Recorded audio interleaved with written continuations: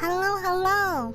I'm so I'm still a little what is it, like post-turbulent or whatever it's called? Like, so basically I told you guys I went on my very first cruise. I went on my very first cruise vacation and it was really nice. Oh yeah, jet lagged. Yeah, I'm like cruise jet lagged. I'm not really jet lagged from the airplane, but I'm jet lagged from the whole ship because not gonna lie, it's been a while since I've been on land and I felt I was basically falling down for nothing. Like I was walking around my house and stuff and my head just felt like it was wobbling, or I was like shaking back and forth like, what's going on? I'm not on the boat anymore. What's wrong with me? Why am I falling down for no reason?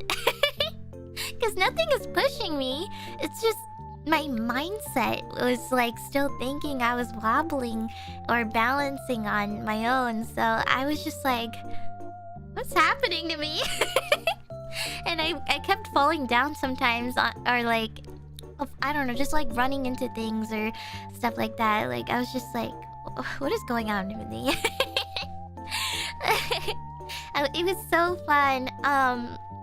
So I'll tell you guys where I went because it was awesome. It was so freaking awesome. I took a cruise to the Bahamas. I took my first cruise to the Bahamas because I wanted to go somewhere tropical and really, really pretty and nice out because, back at home it's like really bad weather and stuff. But wherever I went, the Bahamas, it was great. But I will admit, the first day we arrived in the Bahamas, the weather was not great. Unfortunately, a lot of the shore excursions and stuff on the first day got canceled. So I was really sad because I did sign up for some fun activities to spend at the Bahamas in one place that we stopped at. And it was a little sad because almost everything got canceled and only a couple activities were left, but I wasn't really quite interested in those. But yeah, because it was raining a lot and, most of the activities were beach related or swimming or, swimming with dolphins or something like that, So it was sad and everyone was like, man, what do we do now? So half the people toured the area anyways locally and half people kind of just stayed on the ship. So whatever everyone felt like doing, but I decided to still go out just to see what was nearby and stuff. And yes, I did feel like I fell into a lot of tourist trap stores.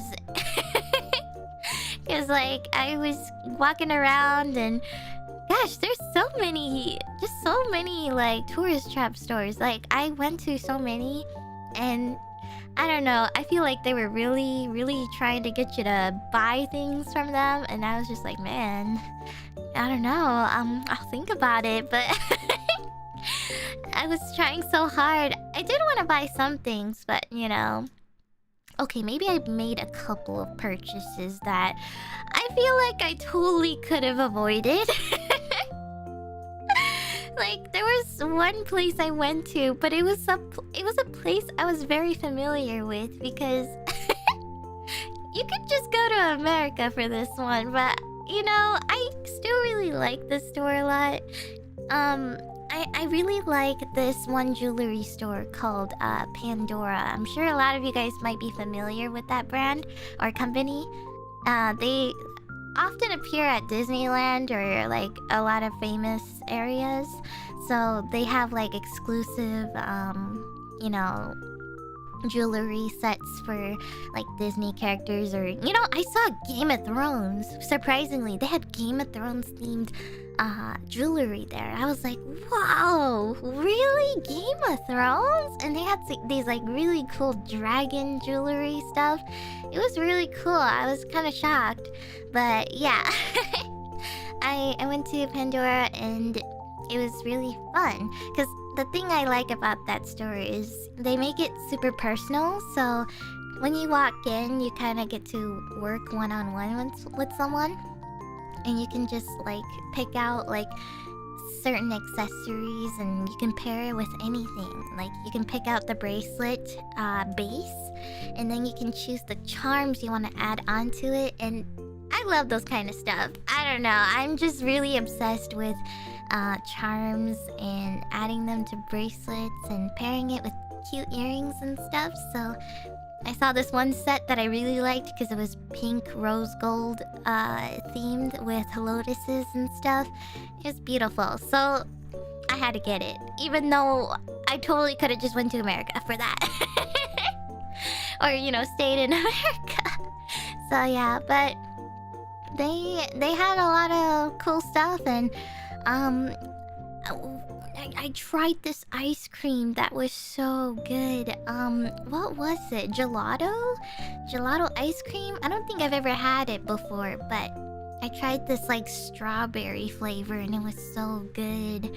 And it was my first time trying it, but it was really tasty. It was super tasty and I loved it. It was really good.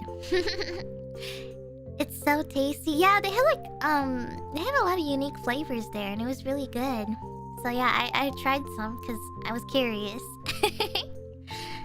Gelato ice cream is in Italian. Oh, so that's where it's from. I think I sort of remember that now that I think about it. But yeah, it was really good. And what else did I get? I didn't get too much. I just bought like a couple souvenirs that said Bahamas on it and stuff. And that's pretty much all we could do because, well, the weather was still really bad. So I didn't want to stay out for too long. I just quickly grabbed a couple stuff and went back. But man, was there so many random people on the streets just... There were so many random people on the streets just like... You need a taxi? Taxi? You need a taxi? Free there's tours, you know. They were like just these random guys with like signboards and stuff and they're just walking around trying to get people to you know, I guess join whatever they had planned for them or something, you know. There was just a lot of like taxi drivers or like just people who wanted to offer rides for people or transportation around the city and stuff. So yeah. I guess they just wanted to make some money. So also thank you guys for the supers. Thank you me and Raisha and Junie and Armonkey. Thank you guys. Thank you. Did you chant the sacred jingle while sipping on your daiquiri? It goes with the headshot power of a deadshot daiquiri. Wait, what? That's a saying? Where is that from? I didn't know I had to chant a saying while drinking a daiquiri. Also, I totally forgot that daiquiri was pronounced daiquiri, so I kept saying daiquiri. Daiquiri? I was like, wait, daiquiri or daiquiri? I'm confused. I was so unsure of what to say because I was reading it. I was like, daiquiri? Daiquiri? And I just kept laughing at myself for saying that because I knew that sounded wrong. So, and I was like, wait, it's daiquiri. Da Vinci? Daiquiri, daiquiri. Daiquiri. How does one look at that and say daiquiri? I can't. But yes, I enjoyed you know, cruises. Cruises have a lot of old people. Old people who are still on like walkers and stuff. There were so many old people and I went on a really older ship as well, like a really smaller older ship. I guess I didn't really do much research into it because I didn't realize there were different classes of ships and stuff. So I chose a really small one. Actually, probably one of the smallest ones. But I mean, it wasn't tiny or anything. It was like still gigantic to me, but it was like really small. But I went on. Oh, I guess I can tell you guys which ship I went on since I'm not there anymore. But I went on the Grandeur of the Seas, which is part of the Royal Caribbean cruise line. So I went on that one, and apparently it's like the smallest and oldest ship. The gigantic? No!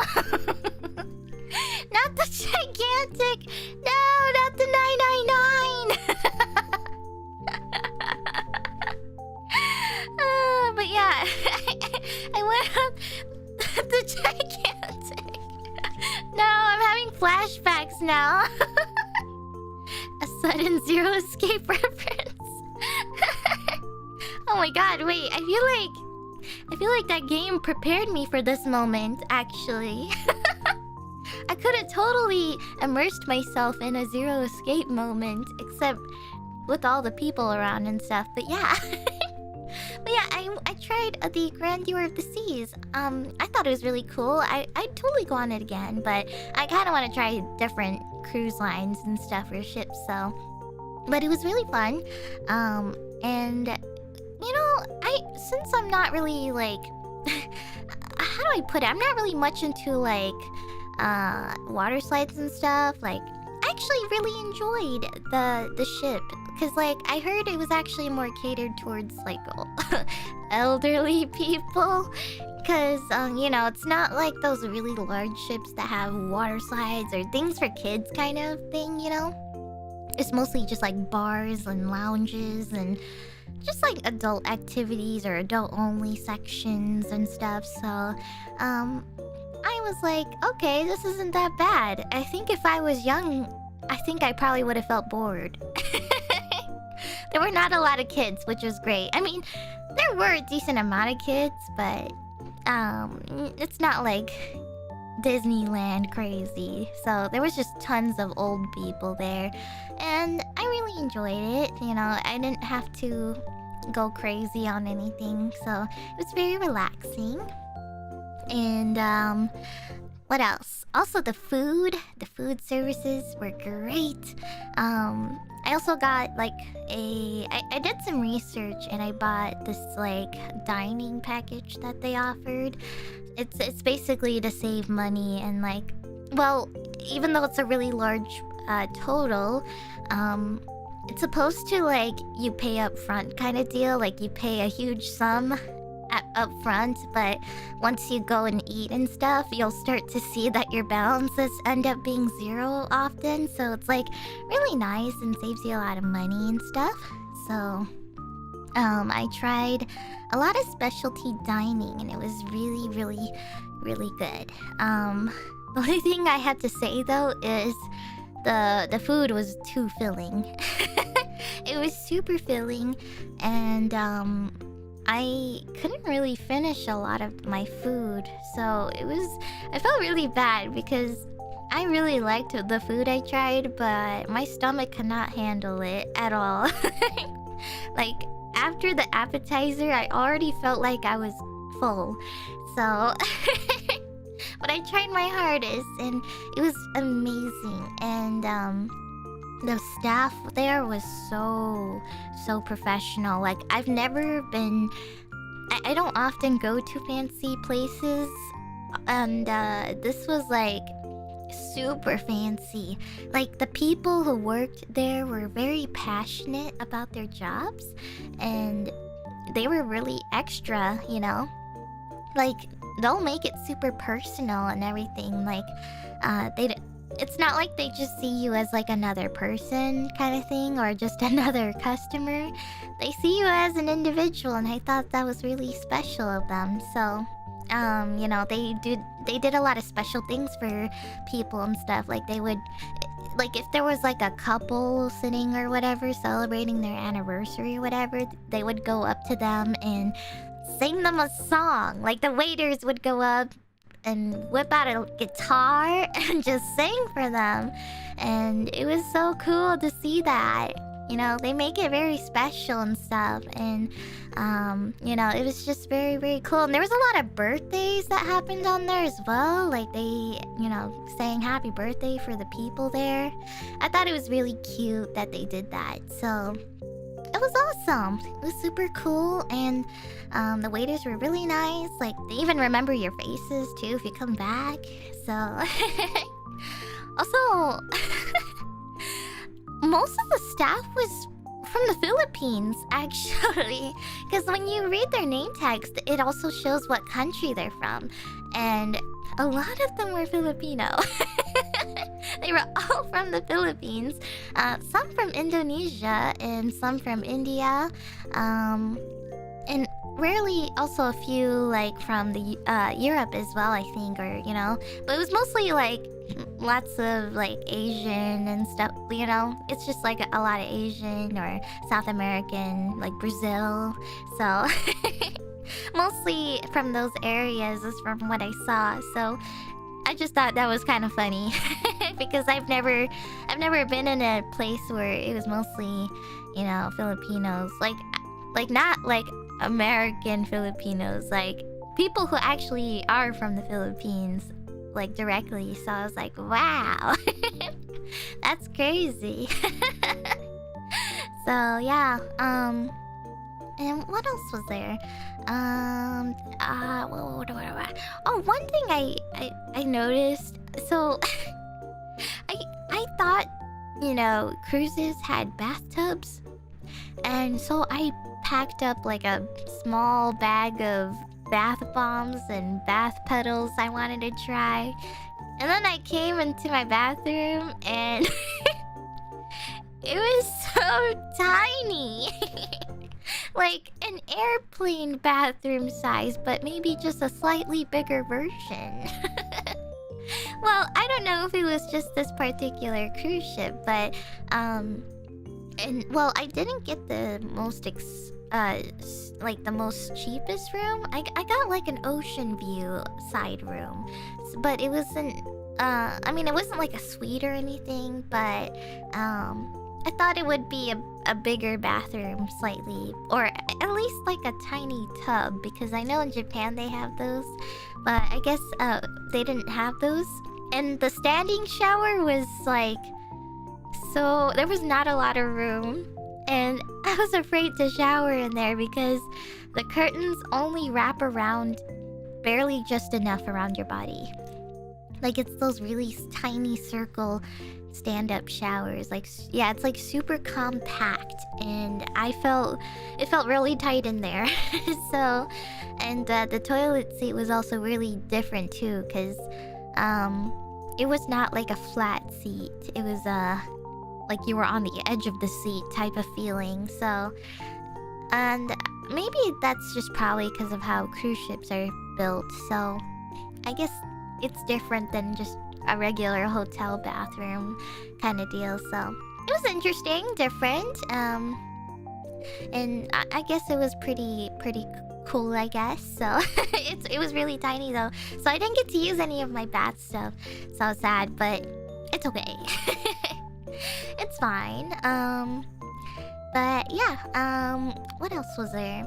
Oh, and I tried a lot of different drinks, because I know you guys suggested a lot of different drinks. So, since a cruise is all about drinking anyways, because, you know, elderly people, you know, bars and lounges, that's pretty much all they got there is eat and drink. Like, the whole day you're just drinking and eating mostly. And, I ended up trying different drinks. So one thing I tried was sangria, and that was pretty good. I really enjoyed that one. I don't remember the names of them, but I just normally I go for like strawberry flavors or fruity flavors. So whatever I drank, sangria or whatever it was, it probably was a fruity flavor. But yeah. I did sangria, a cosmopolitan, I think is what it's called. I tried that one and I think that might be my favorite one. Out of everything I've tried so far, I think that one was my most favorite. It was like this blue tropical one and it was really good. I really liked it and I don't know, something about it was just very relaxing. I don't know. Like it wasn't that, like, it was very calming, like a very calm alcoholic drink. It wasn't like something crazy, like super sour or anything. It was just like in the middle kind of thing. So it was easy to drink. I really liked it. There was this one drink I tried and what was it that I got? I can't remember. It was like a... oh, shoot. I don't remember what it was. I had like a lavender drink, but I can't remember what it was. Dang it. I just knew that I wasn't a huge fan of it. Oh man, I wish I knew what it was. It was lavender flavored. But I tried it and it's kind of like similar to like a cosmopolitan, but it's not. But it tasted like lavender and I wasn't a huge fan. Okay, it wasn't a bad drink, but I think the part of me was not... The part that I wasn't liking was that it was lavender flavored. And I mean, it sounds very... I don't know, it's kind of like old-fashioned or... I don't know.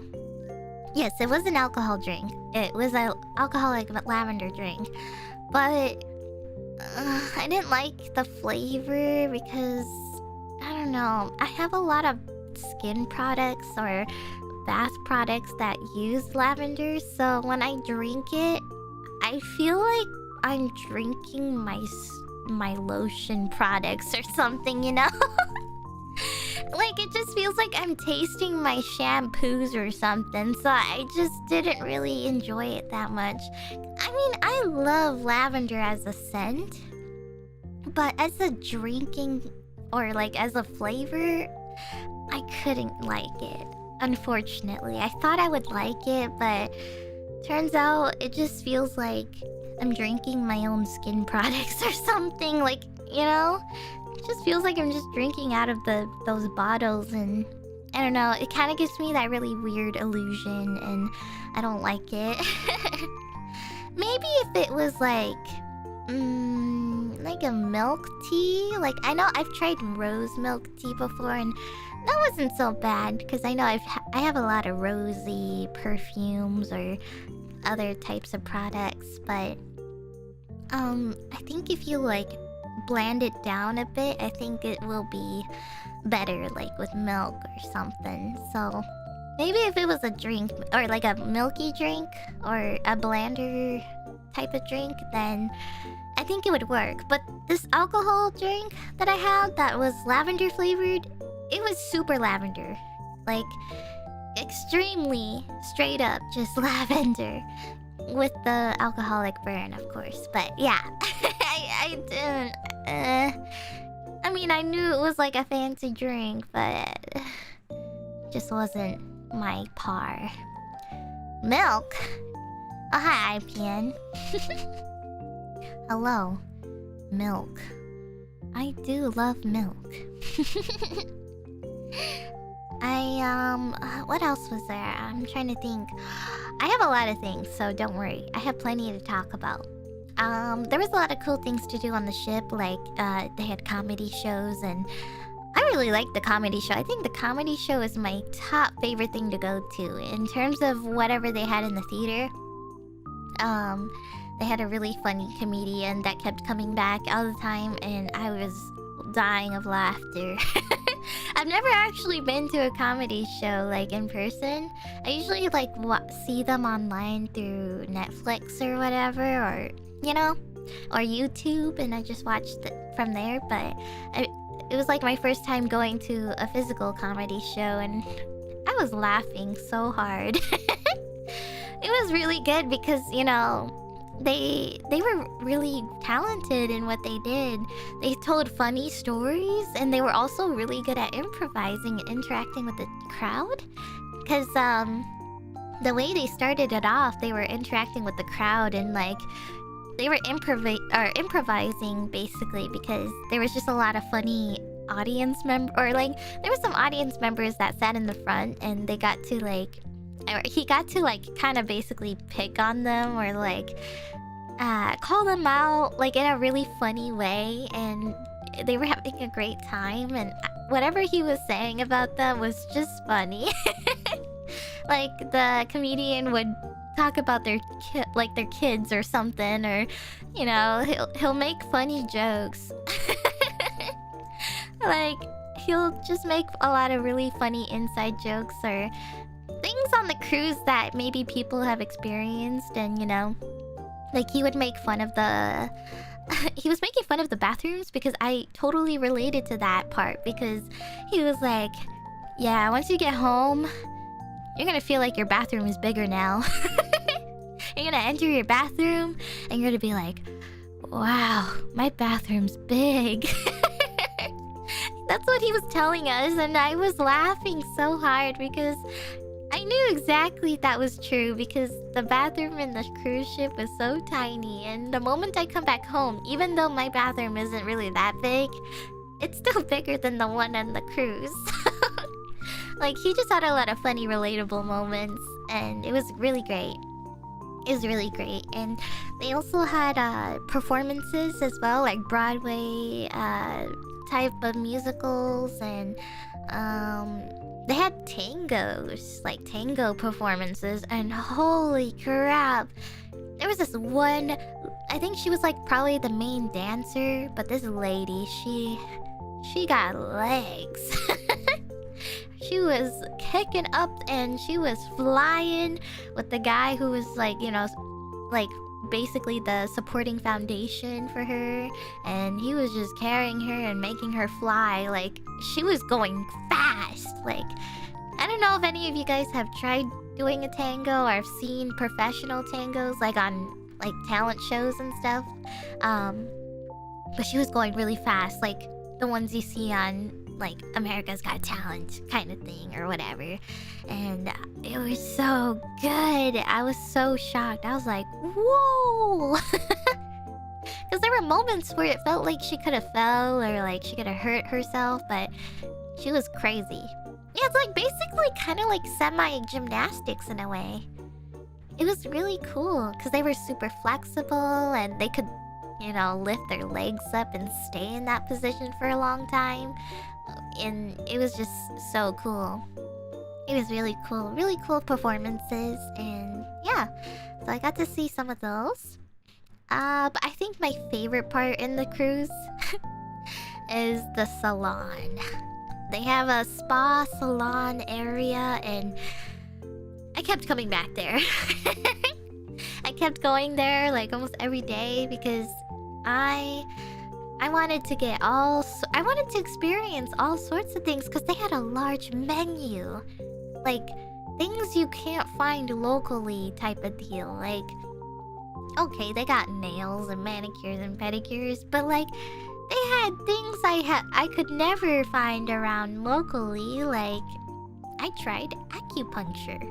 And this was my first time, and I wanted to experience what acupuncture was.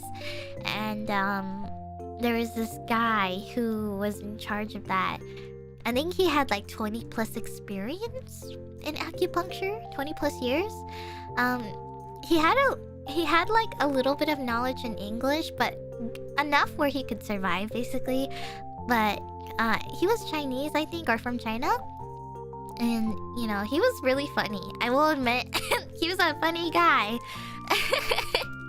He was like, wow, you so young.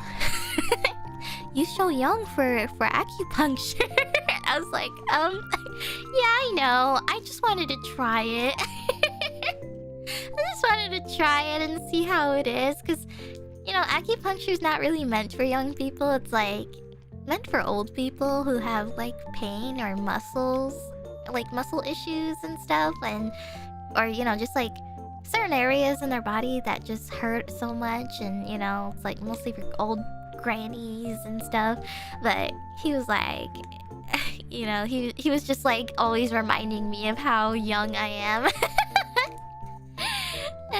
But I tried it though, you know, I just wanted to experience the needles because I mean, I don't have a huge fear of needles anymore. I did when I was a kid, but I usually am okay with bracing myself for a needle for like medical needles and stuff, but this one was purely just needles. Like, I think I asked him to just make sure, because I didn't know much about acupunctures, but he was telling me that, oh, there's no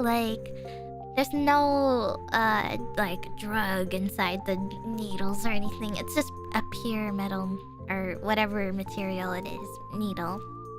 And I was like, okay, I guess I'll try it then, and maybe I'll use it for stress or something, you know?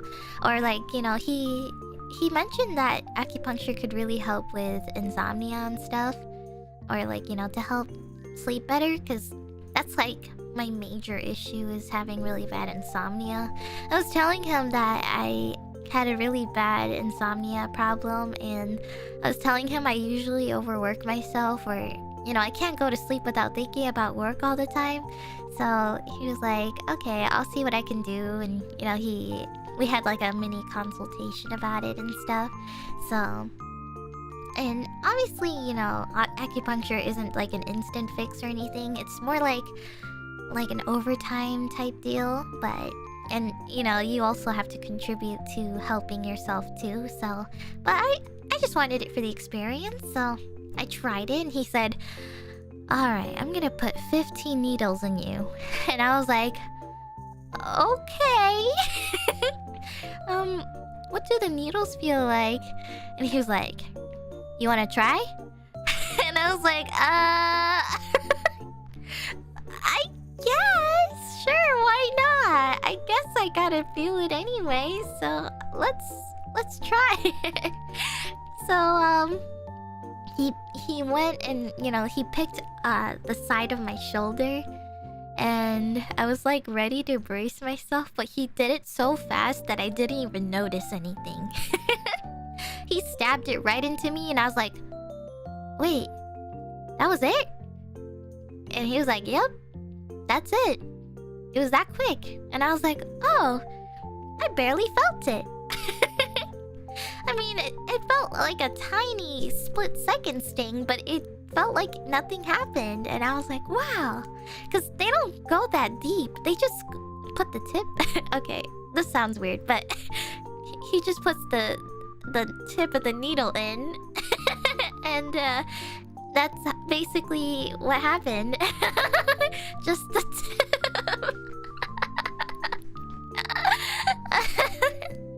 Well, okay, there were a couple of needles though that wasn't just the tip. He like slightly pushed it in a little deeper for just a couple of them that could work.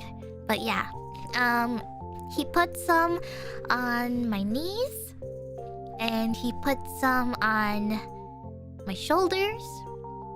He put 3 of them on my head. He put needles in my head. And that was the one I was scared of the most, because, you know, part of me thought, what if it touches the brain? What if it touches my tiny small brain in my head?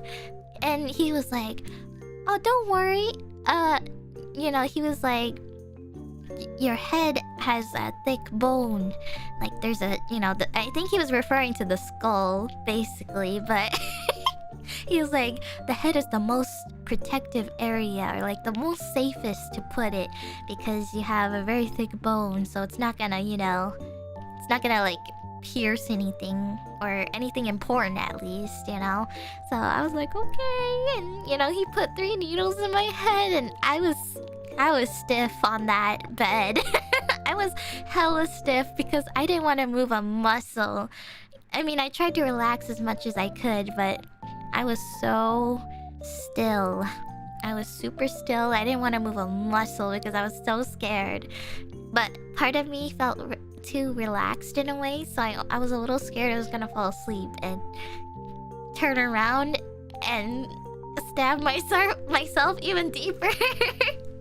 That was my like biggest fear, was accidentally falling asleep, turning over, and then the needle just goes in deeper. And I was like, no, I gotta stay up. Fish, wake up. So yeah. And he put a couple needles in my ears, like at the top. And it was actually not that bad, because, you know, ear piercings or whatever, it's like not that big of a deal.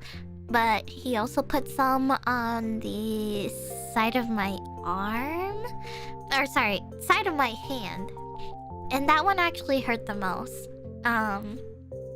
Everything else he put, it didn't hurt or feel anything, but when he put it in my hand, he was like, okay, for this one, it might hurt just a tiny bit, or you might feel something, you know, just a little bit more. And I was like, okay. And then he was putting it in, and I was like, oh yeah, I could feel that. But it wasn't that bad. It was just, you know, you kind of just had to endure it. But yeah, lots of nerves in the hand. Yeah, it was very sensitive, but I mean, it didn't hurt. It just felt like a doctor's needle shot, you know? When you go get like a medical shot in your arm, it was that type of pain level tolerance, so it wasn't that bad. Like, I think the other needles were less than a normal doctor's shot. So, but this one was a little sensitive, but it wasn't that bad. And then he told me I had to lay there for 15 minutes straight. And he just left the room, and I was like, okay. And he was like, if you need me, just scream. And I was like, okay.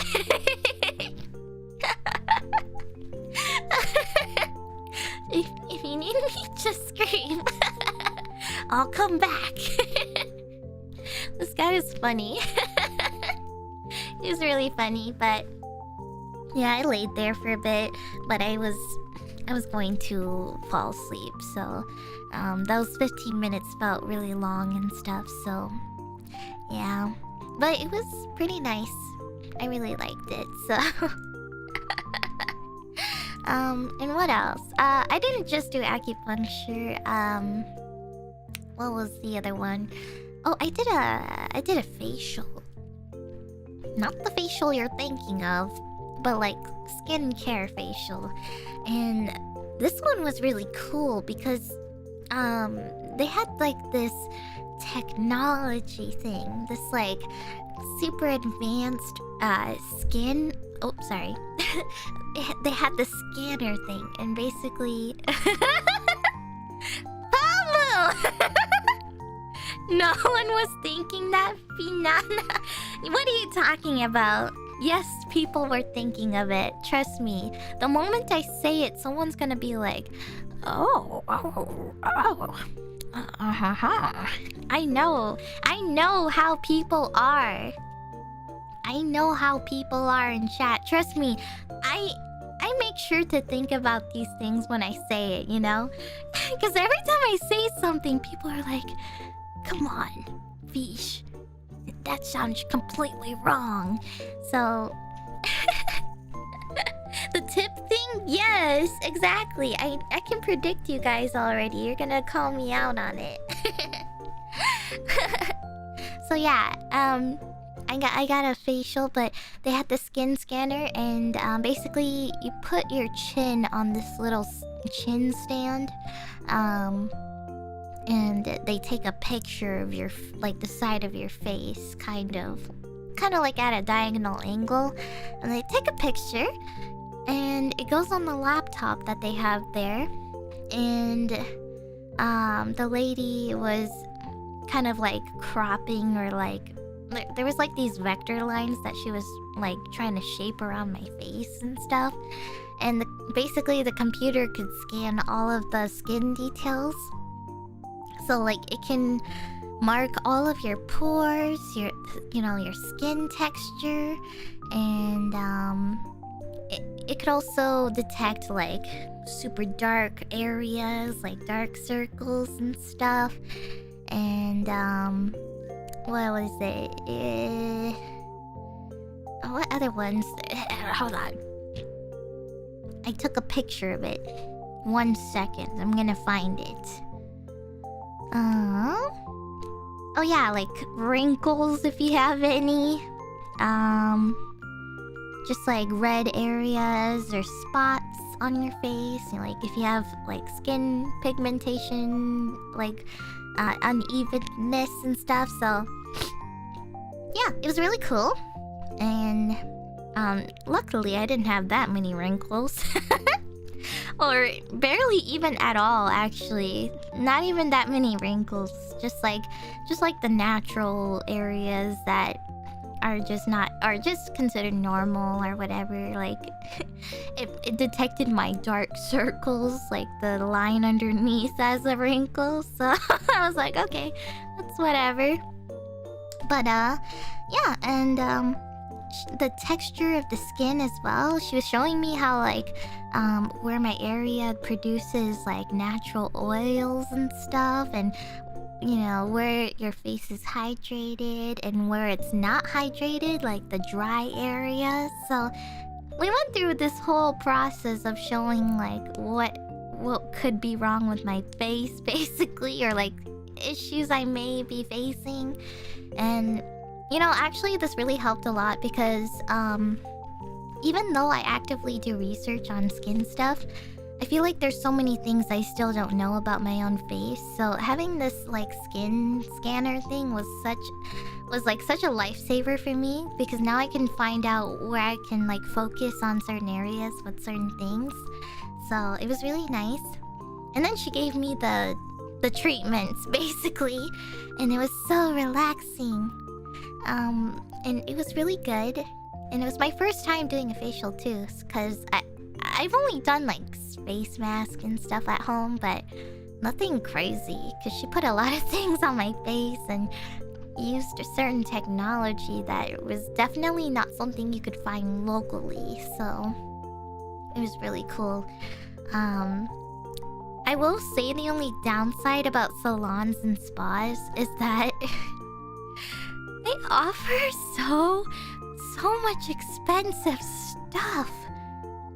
And I ate that shit up so hard. Because after you're done with your treatment there, they're like, okay, so I know we kind of just did your face and all, but here's 7 different bottles and different lotions that you could buy, you know, to help with your daily skin routine and stuff. And the total calculates to about $800. And I was just like, I was shocked. I was like, wait, $800 for this? For these? Compared to my $100?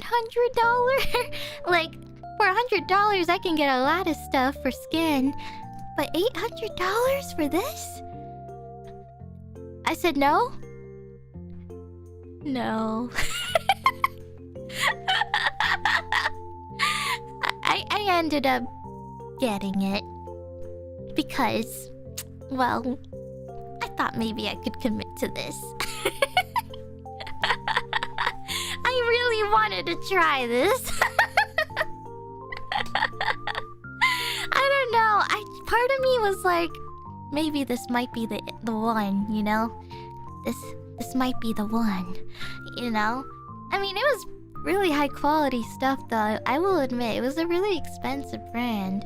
And I don't know, she was selling it really well to me, because I mean, she wasn't just like throwing it at me and just saying, if you get this, you know, it will whatever. She was going really deep and thorough into what it does, and like she was telling me all sorts of tips and advice I've never actually done to myself before. So I was like, maybe I'm just doing this all wrong, you know? I mean, I totally get it's part of her job, but you know, I also think that if she has a point, you know, then maybe I will say yes. But if she doesn't have a good point, then I probably would have said no. But I don't know. She was like really, and like she sounded really knowledgeable about this kind of thing, because she was kind of right about a lot of things that my skin had and things I was doing wrong, because I was telling her what I was doing to myself, and she was like, oh, I see. Well, that might be the reason why you're having these issues, because you know, you keep doing this. And I was like, oh, actually that makes sense, because I used to have a lot of dryness in my face, and one of the mistakes I made was washing my face but not adding any sort of oil serums or anything, so my face kept drying out.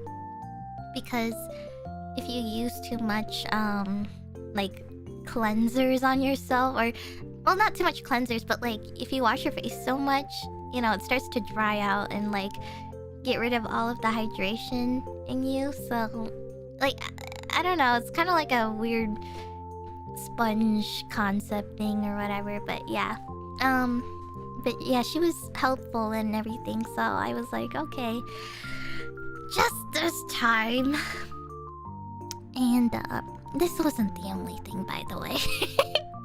This was not the only thing I fell for, but the purchase was worth it actually, because I'm using it this every day, and it's actually making my hair look so freaking awesome. I did get my hair done because well, as you know, I have very long hair, and I am very into hair care as well. And sometimes when I wake up, I tend to have very frizzy, well, I don't know, I wake up and I feel like my hair at the ends, like the ends of my hair are very tangly, or it gets balled up into a bird's nest really easily, and I was not really sure what to do. And so I got my hair done, and then the lady there who was working on me, she was telling me what I am doing wrong. Again, you know, there's still a lot of mistakes that I'm doing. So she offered me this really nice hair oil treatment thing, and it is the best thing I've ever had so far. I think this was a well-made purchase that I did, because it has made my hair look so pretty, and I love using it every day now. So it was really awesome. And I got this thing. It was called like a royal hair, red carpet blowout hair. And I guess it's sort of like I guess it's just like getting your hair done, basically, like wash and style it and whatnot. But to be honest, I didn't really ask for anything specific. I just said, you know, just wash and style. But even though the styling was not really anything fancy, I just told them to straighten my hair. So it just looked like my normal everyday hair, but it looked nicer though, because the texture, and it was shiny and everything. So, and it wasn't frizzy and puffy like I just woke up in the morning type deal. So it was super pretty. But yeah, I enjoyed it, and yes, I fell for her product sales, but I've been using them every day, and it's actually, I feel like it has made quite a difference in my hair, so it was really nice. I enjoyed it. And other than that, lastly, the last thing I wanted to try was a Swedish massage. I tried like a 15-minute Swedish massage, and it was the best thing ever. it wasn't like super deep tissue massaging, but it was just like pretty light, but sometimes it gets a little deeper in some areas. But you know, I didn't really have that many areas I was mostly focusing on. So I just said, you know, just do whatever. And this lady was oiling me up and it smelled good. The oil she put on me smelled really nice and it was really relaxing and it was very quiet, and I was gonna fall asleep while she was massaging me, but I was really scared because it felt so good that I actually did accidentally fall asleep a couple times, but I didn't fall asleep for long because basically what happened was my face was against like the massage bed and I had my eyes closed. But when I did fall asleep, I would be like this.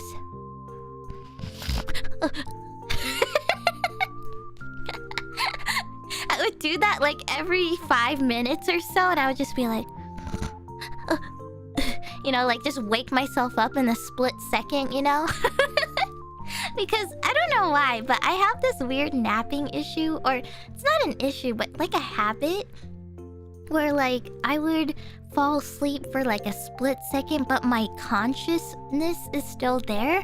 So like I'm able to like know know that I fall asleep for a split second, and then I wake myself up right away because obviously I didn't want to fall asleep.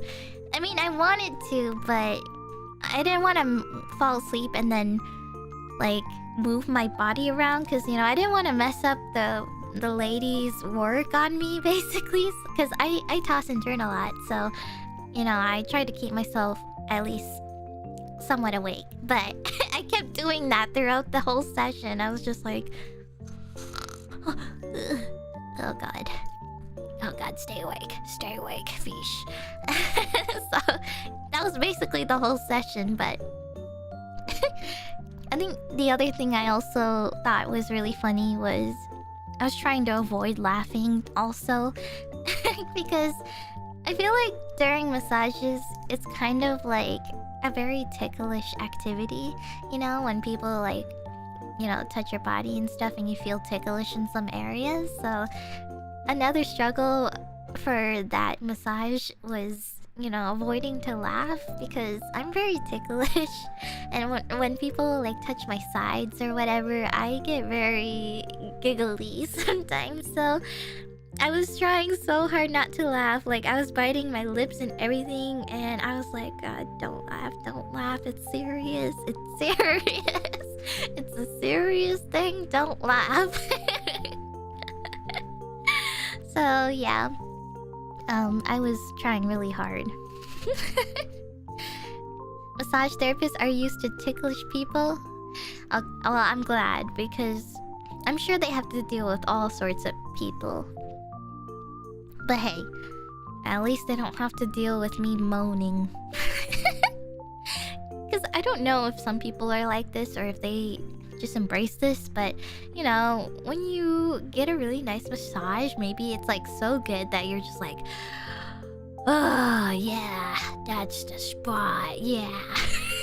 You know, I could never say that to a massage person ever. That's just so, I don't know, I just don't have any confidence in saying that, but I could never say that to a massage therapist. They might be flattered, maybe, yes, I don't know, I just don't want to sound creepy and weird. Grandpas are like that. Yeah, I bet it's probably like a lot of men who say or are a bit more confident to say that thing, or you know, be more confident in letting out the moans like, oh yeah, that's good, yeah. I can't do that. I'm mostly just really quiet. I stay silent as possible, like a statue. I'm not really the type that likes to bring attention to me, so or like in public at all. I don't really like a lot of attention on me, so I try to be invisible, basically. I like to be invisible to people, so you know, I tried my best. So, but yeah, it was really nice. I really liked it, and it made me very. My body felt very, very smooth, and I smelled really good that day because whatever they put on me felt great. It was really good, and I just smelled really good. It was awesome. So, yeah. I think that's basically all of the stuff I tried at the salon. But, yeah. And they had a lot of cool, well, they had souvenir shops too and on the cruise ship, but they also had some really bougie stuff too. Like they had a purse store, and it was just so many expensive bags and watches. They had like a whole section for jewelry and watches and all these expensive brands. Any Gucci? I think so, yeah. They had all sorts of people. I guess for rich old people, yeah.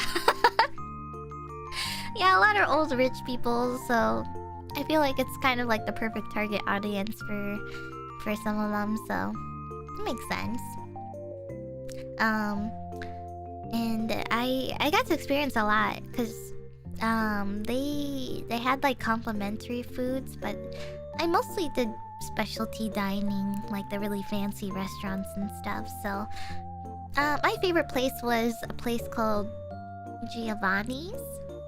It was like an Italian restaurant, and they had this really good carbonara, and it was so good. I couldn't finish it all. The second time I went there, I asked for half portions, and it looked the same. I asked for half portions of the carbonara, and it looked the exact same as the last time I ordered the same thing. And I asked the waiter, and he was like, "Yep, that's half portions. It might not look like it, but the one you got before, it was actually a lot bigger than that." And I was like, "Really? Are you sure?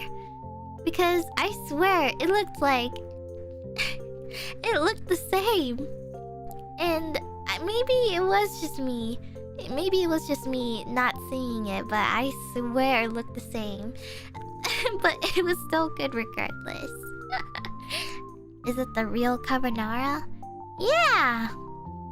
It was authentic. Everything there was very authentic. Like, very high quality food. And it was so juicy and good. Was my vacation good? Yeah. What were the pools like? They had, okay, well, since I went on a smaller ship, it was, like, not that big.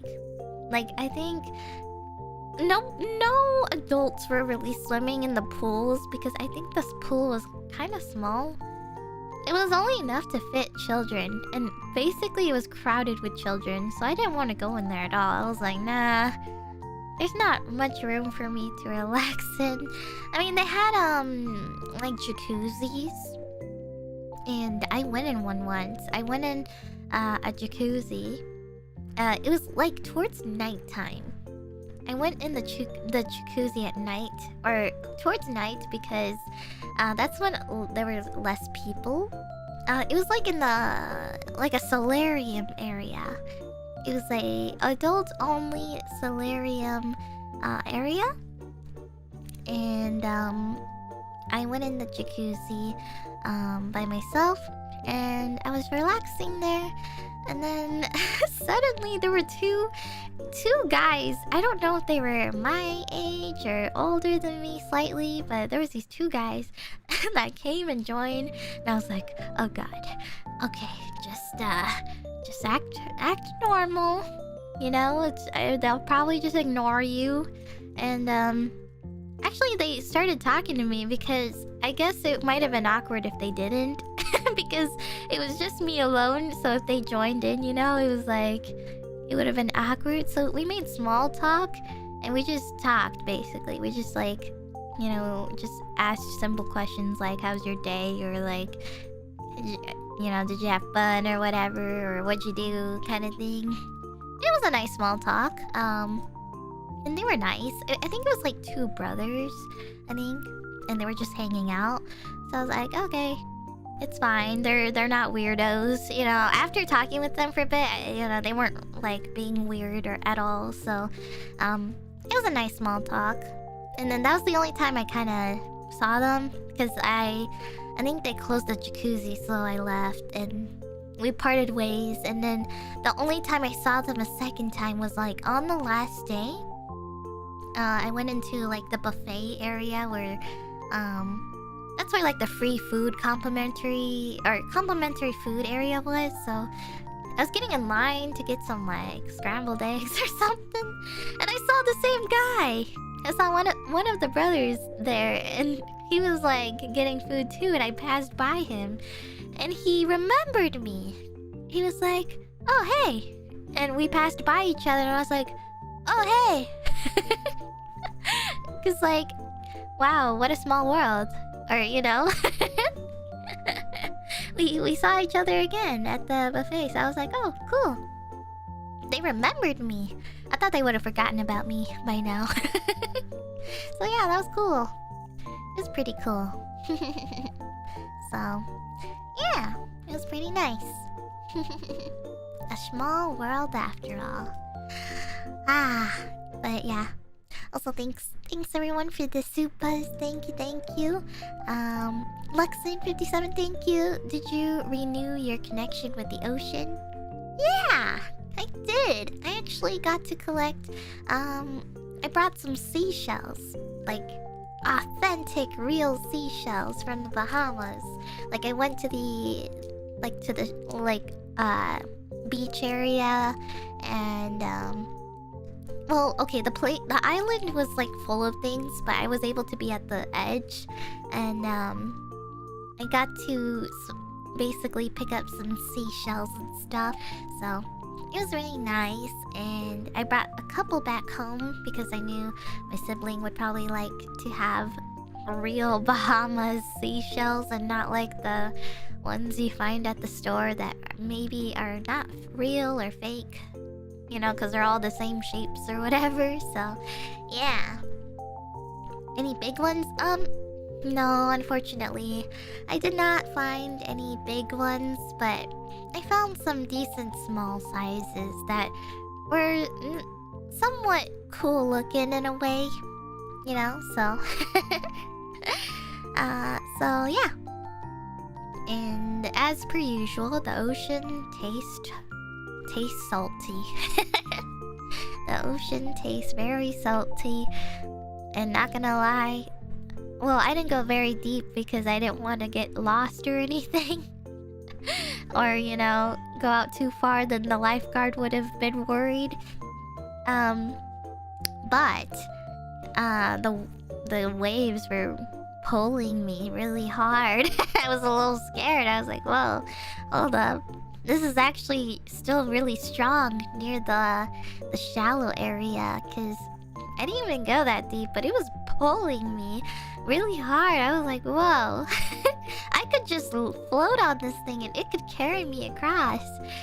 So yeah, it was scary. So yeah, it was really cool.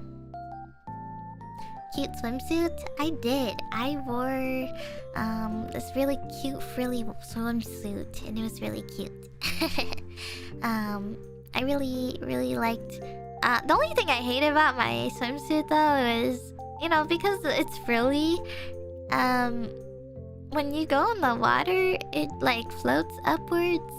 So like, it looks like I'm being surrounded by a blanket, or like a tiny blanket just around my chest area. So it was always getting in the way and everything. I was like, man, move out of the way. And part of me wished I wore just a regular bikini top instead, because it was like flapping everywhere and it was just like getting caught on everything. So I was like, I didn't know frills were this like disruptive. So maybe next time I might just do just a normal like bikini top, maybe. Because the frill was nice and everything. You could also wear it as like a normal top not for swimming, but it was just a little slightly annoying. But I was just trying new things, so because I've tried different swimsuits and stuff, but I'm trying to find the one that feels the best and looks the best too. So, but yeah, it was really cool. Also, thank you, Jackson, for the super earlier. Let's see, my favorite drink is not really fruity, but it's called the White Russian. It's made with vodka, Bailey, Kahlua? Is that how you say it? Kahlua? Tastes like coffee. Oh, I've heard of those. I feel like I've heard this before. Like Bailey and coffee or something like that. I don't know. I've heard of different like alcoholic drinks with coffee in it or something. I don't know. I'm not really sure, but it sounds really good. I've never tried it though. Or like it's always at the weirdest time of day, so I've never had the opportunity. So maybe next time. Maybe next time. I don't know. They taste pretty good. That's good. Also thank you, Gosapomu. Here's a hot take. Oh no. Cocktails are the best kind of alcoholic drinks to consume. As a 27-year-old boomer, I like my alcohol made in a way that I can drink while enjoying small talk / deep conversations with loved ones. Is this a hot take? What? Cocktails are the best kinds. As a 27-year-old boomer, I like it in a way that... Wait, what? No way. 27 is not boomer age? Damn. You're getting called out right now. I can't believe this. 27-year-old, you're not a boomer. Claimed by apparently the 40-plus-year-old people in chat. all the 40, 50-plus-year-old people in the chat are like, you're not a boomer?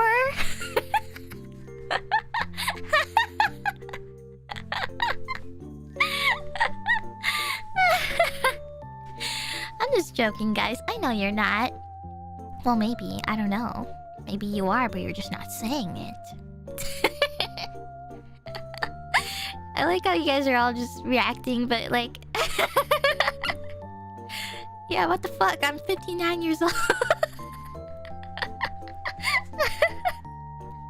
All the real boomers coming out now. Yeah, actually, guys, I'm actually 90 years old, and 27 is not a boomer? I can't tell sometimes, because everyone here keeps saying, you're a zoomer, you little baby. I'm like, okay, so what are you, ancient? Like... How old are you then? If you want to be, you know, so-called boomer or whatever, or call other zoomers. I always ask myself every day, like, I wonder how old these people actually are if they're saying this. If they're claiming that 27 is not a boomer, then how old are these people? Prehistoric Jurassic era. I was born in 1497 in the 14th or 15th century. I'm Forever 21. I love the Forever 21 joke. I was born in 1899. Forever 21 BC. Oh my god. I never understood BC or what's the other one? AD or whatever. I don't know. I took AP US history and I had no idea what the fuck those meant. I was like probably one of the least smartest and unintelligent people in that class because I was like super airheaded, kind of. I mean, I still am today, but I don't know. You know how I am, but I did not understand a thing in that class, and probably was one of the hardest classes I've ever taken. But I never understood CEAD or whatever timeline. So whenever they talked about it, I had no idea what they were saying. AD equals after death? What? Current year in BC, everything before that. Really? BC equals before, AD equals after. Okay, what is happening here? Is this math class now? BC equals... Okay, guys, we're not getting creative here. I'm not gonna say that word.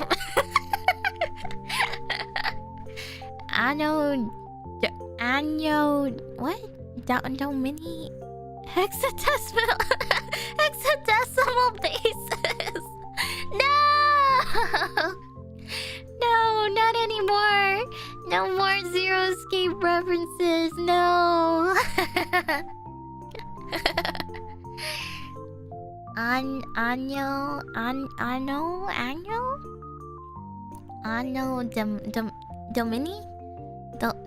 Domini? Domini?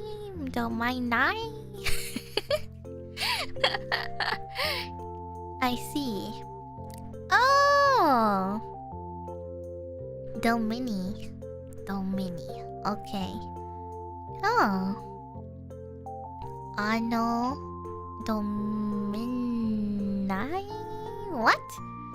Domini? Wait. Oh, now I'm confused. Yes, we are learning things today, guys. I hate this. I should never let you guys teach me anything. I don't know who to trust anymore. Domino's Pizza. Okay, wait, I can trust that.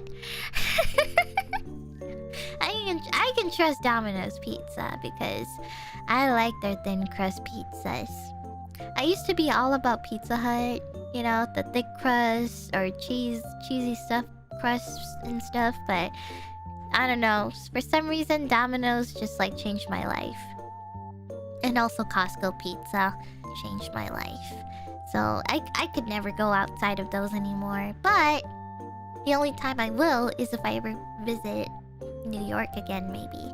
Because I still have yet to try like dining at a real authentic like pizza place. Like a fancy one that's like that offers a lot of options other than what you normally get out of like a quick delivery pizza place. So man, this is making me hungry, which I'm trying to avoid because I ate so much on the cruise that I really need to like I feel like I have to starve myself for a week because the amount of food I ate on the cruise. I also had to pee a lot as well. I had to pee like every 10 minutes on that trip. Like, I'm not even joking, guys. I needed the bathroom everywhere I went. If I went from my room to like a souvenir shop, I needed the bathroom. When I'm done with the souvenir shop and I go somewhere else, I needed the bathroom. I went to go eat and then I finished, I needed the bathroom. And then I don't know what was wrong with me, but I was just drinking so much water and so much alcohol every single day, like almost 2 to 3 times, or even maybe even 3 to 4 times a day. You know, breakfast, lunch, and dinner and everything, and quick snacks and stuff. But I was drinking so much, and I don't know why I needed to pee so much, because normally I don't usually feel like this on a normal back at home, but I wonder if it's because the cruise ship was moving. Because maybe, I don't know if this is like a thing, but I swear I needed the bathroom abnormally a lot more than I needed to. But maybe it could have been the drinks I've been drinking, because they had a lot of the stuff that makes you pee a lot, so I don't know. I just thought it was abnormal though. I thought there was something wrong with me because I kept needing it like triple times in a row sometimes. And I was just like, what is wrong with me? So finally I'm home now, and I haven't felt that way for a while ever since. So it's definitely the cruise. I thought there was something wrong with me and I thought I would carry it back here, but I did not need the bathroom for a while, so... Last time I went was right before the stream. So... Different environment. I wonder if it's because we're... Like, on a cruise ship, you're constantly moving.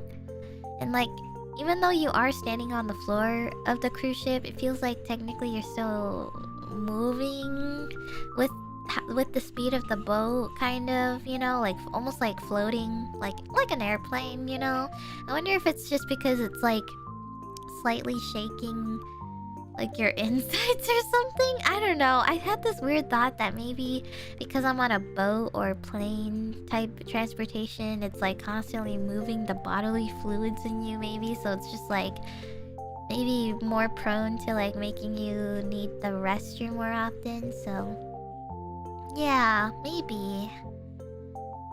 Probably the motion of the cruise ship, the alcohol, the altitude difference, and being in pools a lot. Yeah, I feel like it was that. I feel like that might have been it. So, yeah, the shakiness wasn't that bad though. When I looked out the window though, my mind was clueless because of how fast we were going on the water. I was like, whoa, we're moving really fast. I can't even feel it, but. There were times where there was a slight bit of, like, a little bit of this kind of thing. You know, like slight shake, like slight swaying, but like slowly. So you could barely feel it, but it was cool. I don't have seasickness. Well,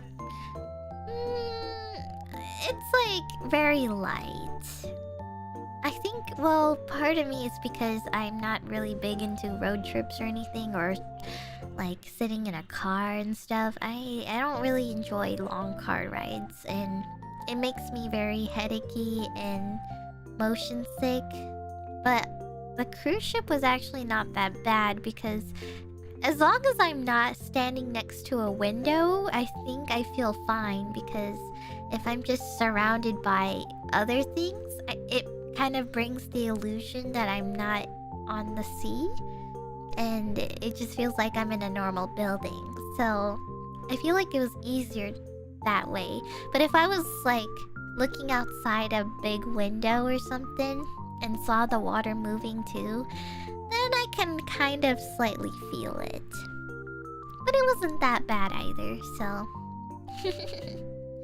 but it was nice. It wasn't as bad as I expected it, because a lot of people talk about seasickness, but I think that's more towards smaller boats, like actual tinier boats, not a cruise ship size, but like smaller boats and stuff. I think you would feel it more because of the size. So, but when you're on a larger, bigger ship, I think you don't feel it as much. So I was fine, luckily. I also brought medicine too, just in case, because I know there's whatchamacallit, I have Dramamine, so that should be fine. Good enough. I heard there was also sea bands or something like that. It's like these weird bracelet, like these weird bands you wear on your wrist. They look like workout bands, and they're meant for like nausea or motion sick or seasickness mostly. I don't know. Do they work, guys? Has anyone tried those and actually have not gotten like dizzy or motion sick from those? Sounds like a scam, really? They're known scam? I don't know. I feel I've looked it up and people kept saying like, I don't know. So it sounds like a scam, really? I thought it was like a common thing because I don't know. It was like a special type of band. I don't know. Like it wasn't like a regular band. It was like meant to target stuff on your body or something. Like I'm not really sure. What is it? I was looking at it on Amazon. Sea bands for motion sickness. Yeah, anti-nausea, acupressure. Yeah, it's like pressure on your wrist. And I guess a lot of people have bought these and said it works, but I don't know.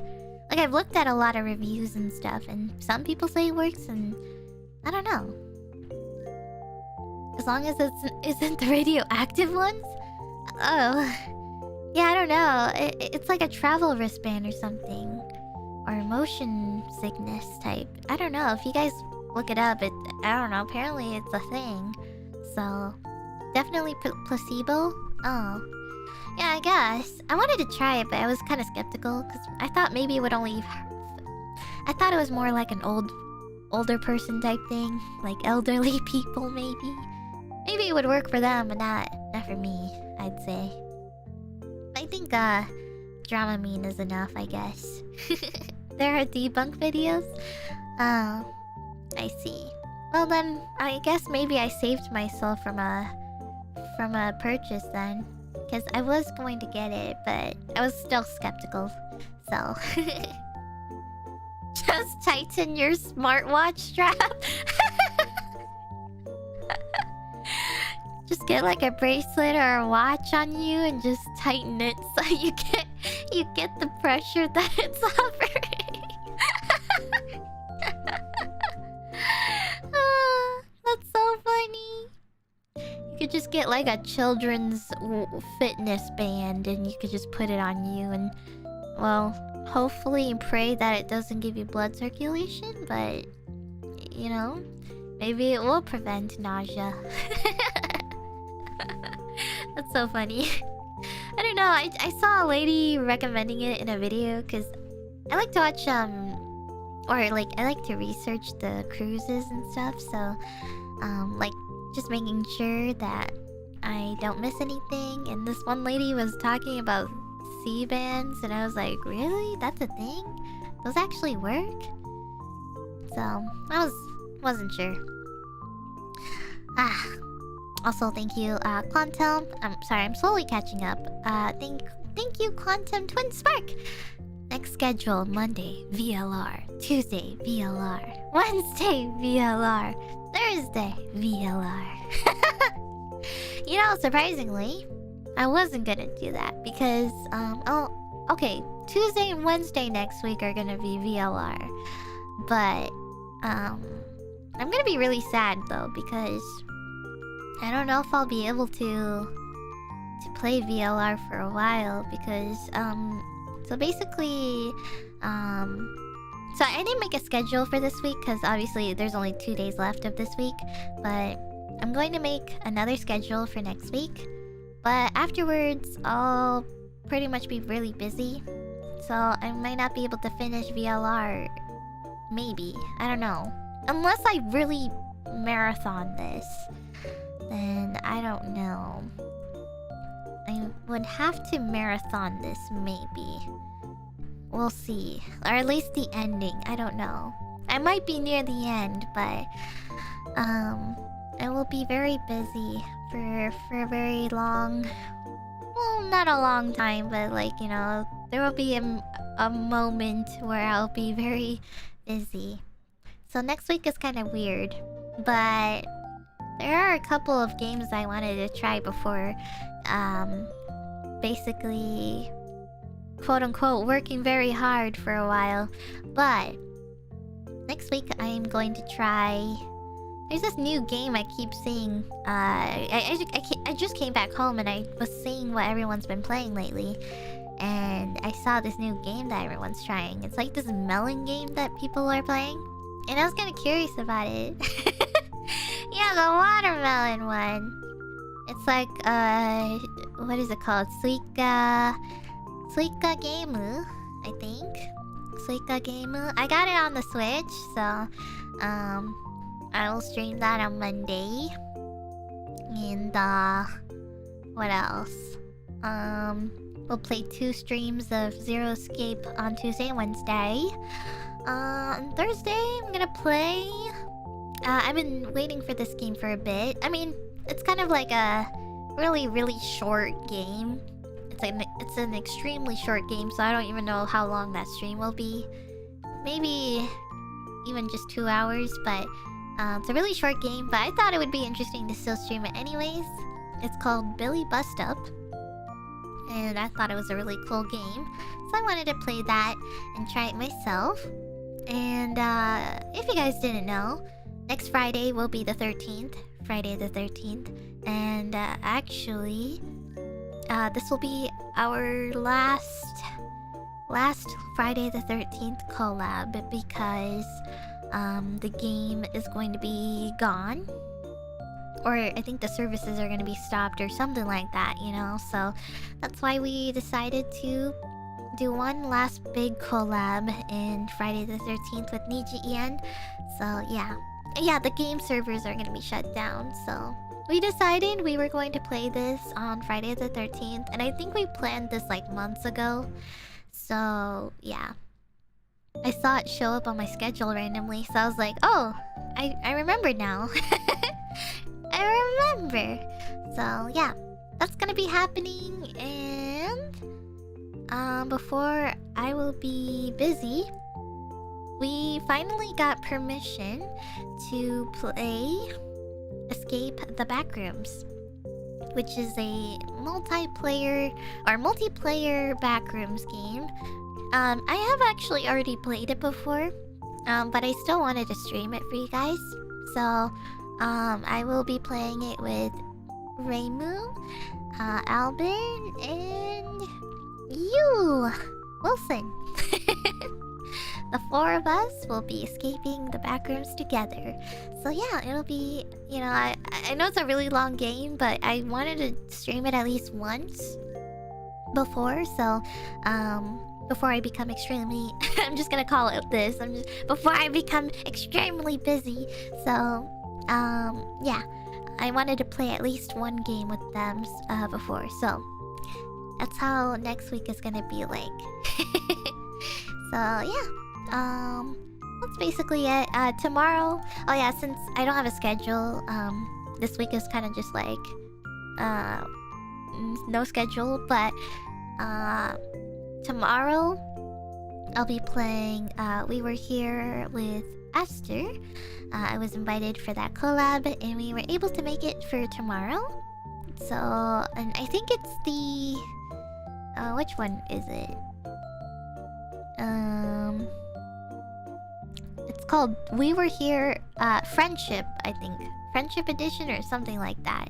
I have actually played We Were Here before, but this was like way long time ago, like before I joined Niji, and I don't remember which version I played. I think it was We Were Here. I know they have different kinds, so I don't really...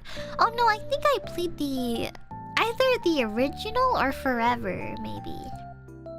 I don't remember which one I played. It might have been the original, or...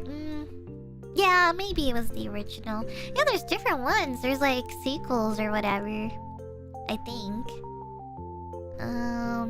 Yeah, there's like We Were Here Forever, We Were Here, and We Were Here the Friendship or something like that. So I've never played the Friendship one, so that'll be new for me. But yeah, it's gonna be really nice. It's mostly like a puzzle game, so you just wander around and stuff. I don't remember if it was scary or not, but it's like kind of dark and spooky, or like the atmosphere is a bit dark, so yeah. So we'll be playing it tomorrow together, so yeah. Thank you for the super, Shin. Hi, Fifi. I hope you had a lot of fun, and welcome back. First time donating to you. Thank you. Also, Pom Pom was clueless when I mentioned my size 13 shoe size to her. Lol. Size 13 shoes? Holy crap, that's like double my size. What? 13? Holy crap. That's massive. It's like twice my shoe size. That's crazy. You must be really tall then. Well, I don't know if this is a myth or not. Actually, maybe not. I don't know. Isn't it like kind of a thing where, okay, like the taller you are, the bigger your shoe size is? Guys, stop thinking about the other one. See, I can already predict you guys. I'm talking about the shoe size. Leave me alone. I'm already avoiding it for you. It's a myth? Is it really?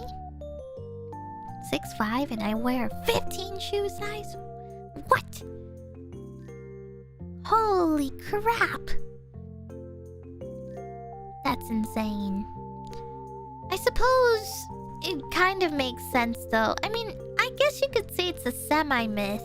Like, yes, people can be shorter and have big feet size, but in a way, for people who are extremely tall, like past 6 foot, I feel like it makes sense though for some people, because I feel like it would really hurt a lot if you had really small feet but was really tall and big and stuff. I feel like it would be really hard, you know, to support yourself. So I feel like, I mean, it's not a bad thing, you know? Like, for smaller people who have smaller feet, it kind of makes sense, but, you know? Yeah, you kind of, like, need, like, the right balance for your body and stuff, so... Yeah, it would make sense. I think it makes a lot of sense.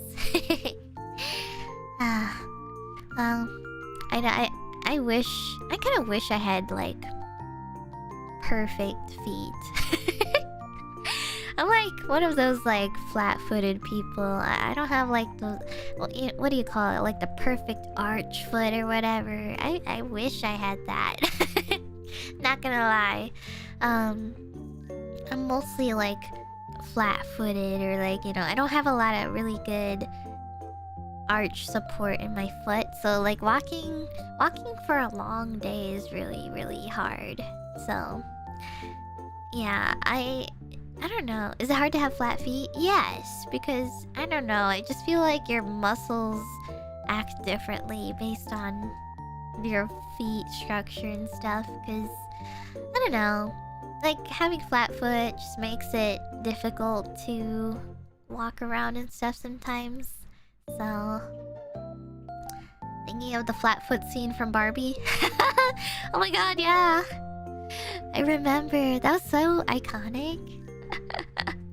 But yeah, I bought these shoes that were very, like, supportive for flat foot, so it actually made a huge difference, because I feel like if you don't buy the right type of shoe, you will hurt yourself, basically. So, like, if you buy a shoe that's, like, very supportive for arched foots, then it works, right? But if you buy it for your flat foot, it'll feel different, and it hurts a lot easily. And that's a big problem that I have all the time when I go shoe shopping.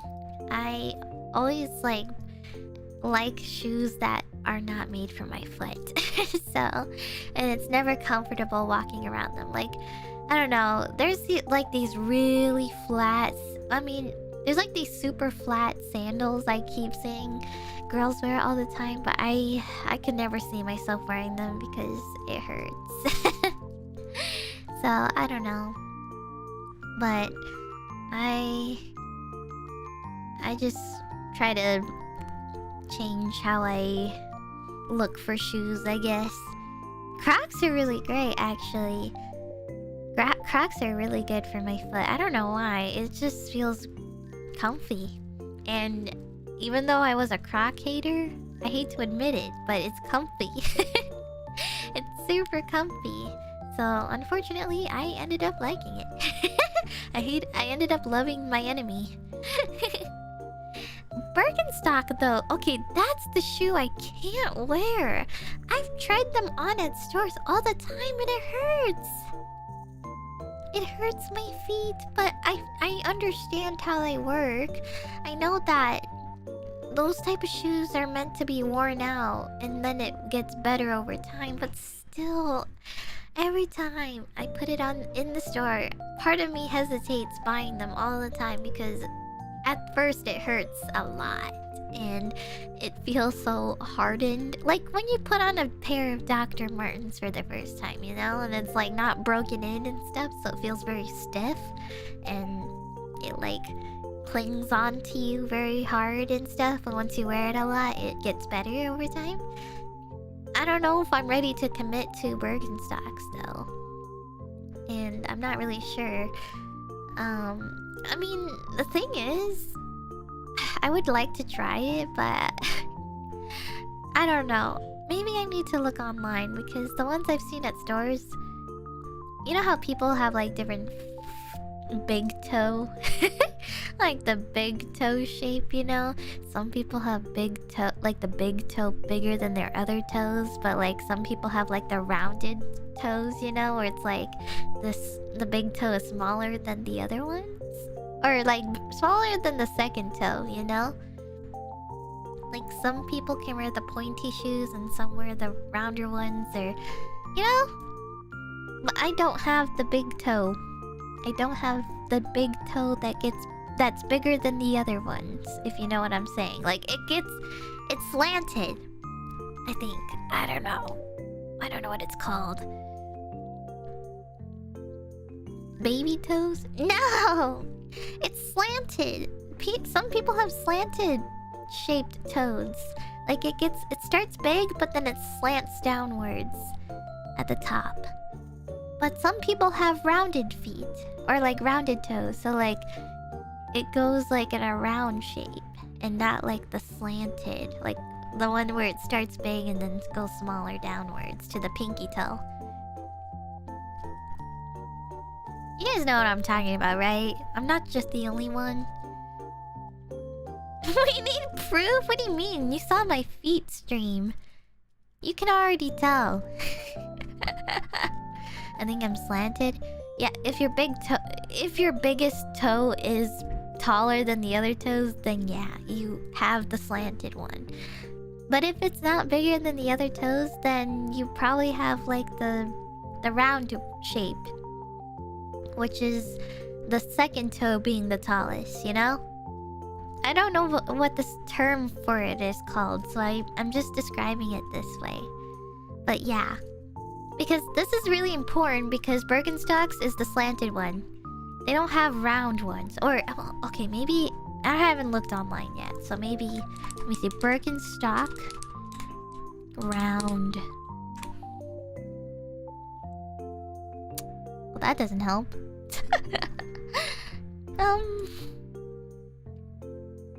Okay. Yeah, that doesn't help. No, Birkenstocks are definitely all mostly slanted. Because when I tried them on, it did not look like it was made for my foot. I don't know. Wait, actually, no, hold on. I'm just... Oh wait, maybe... No... Okay, yeah, maybe it is a little weird. Yeah, okay, never mind. You have thought a lot about your feet? I do. Because my feet hurt all the time whenever I go places, and sometimes I wear the wrong shoe type, so I'm very, very, very specific about this kind of thing. I'm very specific about my clothing and anything I wear, basically, because I want to make sure I'm comfy for the day. I don't want to feel like I don't want to feel like I'm wearing the wrong things and keep injuring myself for no reason, type of thing, you know? So, shoe support is... not shoe yamino, but shoe supports are important for your health. Especially if, you know, because later when you grow old, you know, you might have feet problems because maybe, you know, it could be from it might be branching off from your previous feet injuries or feet problems growing up. So yeah, because as you grow older, your feet might get weaker, you know, might not be very comfy as much. So I try my best to take care of it. I want to avoid that problem, because I know my grandma, she has a lot of problems, like I mean, she can walk around and stuff, but I know I can tell that her feet hurt a lot, or you know, it would be very painful sometimes or whatever. So I try my best to think about it, and you know, a nice pedicure is very nice.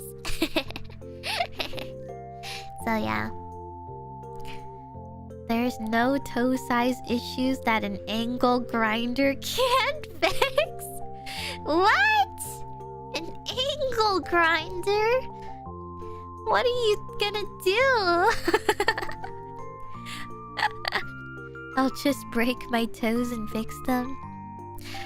You know, that's actually really scary because that just reminded me of I don't know if this is still an ongoing tradition or culture thing, but you know, I'm sure a lot of you guys know about like traditional old like Chinese methods of like shoe I think it's called like foot binding. Yeah, I think it's that, like really wrapped feet basically. So yeah, that kind of just reminded me of that. I saw it in the movies before because when I was a kid I used to watch like a lot of martial arts movies in Chinese, and as a kid I was horrified at like feet binding because they would show scenes of it, of girls, you know, going through that, and it's super painful, and I was so scared. Like, I was so scared of it for a while as a child. I was like, no, I don't want that to be me. No. I hope I never go through that ever. So yeah, I was always scared of it, and because I saw the scenes and they showed it too, like they don't just censor it, they show the actual thing, and it scared me for life. So yeah, I don't know if I'm pretty sure maybe it's not active today, unless it's like for super duper traditional like areas or families, or I don't know, but I assume it's not done today, so it's like outdated. Yeah. Yeah, because that's scary. I could never put myself through that. It's so scary, and it probably hurts so much, and it probably could permanently damage you forever. And yeah, it's so scary. Never knew it was a thing. Well, now you know. Now you know. Now you gotta appreciate. Gotta appreciate what you got today. So, you know, be glad you didn't have to be put through that at all back in the old days. Unless you're a boomer here. Unless you're a 70-plus-year-old boomer here who might have maybe been through it. Who knows? I'm gonna keep calling you guys. I'm gonna just keep assuming and calling you guys old. Because every time I make a zoomer moment, I swear you guys act like you're 70 or something. And now that you guys are picking on a 27-year-old guy in this chat here for saying he's not a boomer, now this just has to be a thing now.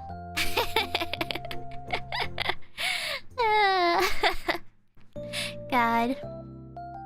Anyways. Sarcasm, thank you for the super, and Lapis Rose, thank you. Sorry, I wanted to address this earlier, but I was so caught up in my conversation. But they said, welcome back. I got a job as an English teacher, and I start next week. Woohoo! Congratulations! Wahoo! That's awesome.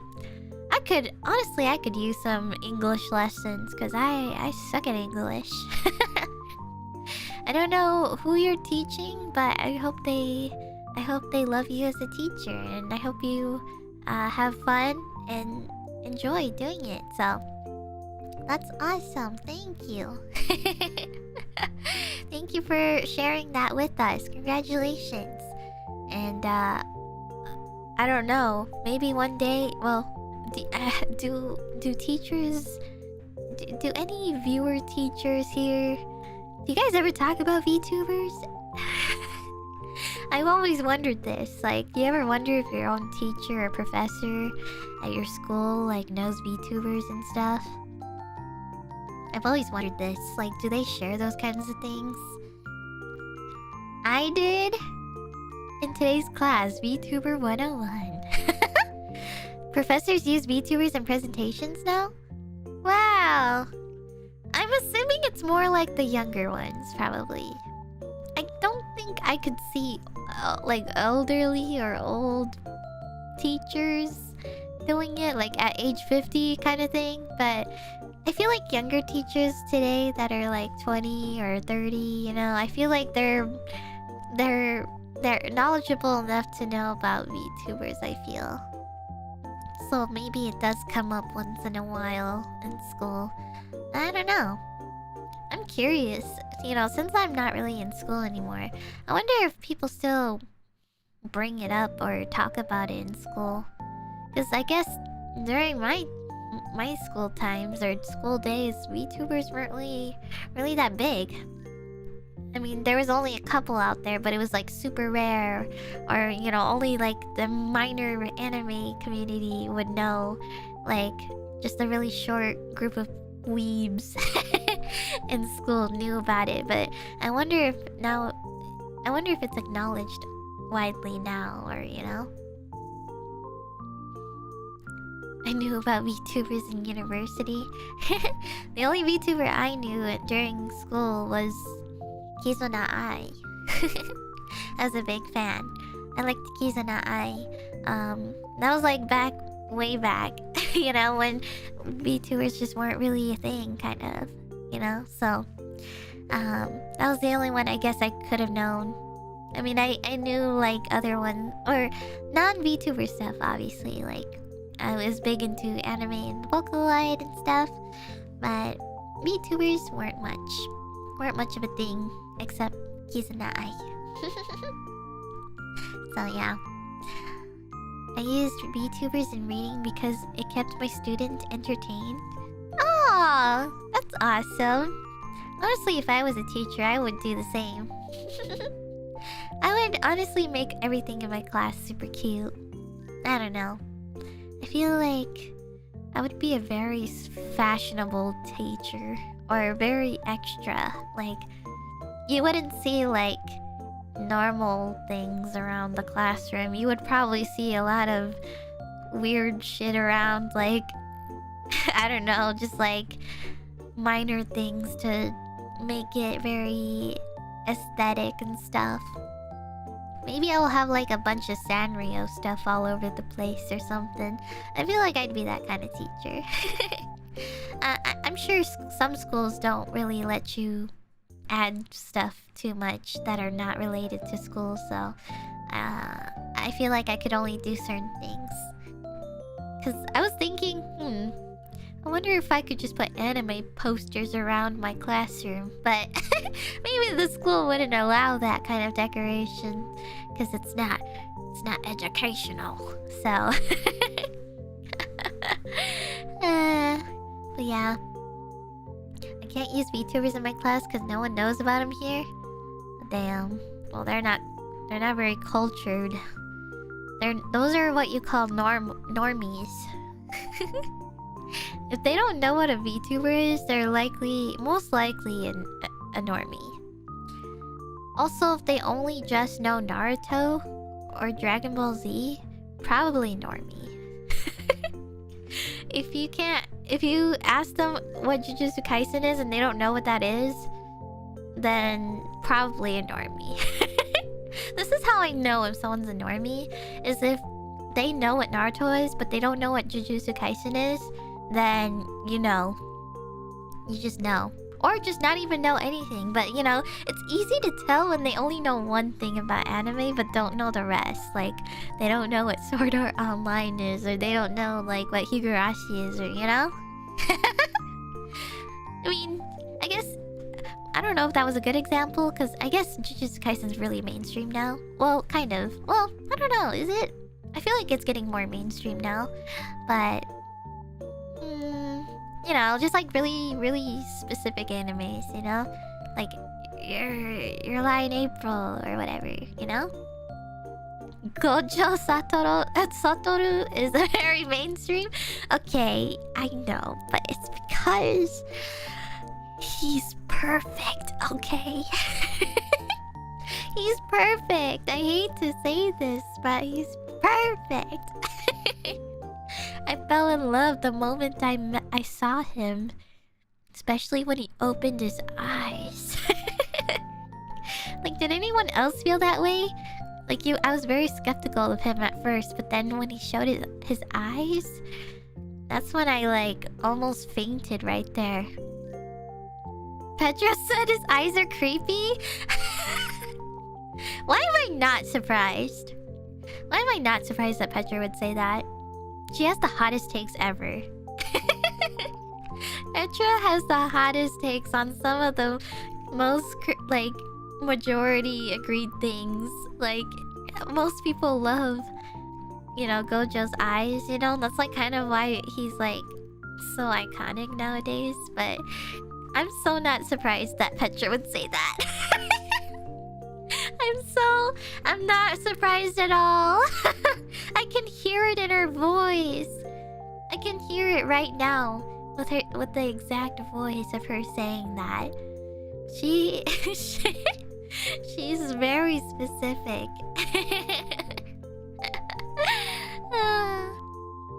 Gosh, that is so funny. I'm not even mad, actually. I'm not even mad. Sometimes, I don't know. Petra says a lot, but sometimes somehow it doesn't affect me, which is weird. Like, it triggers me for a split second, but it also doesn't affect me. I don't know why. It works with her. I can hear Reimu disagreeing. Oh god. Honestly, I would totally watch them go at it for that topic, you know? Just like fight each other to the death of why Gojo's eyes are or not perfect. Love Gojo, but I'm more to Nanami. Nanami is oh gosh, remind me of the names because I haven't seen the characters for a while. Nanami. Why is it ringing in my bell or ringing in my eyes? Oh wait, okay, I had a feeling it was him, but I had to make sure to just double check. Isn't he literally Dinsley from Genshin? His voice in JP? I could totally see it though. He's very... His voice. It's his voice, guys. I don't know. He's hot. I will admit, yeah. I wasn't like crazy about him, but I will admit he is pretty good looking. And hold up. Oh my god, the fan art of him. Oh gosh. Oh god damn it. No. I cannot be opening this rabbit hole right now. Hold on. The lady from Jujutsu Kaisen, what's her name? The one with the braids? What's her name? I forgot. But she's hot. She's so hot. The white-haired lady in Jujutsu Kaisen. She's hot as hell. I in the latest season, I was so mesmerized by her. I can't remember her voice actor too, but I swear I recognized her. She's like the mommy of the show. And I think she has like a, I don't know who that kid is. I don't know if she's like related to them or whatever, but there's like a kid with her as well. I don't know if it's a sibling or like her son or whatever. I didn't quite catch it or remember, so. But yeah. I've always wondered this, but like I don't know if this is like up for debate. I guess I can ask now, cause like hold on, let me just double check. Since I'm on the topic of Jujutsu Kaisen. Hold up.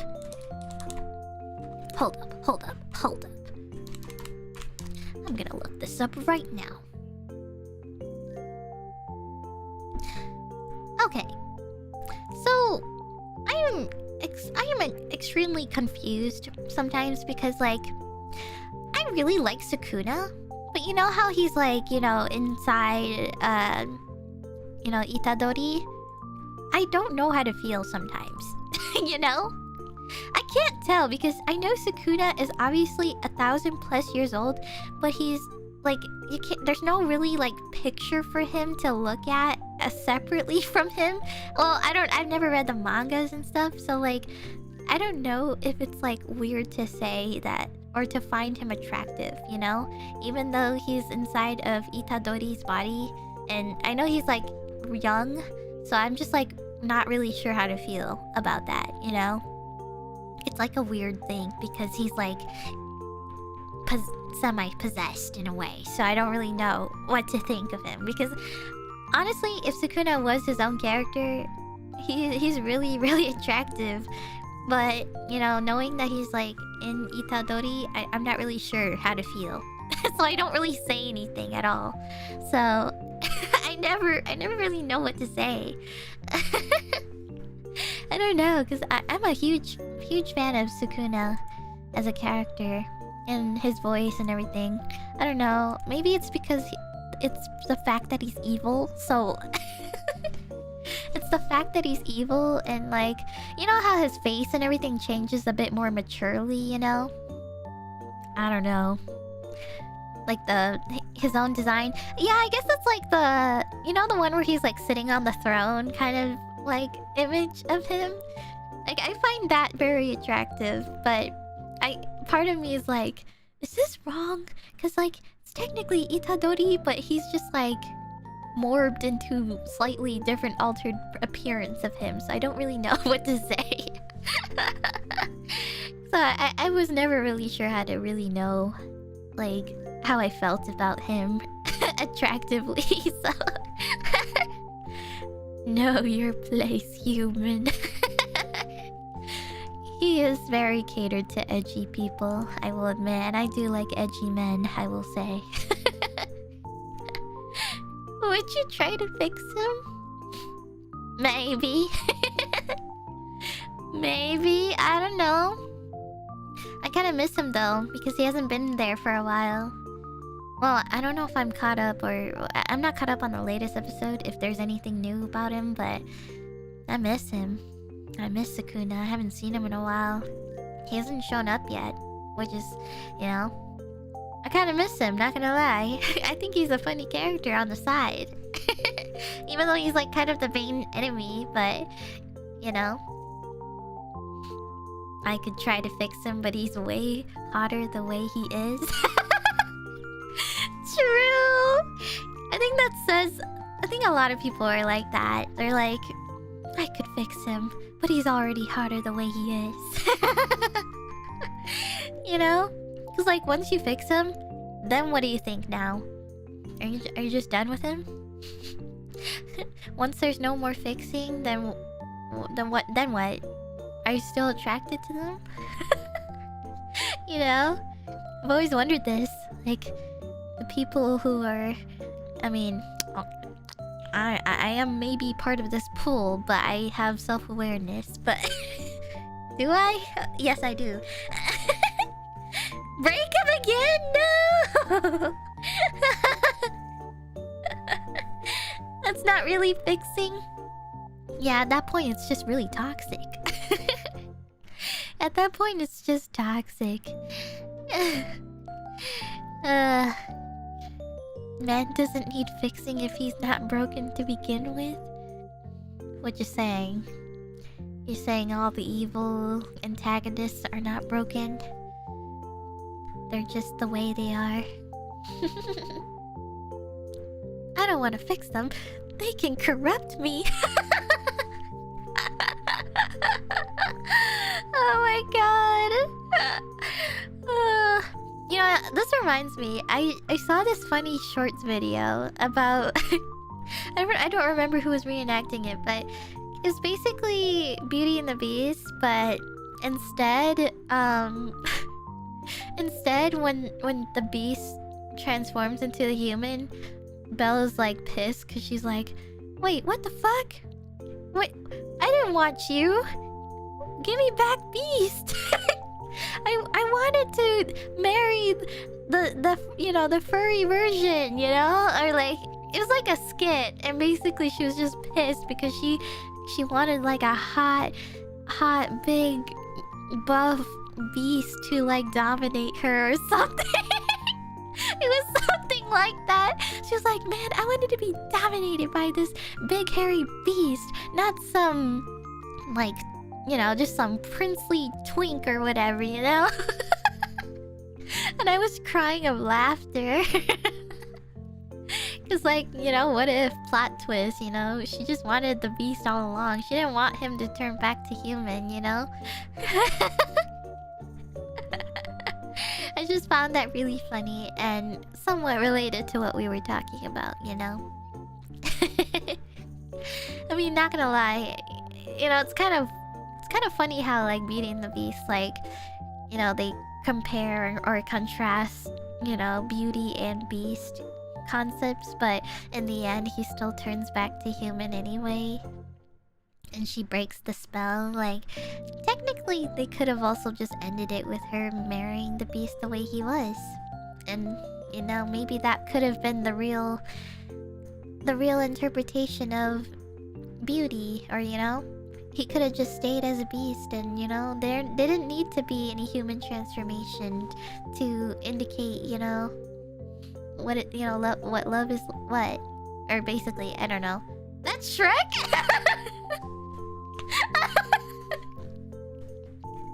Oh my god, you're right! It is just Shrek! That is the plotline of Shrek! I hate this, guys.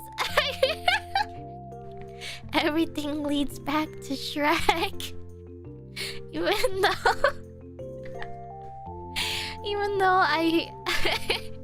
it's the most non-serious movie I've ever...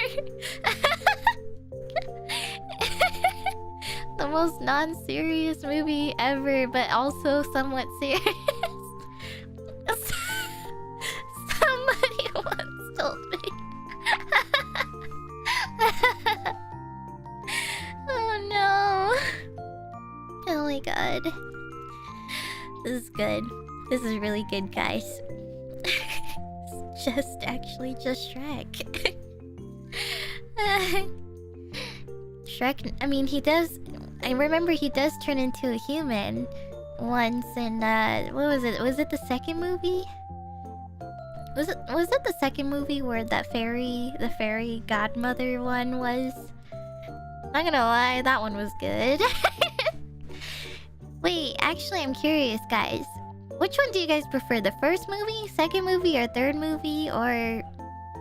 What's the fourth movie? Is there a fourth? Is that the one with the babies? I don't remember. Yeah, I think the fourth one was the babies, right? Like the children were toddlers? So it's like a tie between the first and second one. I totally understand that the third one was like kind of meh. I only liked the third... I did like the third one, but only for one thing. But everything else was kind of meh. The third one, I liked the princesses.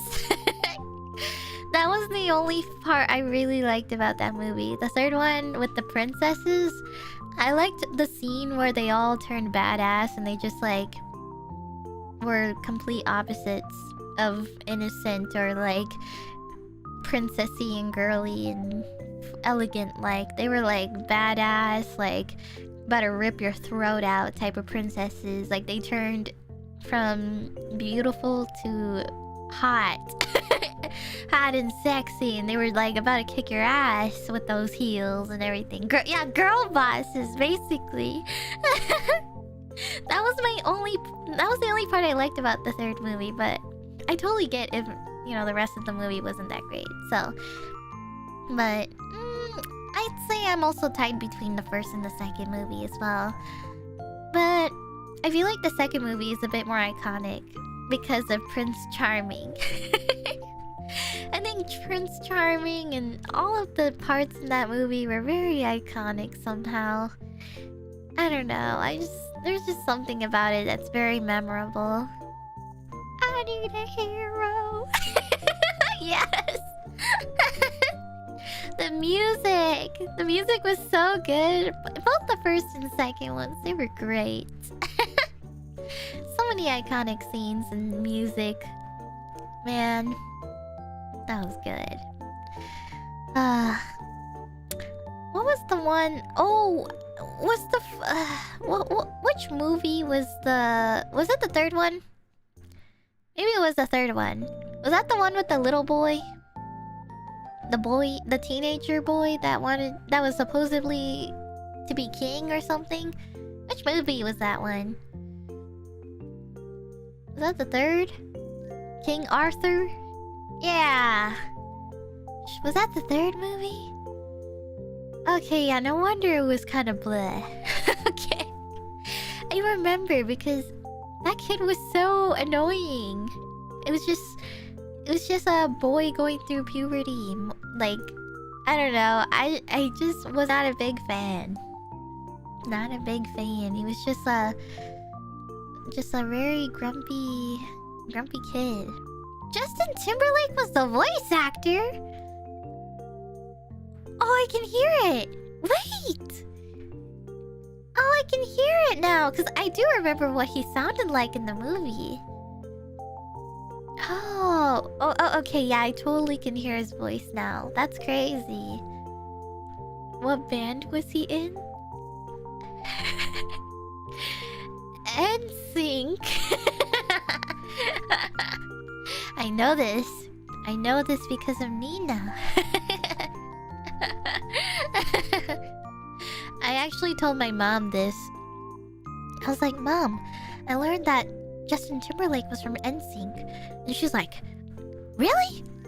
How'd you not know that? And I was like, I don't know. I didn't know. I didn't know he was from NSYNC. And my mom was just like shocked. She was like, really? How'd you not know that? Lord Farquaad was... Whoa, hold up here. No way, you guys are not. God. I don't even... We are not getting into this topic of Lord Farquaad. Even finding him the slightest bit maybe attractive. Okay, there was actually only one time I found him really cool though. There was like this... I don't know if it was a TikTok or like a shorts video, but maybe you guys have all seen this, but there was this person who basically did one of those like really cool edits on TikTok or whatever, and they like basically turned into Lord Farquaad, and they did some really cool like cosplay posing with it. I don't know if you guys seen that, but it was so cool. I'm not gonna lie. Aside from it being Lord Farquaad cosplay, it was like a really good cosplay though. Like the weird, like they had like transitions and everything and edits, making them look really cool as Lord Farquaad. It was so good. I don't know what the video is called, but maybe if you guys look it up on YouTube, you can probably find it. If you just look up Lord Farquaad on TikTok or something. Did it have music? Yeah, I think there was music because it was an edit according to the music. So like it had like the slowed down time to transitions and stuff. Yeah, it was cool. Lord Farquaad is 4'7". That means he's shorter than you. Is he? What is 4'7" in centimeters? This is really funny because normally it's the other way around. 139? That's like 0.3 centimeters off, guys. We're about the same. I'm 0.3 centimeters taller than Lord Farquaad. Wait, now I need to see a picture of him.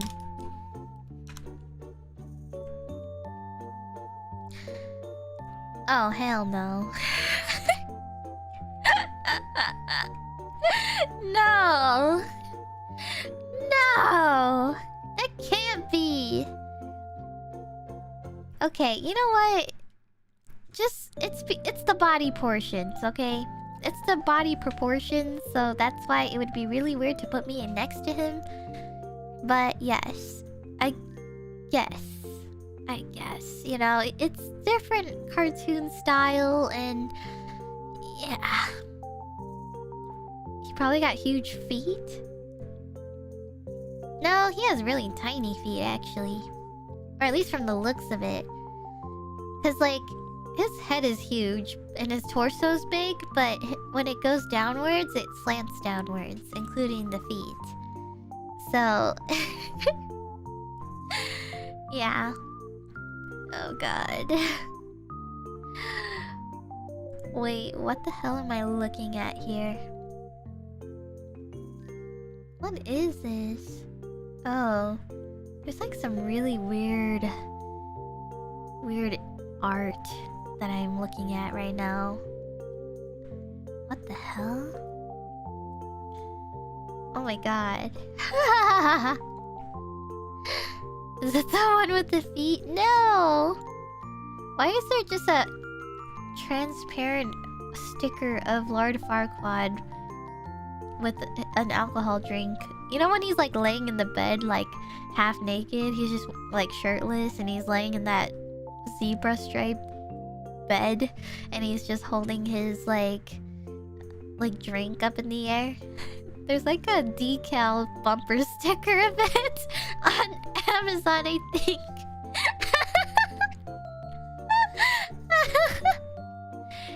He totally has a boner in that scene. I didn't know for years. Wait! No way. 10 unnecessary movie details you need to know. No. When the magic mirror shows Princess Fiona to Farquaad, he lovingly says, "Ah, perfect."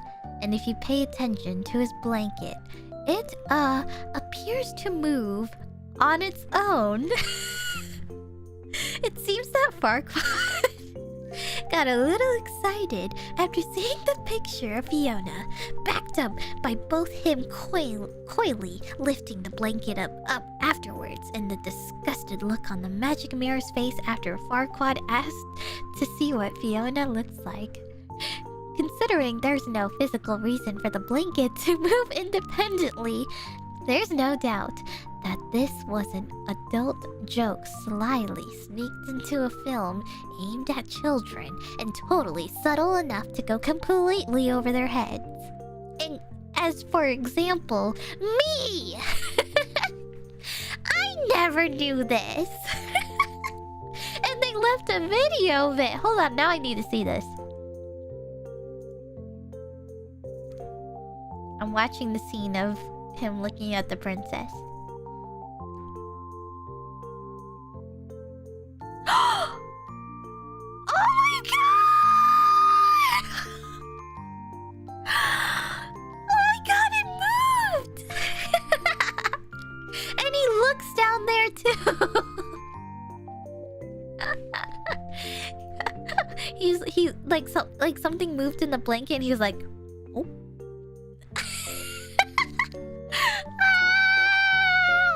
Oh god, I didn't know this!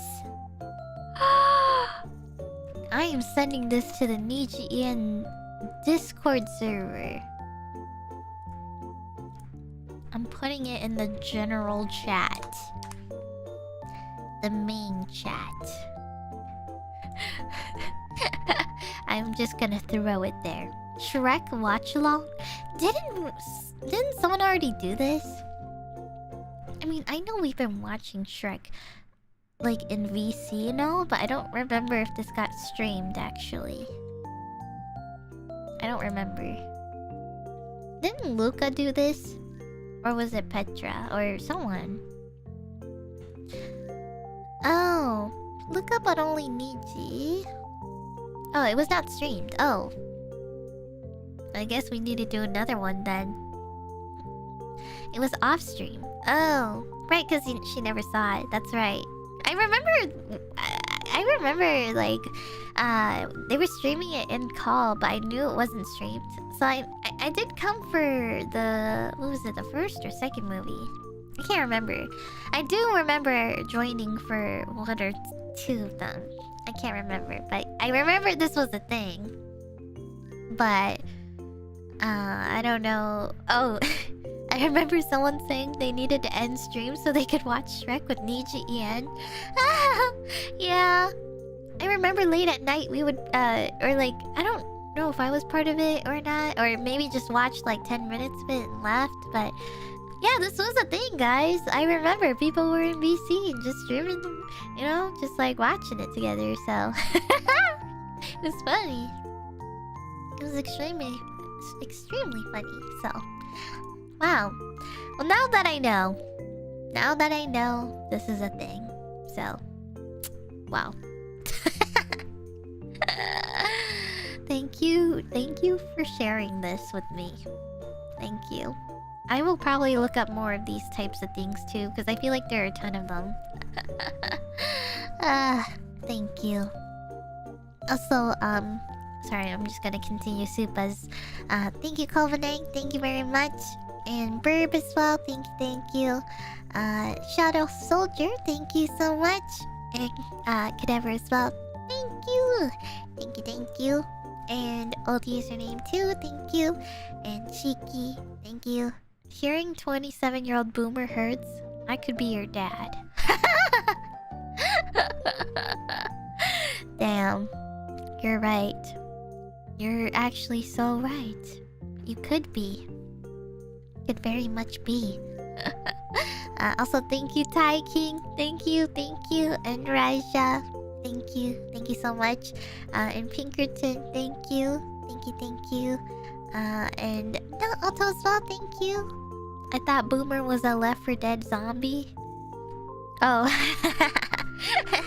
The Boomer. The big guy. The big one. Man. I totally... You know what? You know, if I were to stream Left 4 Dead, I would totally do, like a custom map if we could. I probably wouldn't be able to though, because you would probably need like perms, and these are like super old, outdated mod maps too. But like, I remember when I used to play Left 4 Dead actively, like I was obsessed with that game, the second game specifically, and I would like overly mod my game with anime weeb mods and stuff, like the concert at the carnival one.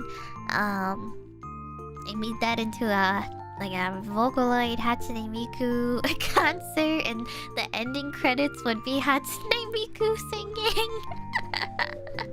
And I would make all my characters different anime characters from like Hyperdimension Neptunia or whatever, or like just like other characters from different games and stuff, and I just thought that was funny.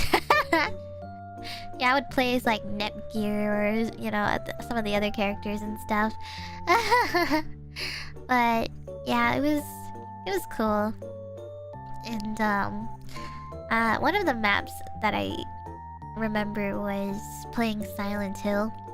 There was like a Silent Hill custom map, and it was like almost a 3 to 6 hour campaign, depending on how long it took you to complete it.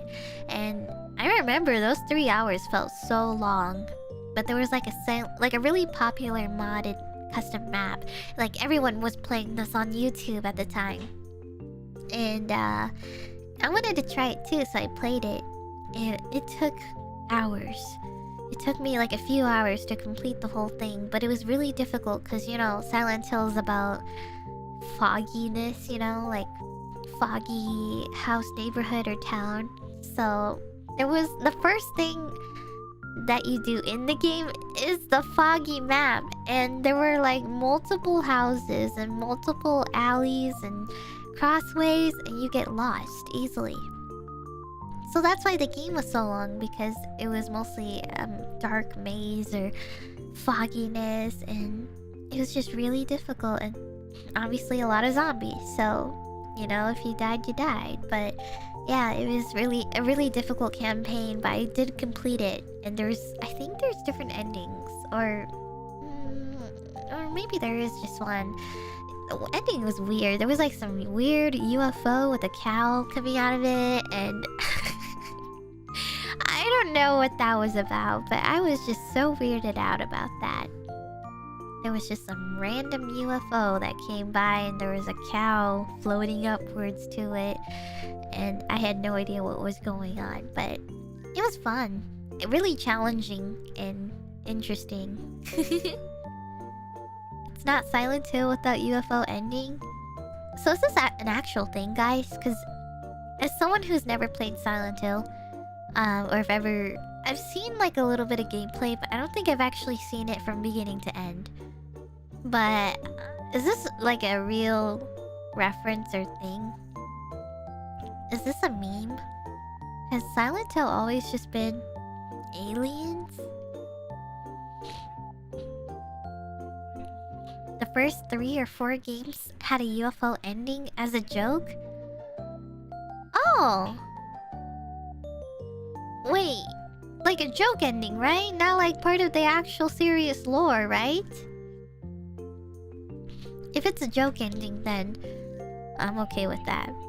But if it was a canon lore, I think that's fucked up. That's kind of messed up. Because I thought this was a... You know, I would have thought that was a very serious, dark story plot. Well, I didn't know there was different endings. Huh. How do you even get those endings anyway? How would you know how to get those? How do you get the UFO endings? Like, how does it lead to that? You get abducted in the ending. What? Dog ending credits? It's amazing. Oh. Depends on what you do on certain puzzles. Oh. Also includes picking up a special item. Oh, okay. Dog ending, best ending? Wait, now I need to know what this is.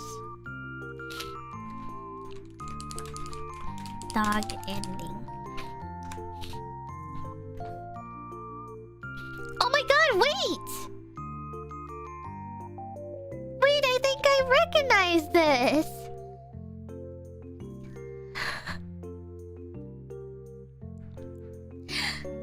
Oh my god! Wait, I think I recognize this! Like, I think I saw this, but with no context. Oh my god, this is in Japanese. He's talking in Japanese! Oh, I'm watching the Japanese version of this ending.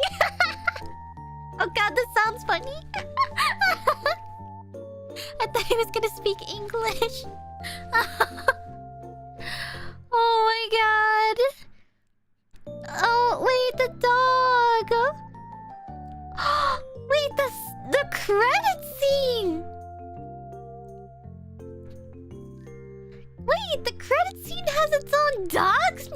Like, dog music? Oh, that's so cute! That's so cute! Wait, did I just miss the Lens original song? Wait, guys, did I miss it? I forgot to ask you guys this. It premiered 25 minutes ago! No! I'm watching it right now. I'm putting it on right now. Hold on, I'm gonna let this play in the background. Fly high. That sounds like... That's a very... Oh shit! Oh my god, the music video is amazing!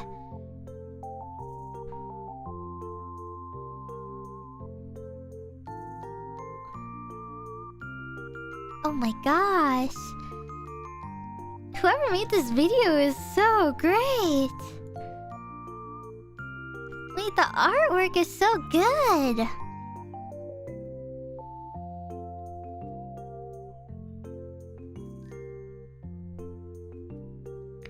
Oh my god, this is so cute. I love the like cyber theme. Like, it's like cyberpunk a little bit. So neon. Wow! That's so awesome. Wow. Wow, that's so cool. That's so freaking cool, guys. What the fuck? Whoa. Sorry, I'm like still reacting to it. Oh, that's so cool. It is very catchy.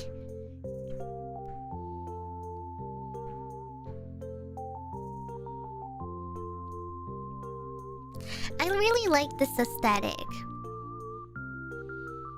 I'm really big into the whole cyber aesthetics, you know?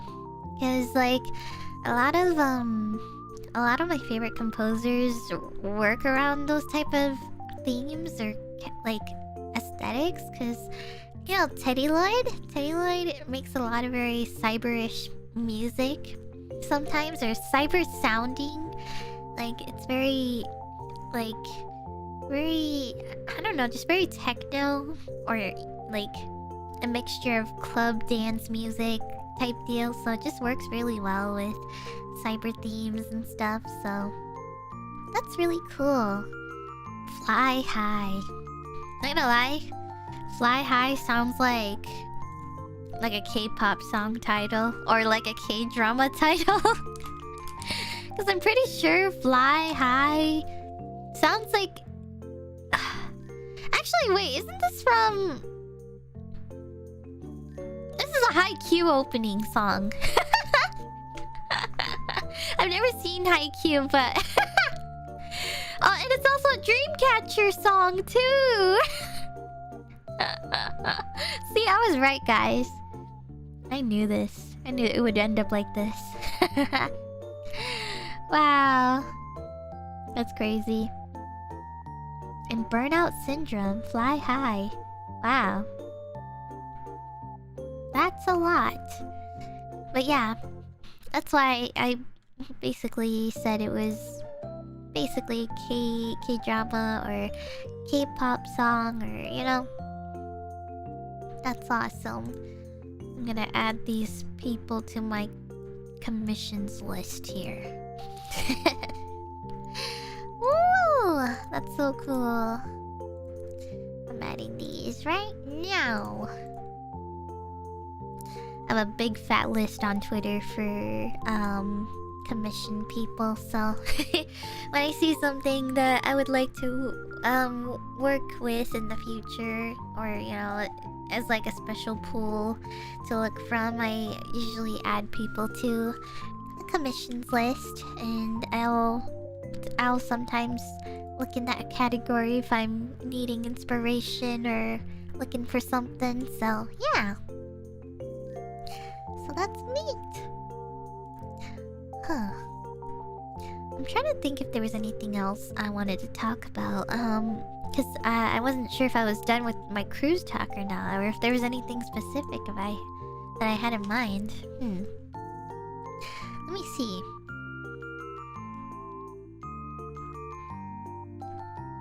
I am looking through my photos. I took lots of photos, but I was thinking about showing them, but at the same time, there's too many people.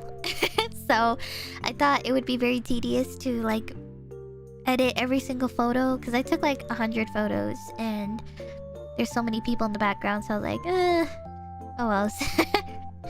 But I took a lot of nice photos and lots of food pictures, and I've sent a couple on Twitter already, but these were really, really good. I had a lot of fancy food, and I really liked how luxurious it was. It was really, really amazing. So yeah, it was so awesome, and I truly experienced a resort experience. Like, you know how when you see TV ads or YouTube ads or whatever, like ads about traveling to a resort, and it's like blue waters or blue oceans, and people are experiencing a nice cabana type thing, or you know, they're like advertising like travel plans and stuff. It was exactly how I imagined it, or how I expected it to be, because I feel like I've never really got to truly experience that kind of thing. Because these are only meant for like basically certain areas to really experience that. Because I know it's really hard to find those in America. You would have to like go out of the country for these things. So this was my very first time getting to see those types of places, and it was really nice. The Caribbean is really beautiful. I would love to go there again, and maybe in the future. I know there's like cool places to go to in like the upper parts, like Europe, or maybe in like Alaska or something. I know there's like winter cruises and stuff, or maybe other parts of I don't know, maybe South America or something. Anywhere.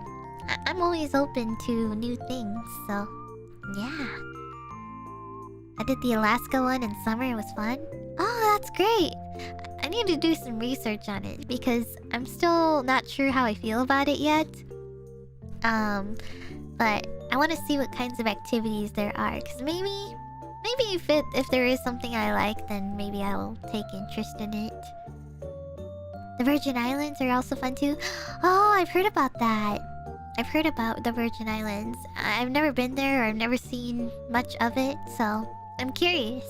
I'm very curious. Huh. Yeah, I have a lot of places I want to go to. One place I still want to go to is Europe. Because I want to visit, what is it? I want to visit either Paris or you know, France in general, or like the UK, and I don't know, just a bunch of other stuff. So, croissant, croissant, croissant. Oh yeah, Italy too. I want to go there because I'm a huge pasta and spaghetti lover. Like, I love carbonara. That's my favorite type. And I love, like, I don't know. It's just pasta and bread. What can I say? Pasta and bread, my two top favorite things that will give me so much carbs. I'm a big carbs lover. I hate to say this, but I really love carb foods. But yes, honestly, all the food types in Italy are really good. Oh, true, they got the ice cream and the pizza as well. Yeah. That's true. And what's that one part in Italy that's really nice? Is it Venice? Venice, Italy? Is that how you say it? Venice. It's like where the really nice fancy boat rides are and stuff, and like the really fancy cathedral like looking buildings and stuff. Oh yeah, like it has no roads. It's just like canals. Oh god, I haven't said this word in a long time. Is it canals? Canals. Did I say that right? Wait. No? Canals? Canals? Wait. The last A? Canal? Canals? What? Canal? Canal? Canal? Wait. How to pronounce canals? Canals! Oh my gosh! Canals!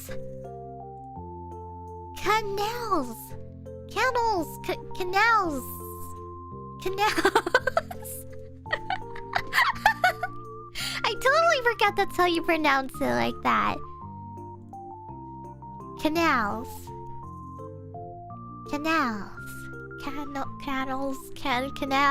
Oh god. Oh, it's too much to remember. Okay, wait. Let me read the word without getting vocal help. Canals. I did it! Canals. Canals.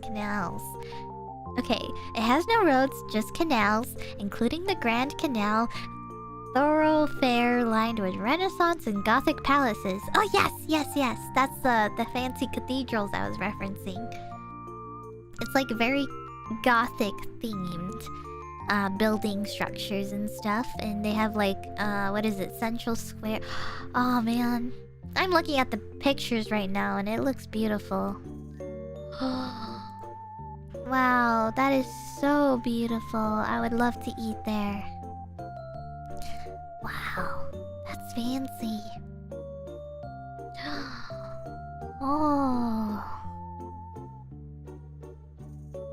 Going to Scandinavia would be so cool too. Oh yeah, that's true. There's so many places we could go to. This is making me hungry. Wow. I do want to go to Europe someday. It's super pretty. Do you hear that? I am so sorry. I think my dad is drilling something in the house right now. Really? Really? Really? I know what he's drilling. I think I can imagine what he's doing.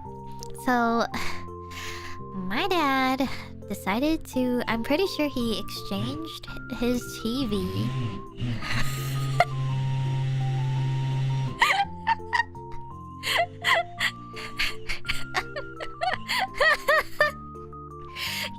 He got... Okay, so my dad's like a really big TV guy. You know, like every time, it's been 5 years or so, he likes to exchange it for something different.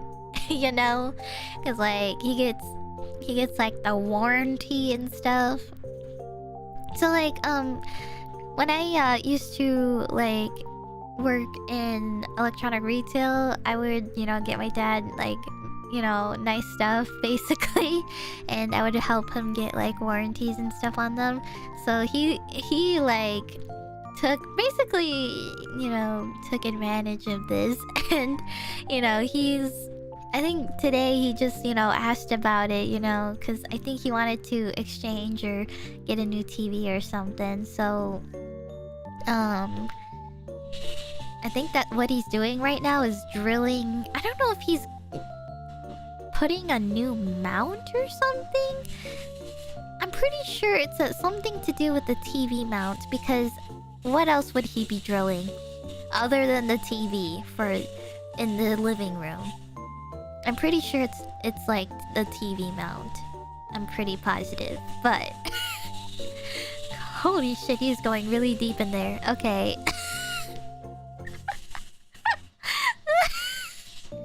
Does he know I am streaming right now? Does he not care? Does he not see the sign outside my door that says do not disturb or be quiet, Does he not realize I'm streaming right now and everyone can hear him drilling the hell out of the wall right now?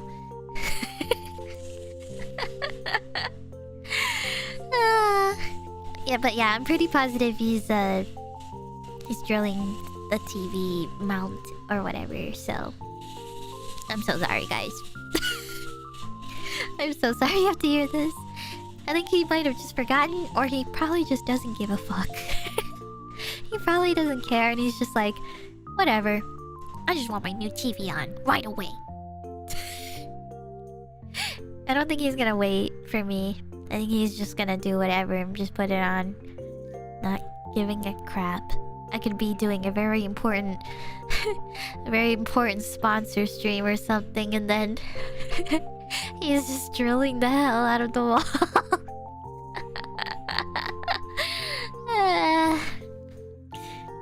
Oh, you're streaming? Proceeds to drill for a new TV. Yep. It's okay though, I'm just chatting though, so it's fine. It's fine. Sorry, I'm kind of stretching right now. Also, thank you, Luke. Luke for the super earlier today. Thank you, Luke Home. Thank you. And Pinkerton as well. Thank you. Miel, thank you, thank you. Also, shameless plug for one of my favorite games. Any chance of Voices of the Void for October? Regardless, welcome back. Huh, Voices of the Void. Let's see. What is Voices of the Void? Wait. Oh, I do remember this. Oh, wait, I remember looking this up. Because I went on Google and it said I already clicked on this link before. Oh. Alright. This is the game. Oh gosh, this looks so scary. Oh, God. I don't know. Maybe? I'm kind of scared though. I'm scared what this game is about though. I don't know. I'll have to think about it. I'm kind of scared because I don't know what there is, because right now it doesn't show any monsters or anything on the website. So, we'll see. I don't know. I do remember looking this up. Okay, maybe if there's no major scary stuff, then I'll think about it. Need some live support with this one? Maybe. I don't know. Possible. I don't know if there's any monsters in it, but I know there's weird occurrences happening in that one, so... But yeah, perhaps we will look into it. But I don't know. For October, though, it might be difficult, because... Fish will be busy. Almost for the rest of the month, actually, so... Yeah, I'll be very, very, very extremely busy, so we'll see. October is gonna be very extremely busy, so I might not be able to do as much as I can with my setups and stuff, so... Also, thank you, Iron Monkey, thank you. We can have a pizza date next stream, or next member stream. Ooh. Wait, hold on. I don't know if you can... Wait, hold on. I'm gonna check something real quick. Is Costco... Oh no, you can't. I was gonna say if Costco could do delivery foods, but I forgot Costco's like a... Like you need a subscription type thing, so not anyone can just pick up food for you. Darn! I guess I'll have to look somewhere else. Probably just Domino's then in that case. I wanted to get Costco pizza, but you have to actually go there physically because you gotta show your card. But yeah. Yeah, Domino's. I've never experimented though with anything else from Domino's. I'm very plain. I just get basic ass like Domino's pizza, cheese pizza and stuff. I don't really get anything special like everything on it or whatever. But we'll see. As long as it's not pineapple on pizza, I'm good. Maybe I can try different sauces, you know? I've tried like some of the sauces, but not all of them, so maybe... Maybe I can order some pizza someday. One thing I want to try, which I'm very skeptical about because I've heard mixed reviews about this one, but I'm curious about anchovies. I think we had this discussion before, but anchovies, I think, are a hit or miss type deal, is what I heard. I don't know, I'm kind of scared. Anchovy pizza? I know it's a thing, and the only reason why I thought about this is because of Club Penguin. Because you know, Club Penguin, they have like the pizza making mini game in the pizza parlor place, and they got anchovies, I'm pretty sure. And I was always curious as a kid what that was, or like how it tasted like, so... I mean, I guess it makes sense because, you know, they're penguins and all, so they would eat fish on pizza and stuff, but that was like my favorite minigame. Hold on. Club Penguin. New Club Penguin? What is this? What is New Club Penguin? Is this an actual legit Club Penguin?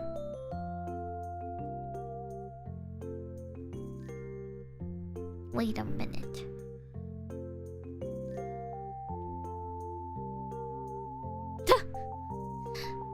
What? By using New Club Penguin, you certified that you understand that New Club Penguin is not affiliated with the Walt Disney Company and/or the Disney Interactive Media Group, collectively referred to as Disney, and you hereby release Disney, as well as any employees or agents of Disney, from any and all liability, corporate or personal, loss caused to you or others by the use of New Club Penguin. This is so extra and random. What 10-year-old is gonna understand this? What 10-year-old child is gonna understand or agree to this? Is this like a real Club Penguin site, or is this just like fan made or whatever? Oh, it is. It's a recreation.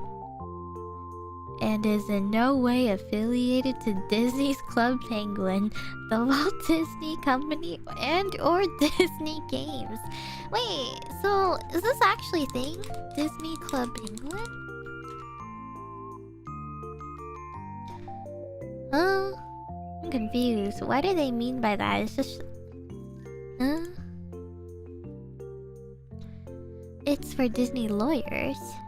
Wait, Disney bought Club Penguin, so that's most likely a fan-made... Wait, so they did own Club Penguin? But they shut it down some years after. Oh, okay, I was actually confused. I thought it was a different Club Penguin, like, not the game, the browser game Club Penguin. I thought it was like a name of some other thing. Huh. I did not know that. Interesting. Well, I guess I'm glad they somewhat still have it around, I guess.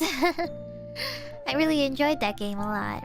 Especially I liked the Puffle Puffs or whatever. And I liked I liked the conversations at the pizza parlor, because people would actually RP there. Or people would be in like the main town area and stuff. Or there was like that top secret agent mini game that I really enjoyed too. And what was the other ones? There was the sledding one, the sledding game, and there was like a submarine one too, or like you had to go down, and it was like a claw machine one, I think, and you had to have certain amount of air for that one. Oh yeah, and Karjitsu as well. Oh my gosh, yes, that one I was a badass at. I had like the highest belt. I think I was the highest belt. I'm pretty sure. I think I grinded that. I think. Yeah, those were the fun times. But it was only fun because when I stole my mom's credit card. It was only fun because I had access to membership for a whole year, but afterwards, it wasn't the same. Because I remember, that was the first time I ever stole anything. Like, without asking. Entered all her info and everything. Bought a whole year membership of Club Penguin for myself. And never said a word to her until she found it on her bank statement.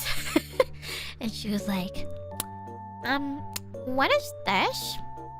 And I was like, I don't know. Just like a game subscription. It was like $70 per year. I bought the annual one. Not the monthly one. Not the $5 or whatever monthly one. I got the fucking annual one. I was a greedy ass kid. Holy shit. I was a greedy kid looking for the annual price one. And I enjoyed that 1 year so hard because, you know, she let it go basically, but she was like, alright, that's your Christmas present. And I was kind of just like, whatever. I had Club Penguin anyways. So I spent that whole year playing Club Penguin every single day and I enjoyed it. I loved dressing up and wearing clothing. Because like, if you didn't have membership, you were basically a naked penguin. And you couldn't have much to wear. But if you had the membership, you could have hairstyles and all these fancy clothing and stuff. And I was so happy about that because I love fashion and cosmetics, so I was enjoying it. And then finally, when my membership canceled, I was naked again. And I was like, no! And it was never the same. It was never the same ever again. And I think that's when I quit playing the game. I stopped playing the game. And it was so sad because it was never the same. And I got basically locked out of everything that was behind the membership. And it was just it wasn't fun anymore. And it was so sad. That was so sad. And I remember that one time I got banned on Club Penguin because I said a swear word in the free chat. It's either you use free chat or you use the child command voice fillers where you could say thank you or how are you, or you know, like those pre-written texts for children for safety of the chat. But I said a bad word in public chat and I'm not really sure why I did that, but I said it and then I got banned for like a few hours or something, or I don't know. I got banned and I was so scared. I was like, no, wait, no, I take it back, no, I just wanted to see what would happen, no. I think I said shit. Either shit or asshole.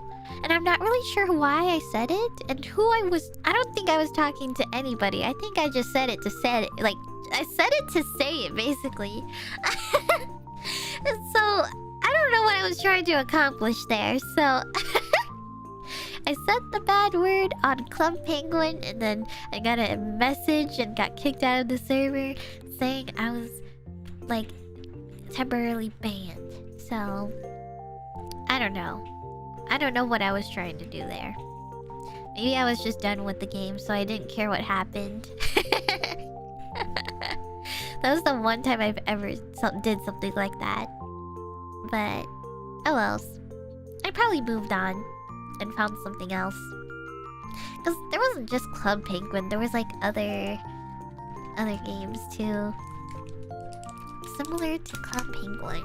Let's see. Have any of you guys played Have any of you guys played Our World? I just saw a picture of it right now. Do you guys remember Our World? Like O-U-R World? What is that? It's like a what do you call it? It's like one of those social games where it's like online, like you can dress up your own character and you can talk to other people on there, but you can also play mini games or just, it was mostly like social. Like I don't know how to explain it. Like Habbo Hotel, yeah. It was like Habbo Hotel, but in a different style. Social games were so fun. I don't know why. Back then, social games were fun. Like, you know, Second Life or... Why was this so popular back then? Second Life, IVU, like Our World, Me's or whatever. Those shits were so fun. Even though it wasn't really catered towards children, but... I actually never got to play Habbo Hotel because I think when I was younger, I don't think I was able to... I don't know if I used it properly. Like... Hold on, is this game still alive? Is Habbo Hotel alive, guys? Maybe I'll play. Maybe I'll play this game. Is this still alive? Oh my god, wait. I think it's still alive, kind of. Not gonna lie, I totally... I totally signed up just to see what it's like again. The nostalgia. It's still up? Wow. That's crazy. Oh, wow. Oh, there's so much stuff. This is so nostalgic, holy crap. Wait, people still actually play this game, guys. I see screenshots from the community, and there's a ton of people who are posting pictures of them hanging out in Habbo Hotel in 2023. Jesus. That's a lot of people. Whoa. It's still active. Do I still have my account? No, I don't think so. That was like 10 emails ago. I don't think I'll remember that, guys. Like, all of my emails when I was a kid, I'm pretty sure I lost all of those. Cause like, I was like not good with email management as a kid. Cause like, you know, I would make multiple of them and not remember a lot of them. I'm not really sure why, but I made multiple of them, and I forgot like half of them and their passwords, or maybe they're like auto-deleted from the company of the email provider. So I don't really know anymore. So I don't think I have access to anything, or maybe it's just deleted forever. But yeah. That's unfortunate. I remember I used to have like those really like I used to use AOL actually. I think. I remember I used to talk to people on there, I think. Is it AOL?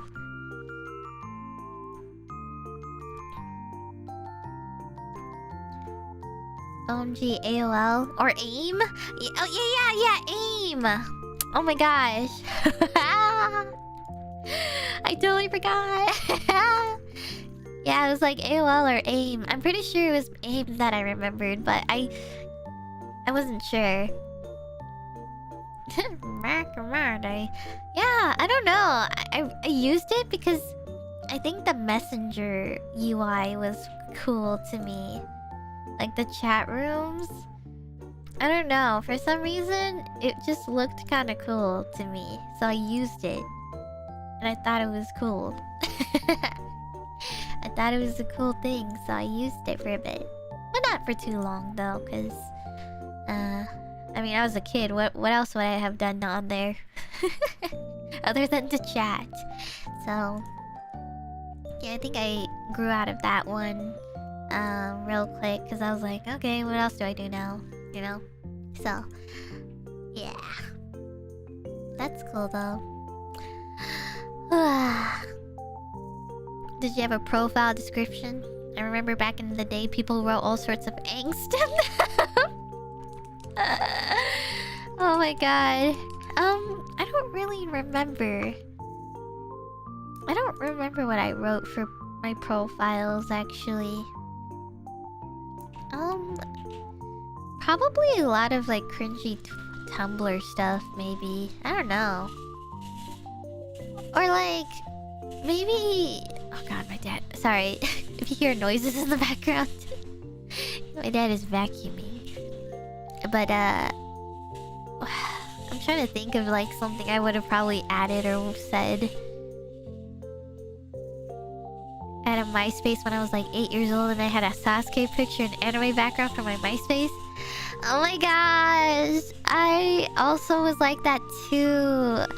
Maybe not the profile picture, but I think I used some like Square Enix stuff, like Square Enix Final Fantasy games, like really like the old Final Fantasy games, and I would use them as like my background. Or maybe it was Final Fantasy X, maybe, or I don't know, 7, or I don't really even remember how far back I would have used, but I know I was a huge fan of 10, and some other ones, but I occasionally swapped it out for some other ones, like 8 maybe.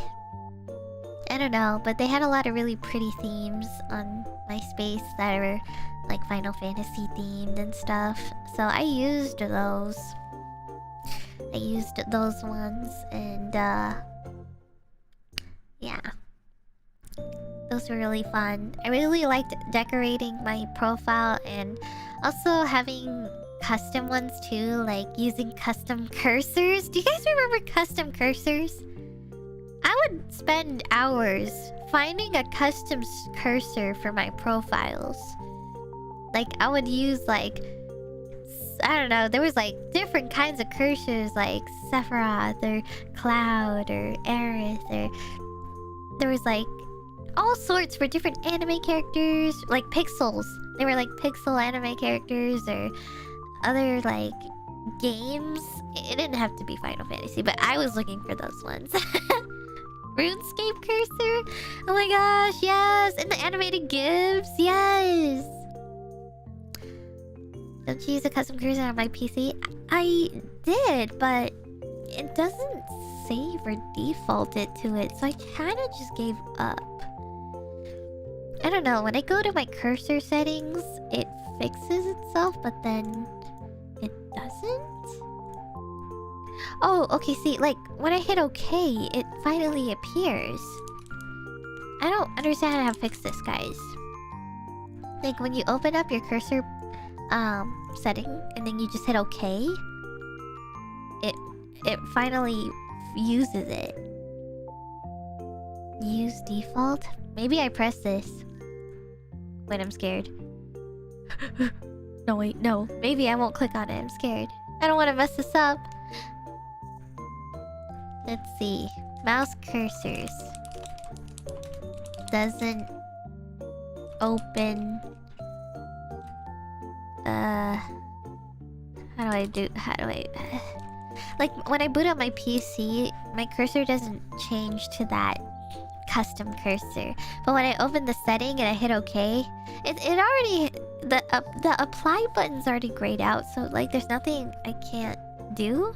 Like, it's already applied. So, when I hit OK, it comes back. So I don't know how to fix that.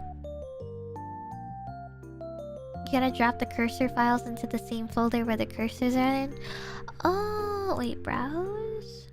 Oh, maybe! Oh, that might be the problem. Oh god, where's my cursor Oh god, where's the folder for that though? Oh shit. Uh-oh. I don't remember where that cursor... Oh wait, Finana cursor. Wait. Do I just drop it in here? I'm scared. Continue? Okay. Hit OK? Okay, I dropped it in the folder. So... Is it okay? Wait a minute. Oh, wait. I think I dragged a different one. Oops. Oh, that's awkward. I had 2 Finana cursors from 2 different artists. But the one I have on is different. Oh, shit. Where's the other one? Oh, no. My folders are all messed up right now. There's so many. What? Where is the folder? I have way too many folders. Cursor. Oh, wait! I think I found it. Yes, I think I found it, everybody. Cursor. Yes! One was called Finana Cursor, and the other folder was called Cursor. No wonder. Okay, add it to this. Continue. There we go. Hit OK. And I think it should work now. Finally. Hopefully. We'll see. Next time I boot up my PC, if it comes up successfully, then we did it, guys. That means we did it, and I don't have to deal with this ever again. Woo! That's good. Because honestly, I didn't know how to describe this issue in Google, so... Awesome! Yippee-doo! Alright, well that fixes that for now. Try changing to the other cursor and going back. No, I'm too scared. I'm too scared to touch it. I'm too scared to touch anything. I'll boot it up tomorrow and I'll see what it does. I'll see what we can do. Also, thank you, Monkey again for the super, and Otto as well. Thank you, and Cadaver, thank you very much. Any AFK, thank you, and Yukari, thank you as well. Thank you. Look forward to the Suika game and next week. Thank you. I'm looking forward to it too. I played one game of it, just to make sure I could get like used to the controls and stuff, or because the game is in Japanese, so I just needed to make sure I wasn't gonna have much issues playing or streaming it. So, but it was actually pretty easy. So, I'm glad. I can't wait to stream it fully and get the full game experience. So, yeah, thank you. And thank you, Shin Yamada. Thank you. Iron Monkey again, thank you. And Cadaver as well, thank you. Try a 6 and maybe Dr. Scholes for art support. Oh, I see. I hope I said that right. But thank you. And Pinkerton, thank you. And Cadaver as well, thank you. Thank you. While you were gone, I got married. I took a trip to South Korea and met my soulmate. Oh my god, that's a good one. Soulmate. Thank you. And our monkey, thank you. And Junie as well, thank you. And also Otto, thank you. And Jackie Teller as well, thank you. The senior cosmology professor at my school has a big Fate Stay poster on his office door, so you can probably get away with Sanrio. Oh, I hope so.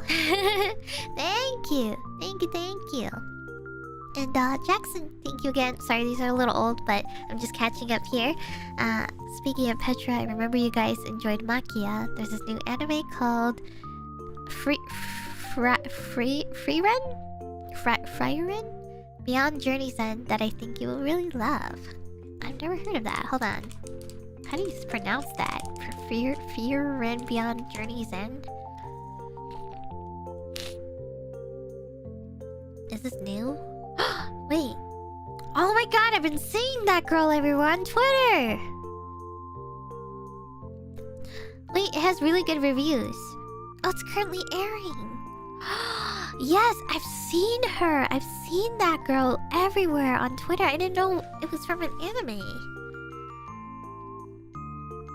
The Demon King has been defeated, and the victorious hero party returns home from before disbanding. The 4-mage Frieren, is that how you say that? Hero Himmel, Priest Heiter? Oh, this is like... Is this German themed? And Warrior Eisen reminisce about their decade-long journey as the moment to bid each other farewell arrives, but the passing of the time is different for elves. Thus, Frieren witnesses her companions slowly pass away one by one. Oh no! I understand why you're talking about Makia now! Ah! Okay, I'm not gonna read anymore because I want to surprise myself. Okay, I know what. I'll watch this, guys, during my free time. I'm gonna find time to watch this, but it's gonna be difficult because I started watching The Witcher. And I got so wrapped up into it. And so I've been watching that every day, or I've seen like maybe up to 6 episodes maybe, but I've been watching The Witcher, and I'm stuck into it. I'm addicted. It reminds me so much of Game of Thrones, but in its own different way. And I'm very, I really like it a lot. because I was... Okay, I know Gerald is like the MC, but I was really interested in the side characters mostly. Like, I like Gerald, but I mean, I don't know. I like the side characters. Oh god, I'm totally Is it Gerald or Gerald? I already forgot. I keep switching between Gerald and Geralt, and now I'm confusing myself every time I say his name. I blame the second Geralt. Geralt? Oh. That's funny that... That's really funny how you guys were trying to explain it to me because you also used G. Hard G? What is hard G? Geralt? As Geralt as in GIF? No! Geralt. Okay, I'm just gonna say Geralt. But yeah, I like the side characters. I really like Yennefer and Ciri. Yennefer and Ciri are my favorite characters so far. But I do like Geralt, or whatever you guys say it. But I really like Yennefer and Ciri a lot. I really liked the side character storylines more so than what was happening with Geralt. I mean, Geralt is really funny too, and he's a great guy. But I don't know why, but I like the side characters who have development from the beginning, kind of. Like, you know, how Yennefer started from how she was from the beginning to how she became beautiful. And I was like, shit. I did not know she was gonna look like that. I was like, whoa, that's how she looks like IRL? Or like, you know, not with the costuming and stuff, because, you know, how she had like the, you know, messed up back from the beginning. She transformed so much, and I was like, whoa, holy crap, that's crazy. And to think that it was like, and to think that she looks like that normally, like just not acting or under makeup and stuff, that's awesome. And Ciri, well, I like her, but I don't know what will become of her, I guess, because I'm still figuring her out, kind of. So I don't know. I don't know if she like grows up later or whatever, but I'm still at the part where she's still like a child, just running away still. So yeah, I'm like still kind of near the beginning, but yeah, I really like it so far. As someone who has not read the book, so I don't know if there's any major differences or whatever, but I know there's like minor differences and stuff, but, or I've heard of some, but I enjoy it. And I was really surprised to hear that Geralt was Superman. I mean, I could see it in his face, but he's actually playing him very well. Like, I expected a scruffy, like, very... I don't know how to describe it. Like a very... Like how he looks in the video game, basically. I expected him, but I did not expect Superman. But he's actually playing him very well, I have to say. Like, I thought I was gonna have an issue with him for a bit, but... You know, I was actually pretty okay with it. So you wouldn't recognize him with glasses? I don't know, I had no idea. And he makes him look so good. And very attractive too, actually. He's very attractive, I have to admit. Even with, you know, all of the, like, the hair and stuff and his features as a Witcher, I was like, damn. No wonder he's getting action. And every episode or every other episode, he's getting action. He is getting all the action with all of the different girls or whatever. I mean, assumingly, because I don't know if there's a main girl or not. Which I guess is considered to be Yennefer, maybe. But I don't know. I've heard he doesn't really stick to one girl. Or like, it's like one of those shows where it's like... or movies where it's like they don't stick to one female lead the whole time. He just like kisses different girls, I guess. I don't know. It's like a new girl every time or every arc or whatever. But I think Yennefer is the closest one in the show so far. I don't know. I think it's like one of those situations where it's like, well, canonically, if you think of it, it's up to your interpretations, you know?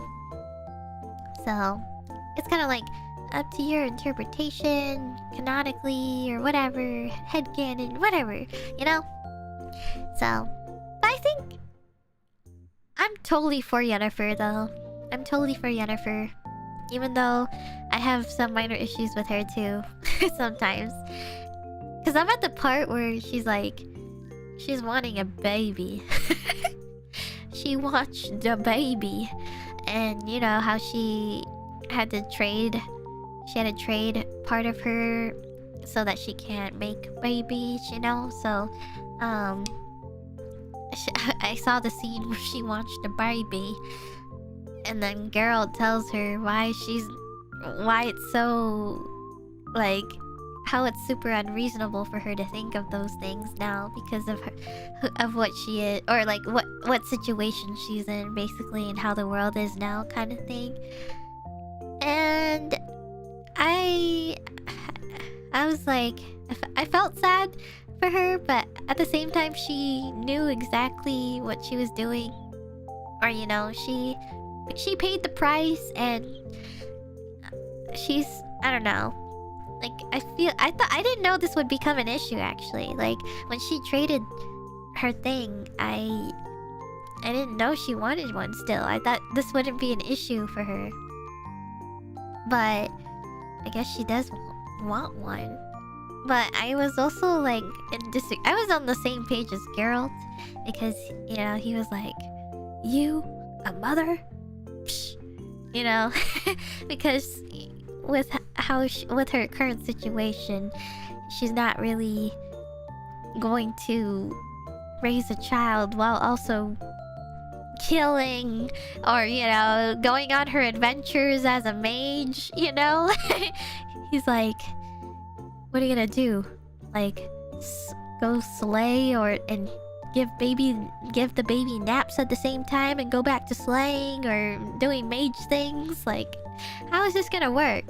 You know? So I was like, yeah, he makes a good point. How are you gonna want a child but also do all these crazy shits, all these crazy activities that she's doing that is not, you know, it takes a lot of time away from the kid, you know? Or it wouldn't be suited for that kind of thing. So I was definitely leaning towards Geralt's side about that topic. But I totally understand why she wants one. But you know, that is the price she paid for what she has now. So yeah. It was a very touchy subject though in that scene. I was like, oh, well, this is awkward. Because they literally, the night before, they had segs. Literally the day before that conversation, they did the segs. And then they have an argument, and then things are awkward now. And she walks away. Basically. Every time segs in movies happen, bad things come afterwards. I've been trying to learn about MapleStory, and I'd like to know, what is your favorite character of thing of MapleStory? Huh. I'm not sure what character of thing means, but I can tell you a lot of favorite things about MapleStory I enjoyed. And things I don't enjoy, but maybe might be referring to classes, maybe? Oh, sorry, my character or thing?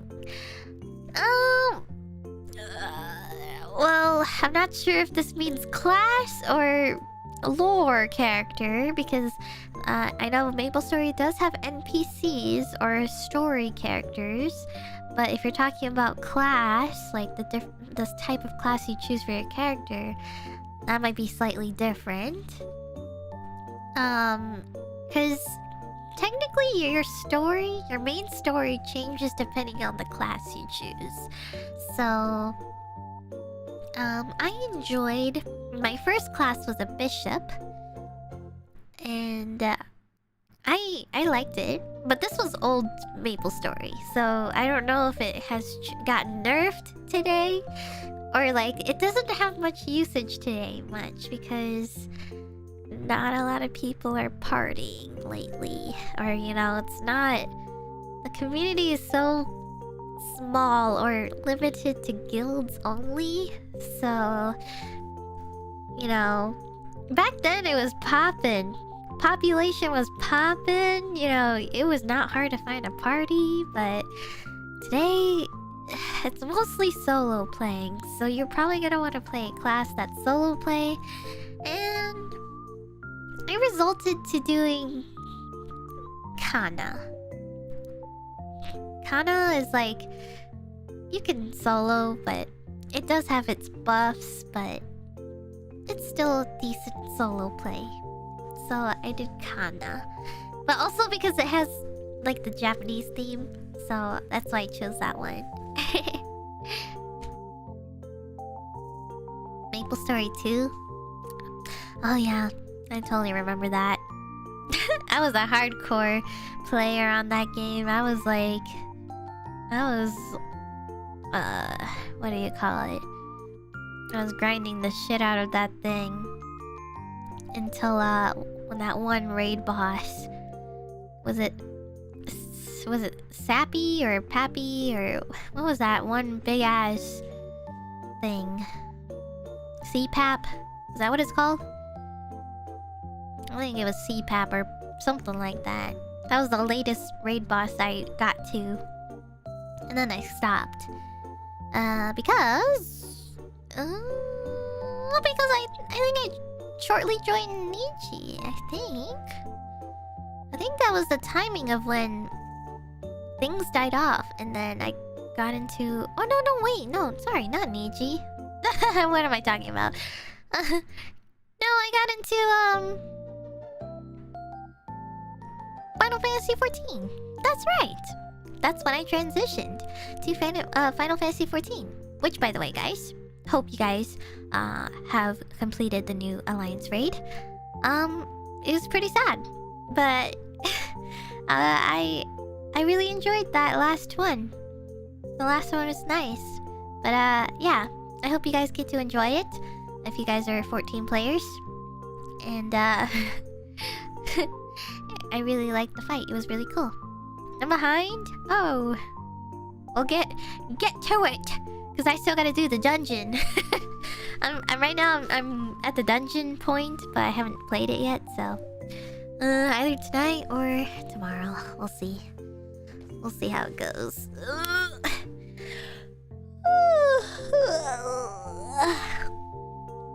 Also, thank you for the supas. Thank you so much. Also, I did not get to listen to Yoasobi's new song for the OP of this anime. For I know we just discussed about Frieren. I'll watch the anime so I can figure out how it's pronounced. But I will watch it. I'll try to on the side of watching The Witcher. So thank you. I have not heard it yet, so I'll surprise myself when I watch it. And Zansis, thank you very much. Thank you. And it's number 21's number 1 sim. Thank you. Thank you so much. If you're Lord Farquaad's height, does that mean if we made you in Baldur's Gate 3, would we make you with the gnome, dwarf, or halfling then? Never. Never. Don't ever put me in those categories. No offense to anyone who is one, but I must not be associated with those races. I am not any of those, if that's what you think of me. Accordingly to height, no. I am not even part of Baldur's Gate 3 because there is no mermaids as a character customization. Really sad, but... you know, it is what it is. But yes. Also, thank you, Sansis and Gossipomu. Speaking of grateful, happy Thanksgiving, my fellow Canadian Ryuguards and gals. What are y'all thankful for? Oh, wait, is it Thanksgiving? In Canada right now? What day is it? Oh, October 9th? Oh, it's a Monday. Oh, awesome. Well, remind me, because I'm not Canadian, so... Remind me next Monday so I can say Happy Thanksgiving. Mine doesn't come until next month, I think. So, yeah. I'll wait until then, but... I guess happy early Thanksgiving for both of us. Never understood why it was different days. Why is Canada different from ours? What's the difference? Compared to people in the US, I almost said Canadians or something. Canadians also have ham on the spread and incorporate things like maple syrup to make it more Canadian. So they'll have maple glazed roasted turkey and Brussels sprouts glazed with maple syrup. Wait, is this true, guys? Is this actually true?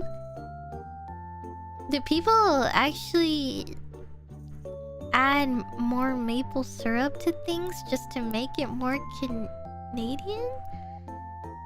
As a Canadian, I can confirm it's true. Really? So you guys just add maple... So yours is basically the same thing, but you just add maple syrup to make it Canadian. On a different day. As a Canadian, I also can't confirm. Really? I can't tell if this is just you guys trolling or not. Or maybe, I don't even know if you really are Canadian. If you're really Canadian, why aren't you saying A? Why aren't you saying A at the end of your sentences? Are you really Canadian if you don't add A to the last bit of your sentence?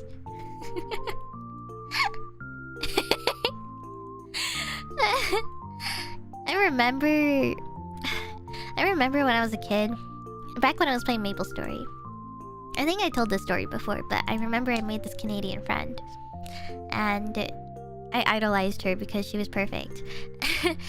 She was like pretty and perfect, even though we were just both young kids and stuff. But you know, I idolized her because she was like basically like my one-san, even though she was only like a couple years older-ish. But I idolized her because she was like my older one-san, you know, like, oh my god, I want to be just like her kind of deal. And she was Canadian, so everything from her felt foreign to me because I guess I didn't really understand the concept of Canada or anything, or what it was, or what it was. Like, I don't really know. I never really acknowledged it or like had a brain capacity to think about those type of things. So everything felt so foreign to me. The concept of Canada? Yeah, I mean, I was young, so I didn't know. I don't really know much about the world, you know? So, you know, I just knew she said she was from Canada or whatever. And I was like, oh, okay. And there were things about her that made me wonder if this was a Canada thing. And I told this story before about how she kept saying pardon. And I thought this was just like a mannerism of Canada, but honestly, it could just be used anywhere. But she kept, anytime I said something and she didn't hear me, she would be like, pardon? And I was like, do you mean what? Like, I think I didn't say that out loud. I think I just said that in my head. I was like, does she mean what? I don't know what that means. Pardon? I felt like whiplash from when she said it. So I wasn't sure how to respond to her because I felt so whiplashed by pardon so hard because I've never heard anyone say pardon to me before. So I was like, I was just really struggling because I didn't know how to respond.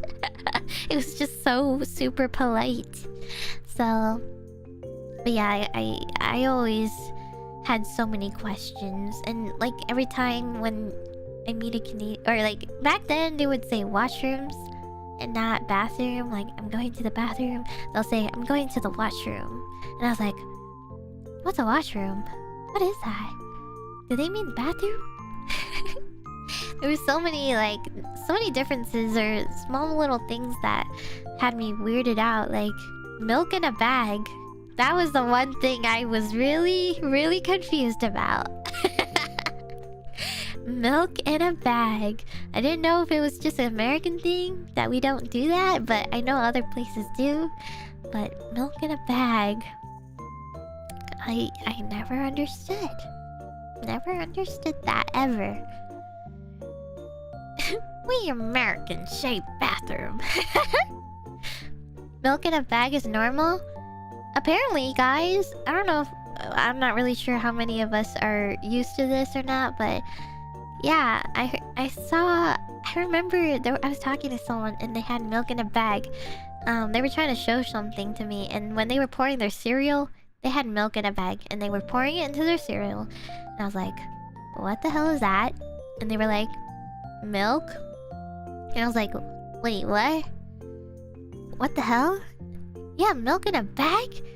It's not in like a big carton or plastic gallon thing, you know? And they were like, what do you mean? Like, I don't know what you're talking about. Or like, you know, that's just how we are. And I was just so confused. Is that not common? I don't know. Maybe it might just be America. Maybe it's common in Europe or other places or countries too. But I don't know. Bagged milk. Like, what if that... I was like a... When I first learned about that, I was like basically making it like a pineapple on pizza like debate, because I was like hardcore like, why are you using milk in a bag? Like, what if you pour your milk and it just falls or like spills, or you know, it tips over and just like slumps into your cereal bowl? What are you gonna do? Blah blah blah. I was just so confused at that moment that I had to go all out on why this was a thing, and then I just gave up. I gave up and I was like, okay, whatever. But I was just, at the time, it was a really good conversation, debate, stir up, like just a random bit that wasn't necessary to have. But you have a container to hold the bag usually? Oh, yeah, I guess. Container sold separately. Oh my god. Well, actually, if it's with a container, I guess that sounds very nice, actually. A pitcher for the bag? That's actually pretty cool, and you don't really have to, like, deal with any spills or wash it much. I mean, you probably still once in a while, but, like, it's not like every day you have to, or anything.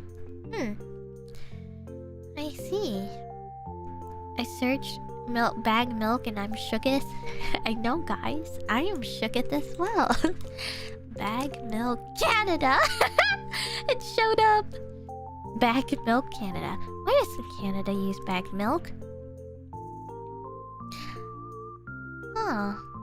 Ultimately, all of those glass bottles weren't exactly cost efficient, and with Canada's conversion to the metric system in 1970, it was far easier to comply with metric units in bag form than it was to redesign and manufacture new bottles and jugs. So, the plastic milk bag was born.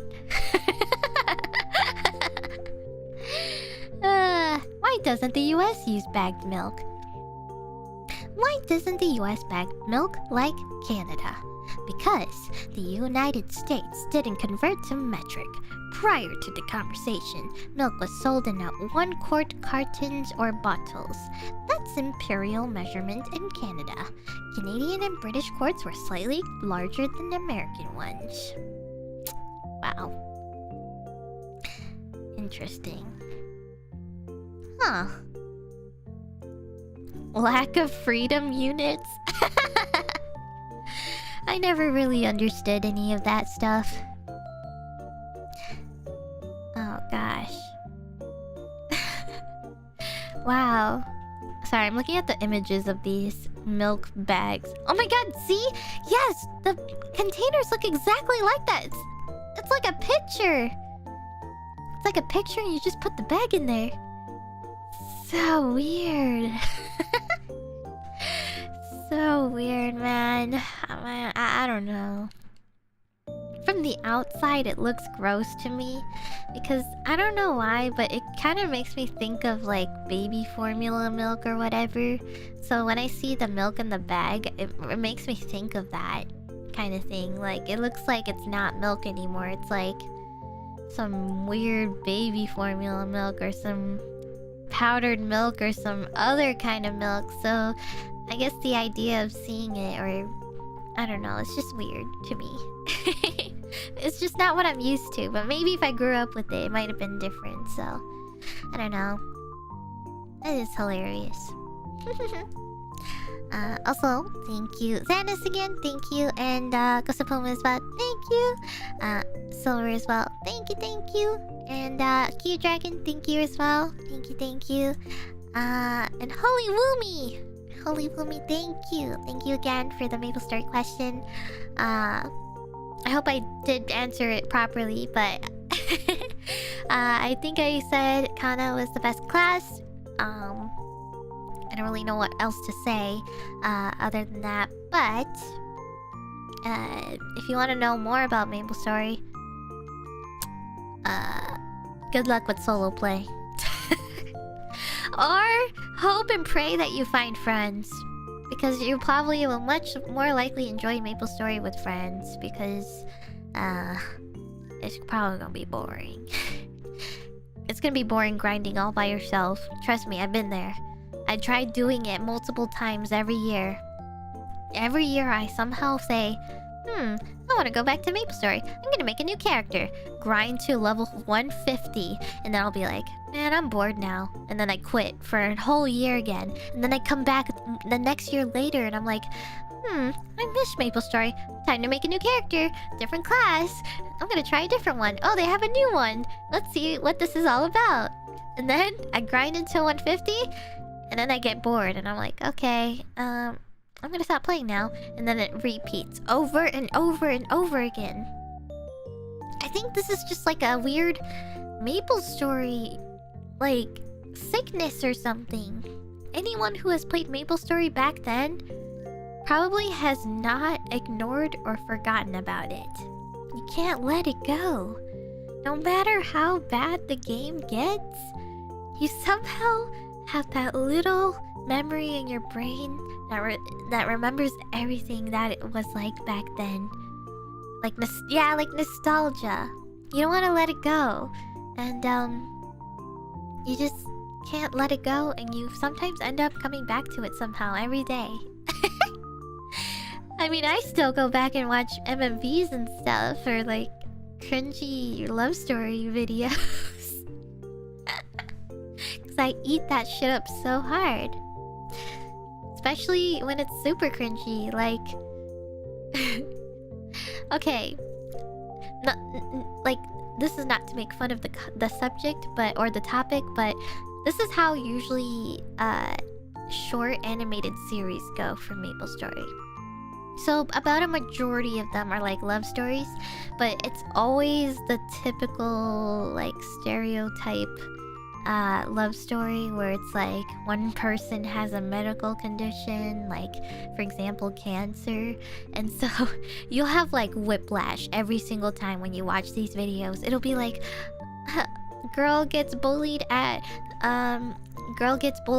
3 popular girls at high school or whatever, and then there's like the cute boy and you don't think that he might like the main nerdy girl and stuff, and then the popular girl's trying to like bully you and try to like get with the guy, and then the girl always goes through this like transformation scene or whatever.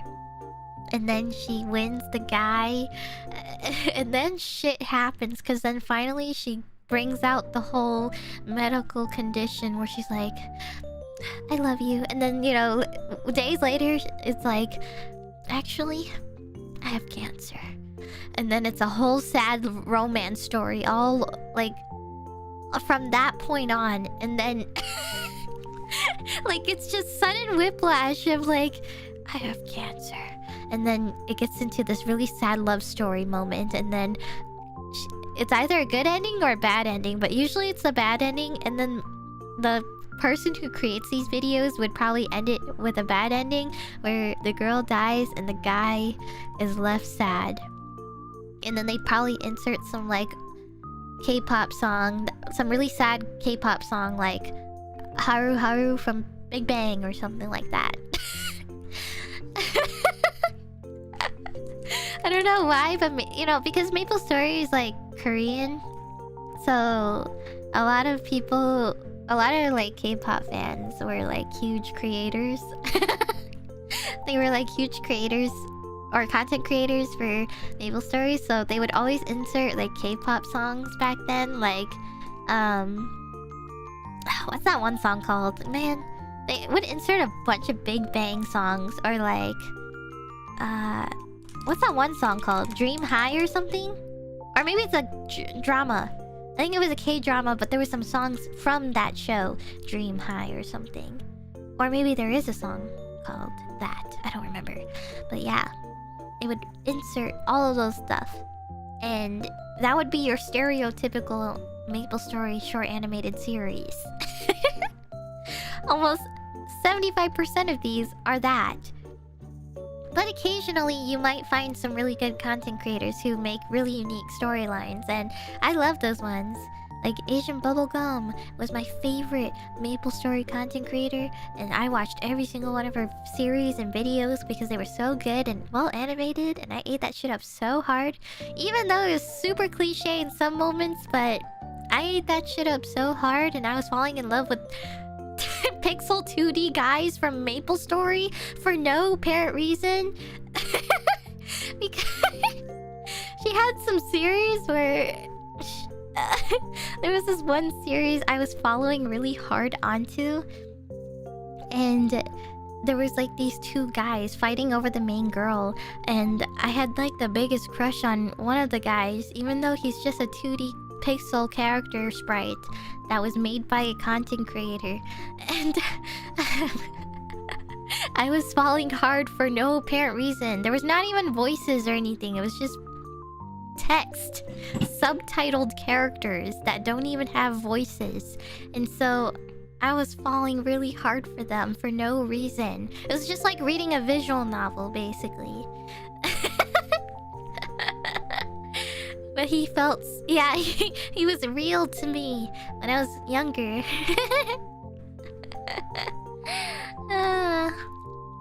It was a good series though, I have to admit. It was good.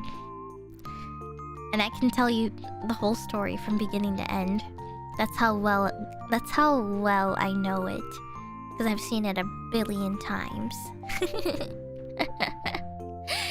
It's called being attracted to personality. Yeah. I will admit. Well, actually, I liked this guy because there was this one scene that made him look really hot, even though I was not really, like... There was so much drama in that series that I cannot tell you if I like them or not like them, because only certain scenes made or highlighted them as really hot or attractive, but then there were drama moments where it's like, oh, okay, I don't know about that anymore. Or like... It was just so complicated, guys. It was a love triangle. Actually, it was a quad. It was actually a quad. Because, you know, there's always got to be drama in K-dramas where there's two girls, two guys, but they all somehow like each other in different ways, but there's like a complicated relationship in between them as well, or a past relationship that they had, but now it's like a love square, and everything is tension and heated, and then there's outside third-party characters that are trying to like sabotage them. Oh god, I hate this. I'm I'm gonna brain rot about this whole series. God. If you guys ever have time, look up Asian bubblegum. And by Asian bubblegum, I mean AZN. Like the old-fashioned AZN. Just look up AZN, bubblegum, and you'll find all these like series. Start with Everlasting Love. I hate that I remember the name of this, but start with Everlasting Love because that's the prequel, and then go from there to Forevermore. Forevermore, and then it stops at episode 6, part 1, I think. I think it stops at episode 6, part 1, I think, or 2. Unfortunately, the series never finished, and I was really sad, and I was like begging for one every day. But yeah, this was 14 years ago, guys. This is old, and I'm pretty sure that content creator moved on. Because I think this content creator was young when they made this, so I'm pretty sure they moved on with their life 14 years later. So they're probably not thinking about this, but I'm glad that they still have it on their channel, because I do come back and watch it sometimes. So I'm glad, and I hope they know that. I don't know if they're out there or not, but maybe I'm sure they're living life. But you know, I'm a big fan of their series. But yes, watch it. Watch. Okay, it's really cliche at the beginning.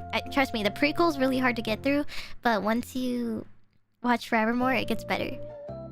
And they have like super iconic K-pop songs if you like that too. But they also have other series as well, like Weapons and Passion or something like that, or what else? Hold on. Oh my god. Hold up. Oh yeah, Weapons and Passions, but they never finished that either, so I was so sad. What else? Oh, maybe that was it.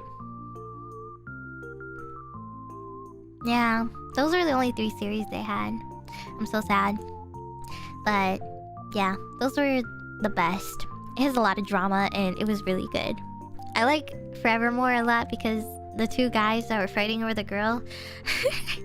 I was so for the red hair guy, even though he kind of like became a jerk at the end. But I was like, there was just one scene that like I don't know. I don't know if this is just me, but I usually like the third guy, or sorry, not third guy, the second guy. I usually like the second guy for some reason. Like, obviously, they have like a main character guy, and then they have the second guy where he's like the love triangle moment.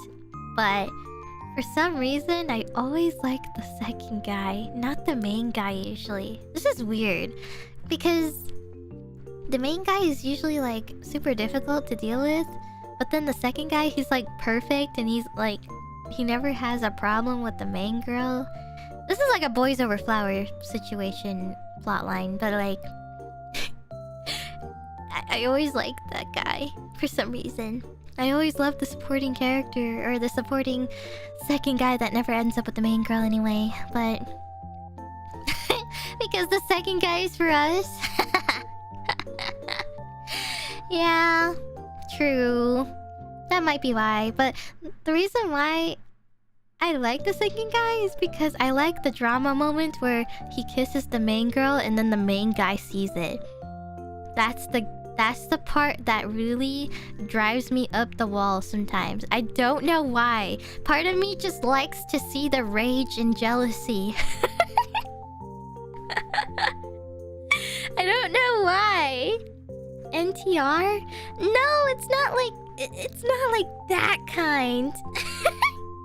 It's like typical K-drama moment where it's like, oh my god, the second guy kisses the main girl shocked, and then wrong timing, main guy enters the room.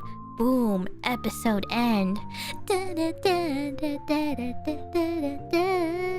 And then they play this like really intense ending song or credit song afterwards to end the episode. But yeah, I don't know why those moments, even though it's super cliche, it's like I eat that a lot. I eat that drama a lot for some reason. I don't know, it's just more interesting to me. Even though it's so stereotypical or cliche. But yeah. That's why I think these Maple Story series are so good. If you want a serious storyline though, or semi-serious, but if you guys want a voiced one, that's really good. There's another content creator named Sarah Rain. And she was really good. She was really good at her stuff, but she made a series called Love and War. And that one was my favorite. I loved that so much because it was such a unique storyline. It wasn't cliche at all because it was about a matchmaker girl and there was a crazy storyline happening. She was a matchmaker. And her job was to match people up, like, you know, almost kind of like Tinder, you know? You match people up with other people or whatever. So it was a really good series, and she had a friend who was apparently the princess of their town, and she was having this party, and she wanted to find a guy, but she didn't. But her friend, the main girl was overprotective of her because, you know, her friend who's the princess was like pure and innocent, and like she was overprotective of her, and so she ends up finding a guy who had bad intentions. He was actually trying to rob the princess's money. So he gets into this matchmaking deal and tries to get himself matched with the princess as an exception. But then, this is where the love bonds. This is where there's love tension between the matchmaker and the guy, even though he's trying to get himself to be with the princess friend.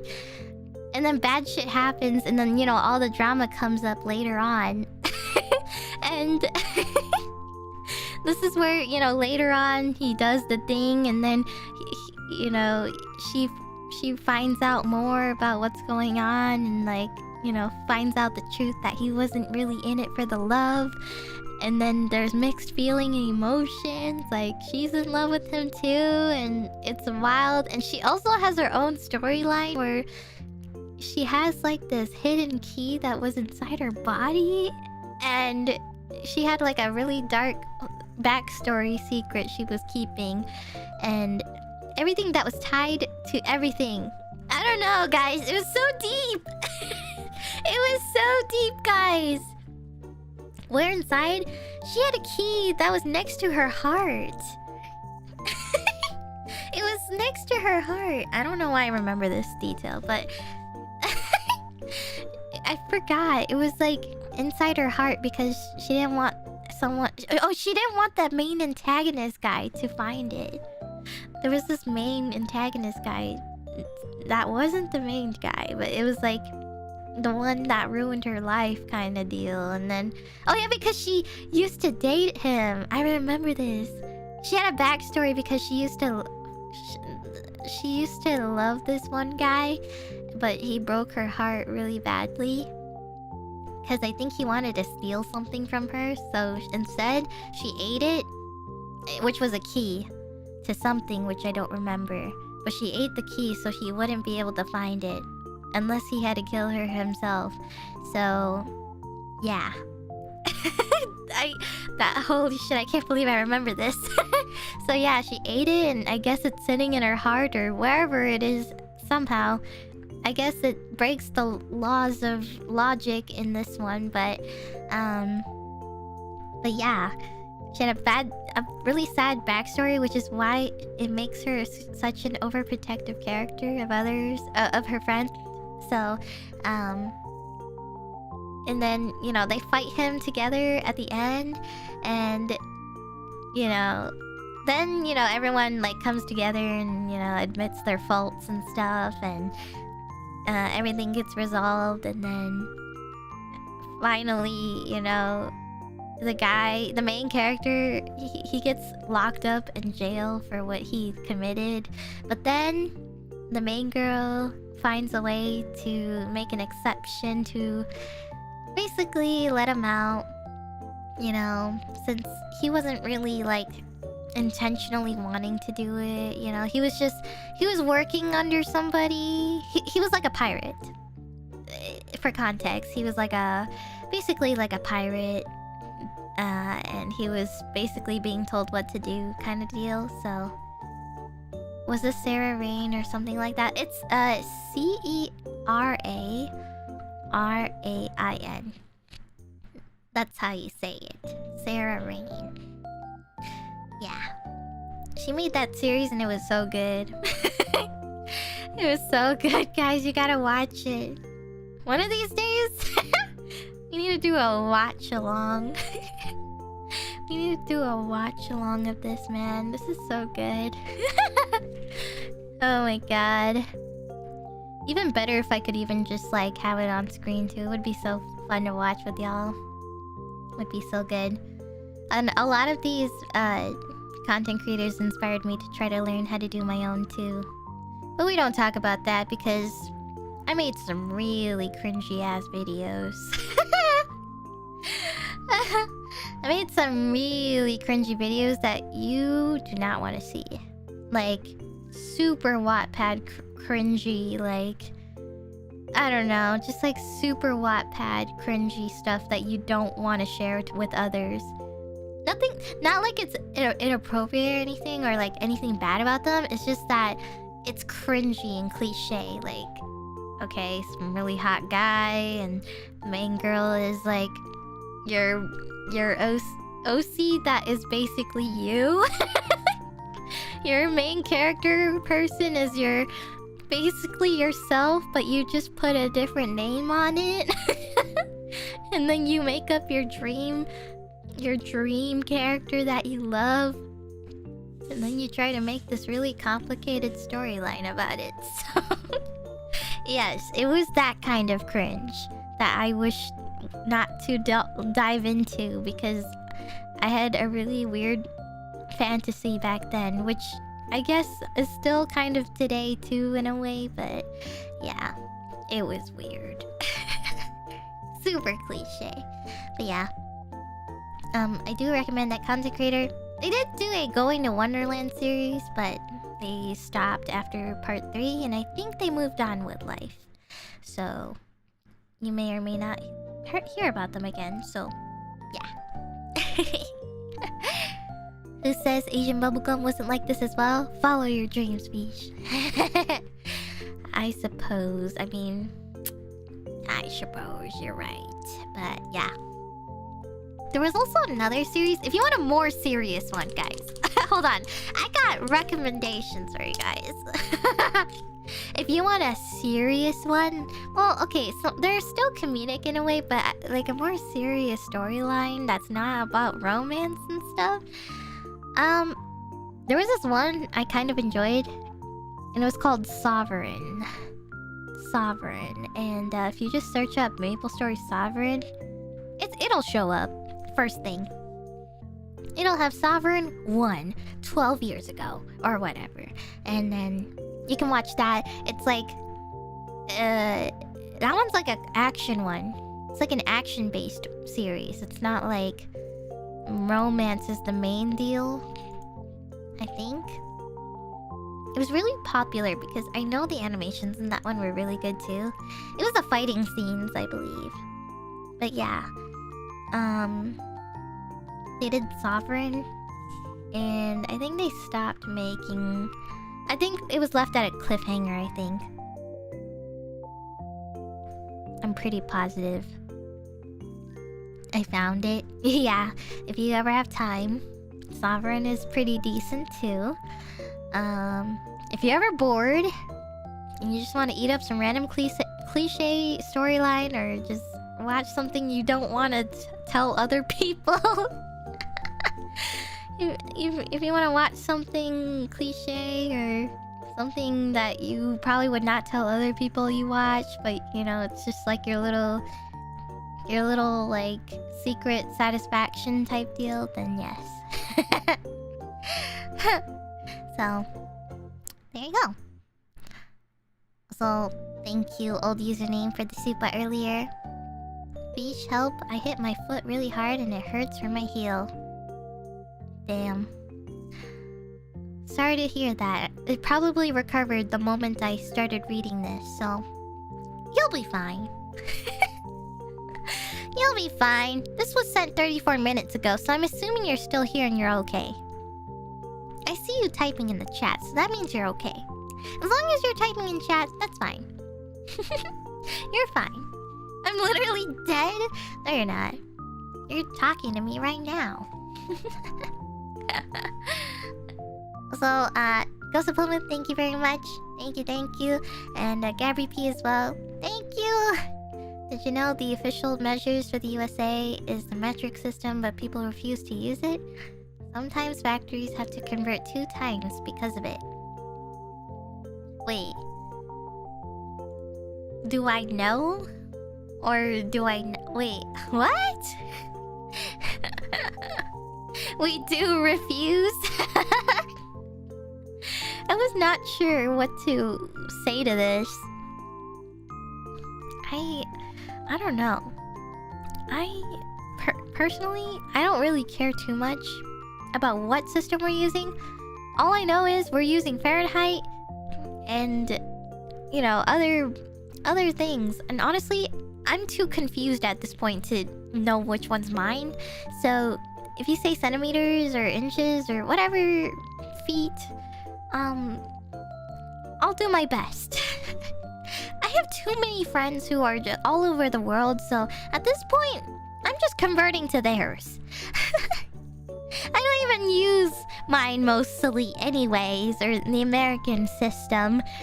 You know, I usually end up converting to Celsius on my own sometimes because I just feel like I have too many people who live outside. So, you know, I think people who interact online so often don't really follow American ones, so I don't know. If it begins with a 0, then it's the right one. I don't know. I mean, Fahrenheit... Okay. I'm okay with converting the other measurements. But the one thing I struggle with is temperature. Because Celsius is like really... It's like a lot. It's a lot of... Like, it's a small number, but if you move it by just 1 or 2, it's a lot of numbers moved in Fahrenheit. So I'm not really sure. I feel like saying 100 degrees makes sense to me in Fahrenheit. And, like, that means it's hot. But if you tell me it's 22 Celsius, I don't know what that means. Because, like, 20 sounds like a small number in a way, you know? So I'm not really sure what to say. Like, is that cold or hot? What about 5 degrees Celsius? What is that? You know? So I'm not really sure. 0 water freezes. Okay, that's the only thing I can understand with Celsius. Celsius, I understand that 0 is like freezing. But wait, what is freezing in Fahrenheit? Is it 0 or negative? 32? Really? Oh. I don't know. I don't remember, guys. I guess that really proves the point of why 32 is a thing. But I don't know, guys. Why would I ever need to think about freezing point anyways? Why would I need to freeze something? When in my daily life am I going to freeze something? The freezer is just gonna freeze it itself, so it does the work for me. I don't have to think about it. I'll just put it in the freezer and it does the job. I don't need to know if it's 0 or 32. You plug in the freezer and it just does the job. Yeah, you just don't think. And common sense, you know? If you want to burn or boil, just put the stove to high. I don't need to know that boiling point is 100 Celsius or whatever it is in Fahrenheit. You just put the stove to high and it'll start boiling after like 10 minutes. So I don't really need to think about that stuff. If you see bubbles, it's boiling. If you see bubbles rising from the water, it's boiling. I don't need to calculate that it's 100 degrees Celsius or whatever. If I see bubbles, it's doing the job. I don't need to know. As long as I see bubbles, we're good. That means it's done. This is why I do not cook very much. I just put the milk in the fridge. It's pretty cool enough. Just pour it in the cereal. And it's cold. Although, I totally understand. With certain foods, you do need to know temperatures and stuff. Or with the air fryer or whatever. We're thankful that she chose VTuber as a career. Why? You think I was gonna decide to be a chef? Don't worry, I wasn't gonna choose that either. I'm self-aware. I'd rather be self-aware and not know what I lack in, and you know, I could have been passionate, guys. I could have been a passionate chef, guys. And you would have totally been making fun of me. You could have been making fun of me right now. I could have been a passionate chef, but even if I'm not good, you could have discouraged me. How could you? I can't believe you're making fun of me right now. How dare you? What if I wanted to be a passionate Gordon Ramsay? It's never too late to learn. Yeah. I don't know. Maybe because... I guess because I'm just so used to living with parents, I guess. So I never really have the opportunity, I suppose. I guess it's different because... I don't know. I hate to say it, but I'm very dependent on my parents a lot. Or, you know, they just... They kind of like make you or force you to feel dependent on them. So it's like you don't really have a choice in a way.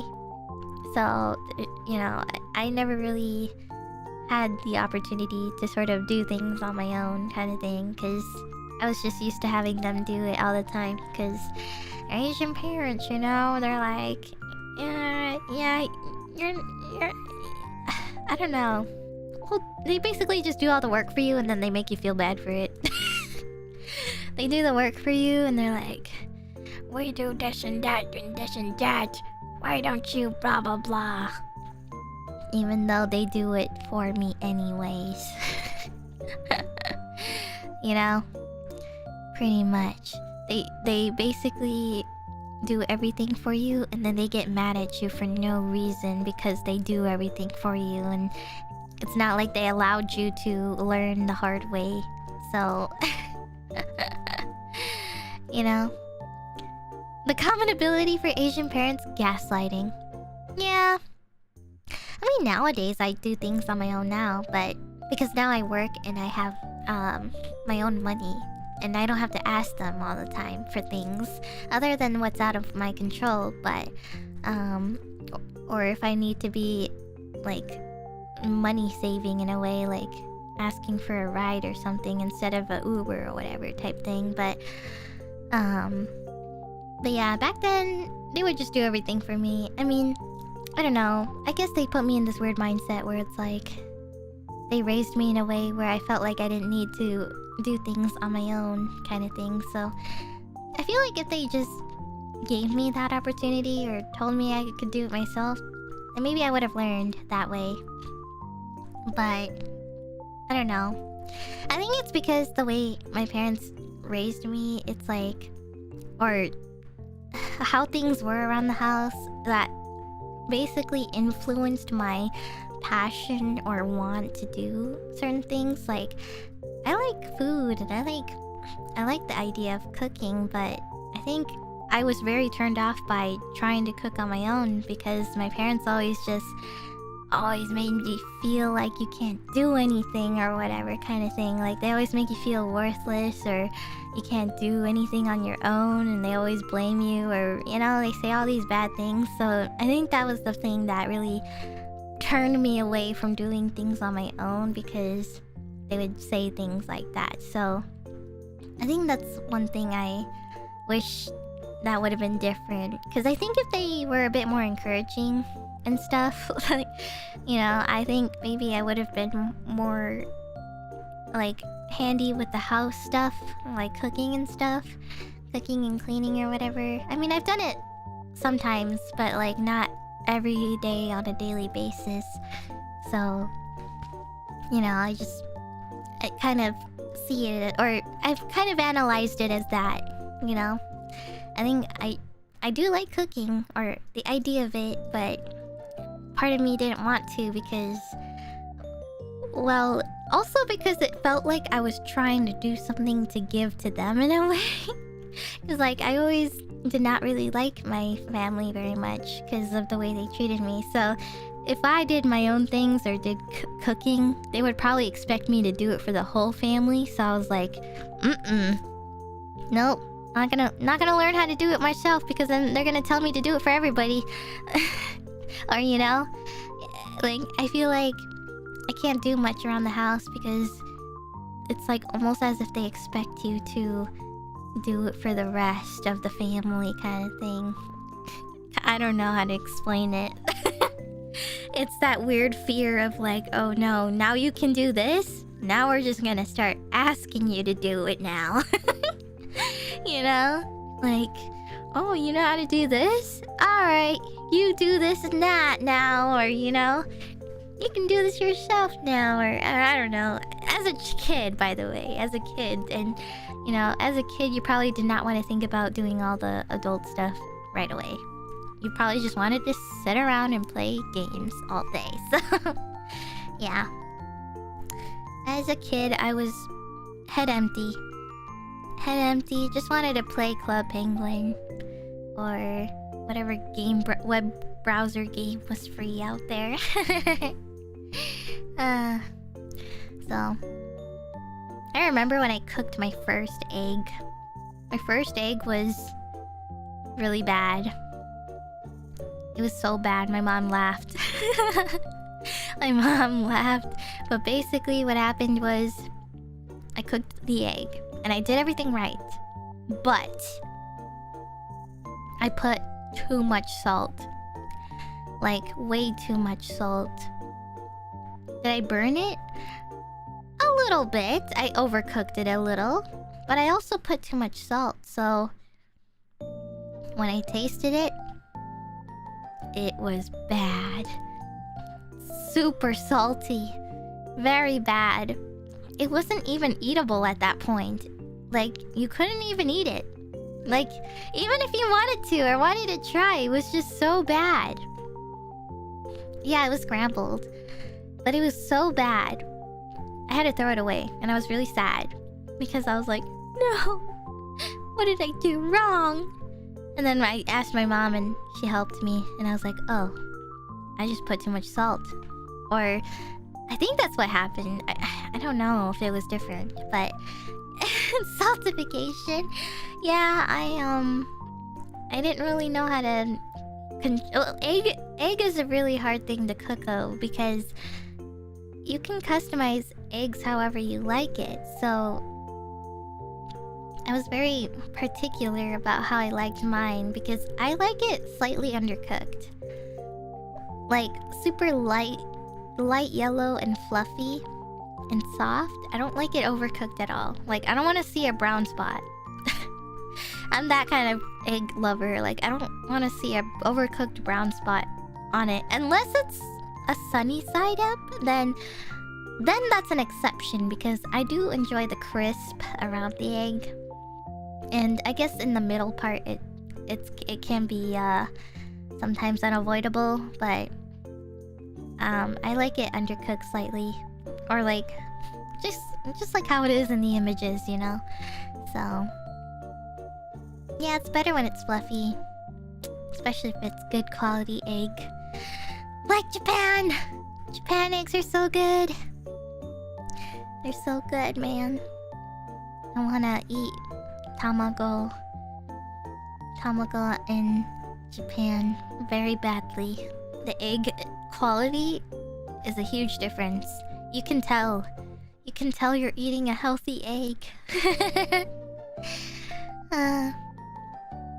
Totally get you, Finana. I learned to cook in college and told my mom how I was having fun as a new hobby, and my Asian mom chided me? Chided? Is that a word? What is chided? Chided? Is it a spelling one? Wait. Oh, scold! Oh, chide. Oh, it means scold. Wow. Chide. My Asian mom chided me because she felt it wasn't manly and how I should study instead. Wow, what the hell? How dare they? Not the traditional Asian moms who think you can only do what is within your, this is so common in Asian moms, especially the really traditional ones. They're for girls especially, it's oh, you need to learn how to clean and cook for your man or whatever. Kind of special or just that kind of thing. And I never understood that. I mean, I totally get that could be a necessary thing to know, or a basic thing, but I don't think it's truly necessary. You don't need to make it sound like it's a gender requirement thing, kind of. I mean, it's nice to know basic things, but they make it sound like you need to be a chef or something. You need to be a chef ready to cook for a family of 5 or whatever. Just all these weird high expectations for no reason. Especially when they get super gender specific. Yeah. Like that example, clearly. How you should study instead. Well, girls can study too. Man, we can study too. Think everyone should learn to cook, at least for themselves. Yeah, at least for yourself, at least. Even if it's the most basic thing, like cereal. Which, I mean, you're not really cooking anything, but eggs, for example. You could be in a dying situation and all you have is eggs. What do you do? If you don't know how to cook, what are you gonna do? Crack it open and eat it? And get what's the word? I already forgot. What's the thingy? Salmonella, yeah. Salmonella? Salmonella? What is it? Salmonella? Salmonella.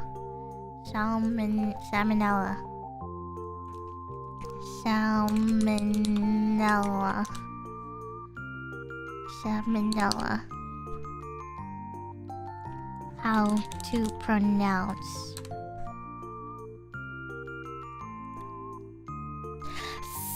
Wait. Salmonella. Salmonella. Okay, it's with the L.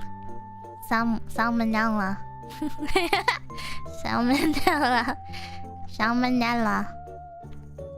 Salmonella.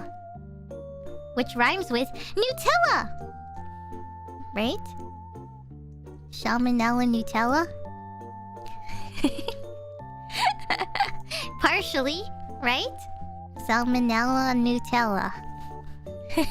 Nutella Salmonella.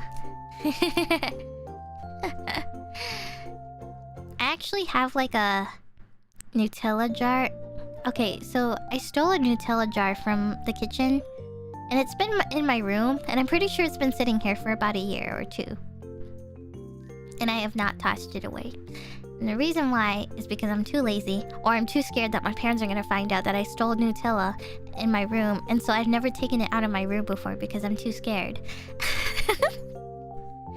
Yeah, it like basically aged. So I probably wouldn't eat it now. Hold on, there might be an expiration date.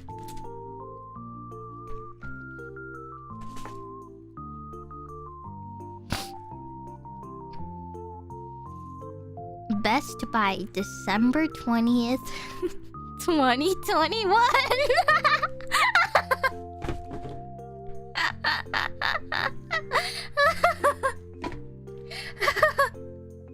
Oh my god, guys, this is 2 years old. Nutella.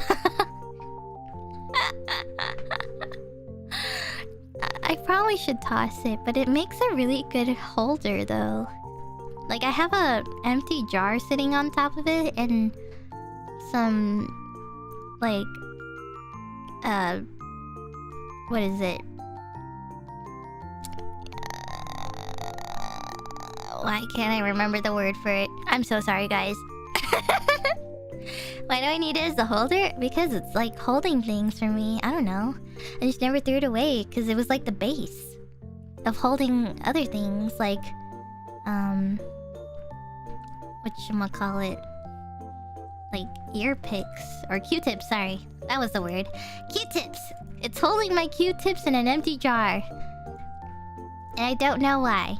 But I should get rid of it because, yeah, it's really nasty. But at least I'm not actively eating it though, guys. I knew not to eat it. But I never threw it away because I was so scared. Because I was like, what if I throw this in the trash and then when my parents open it, what if they see it? And then they're gonna lead it back to me and then they're never gonna buy things like that ever again for me.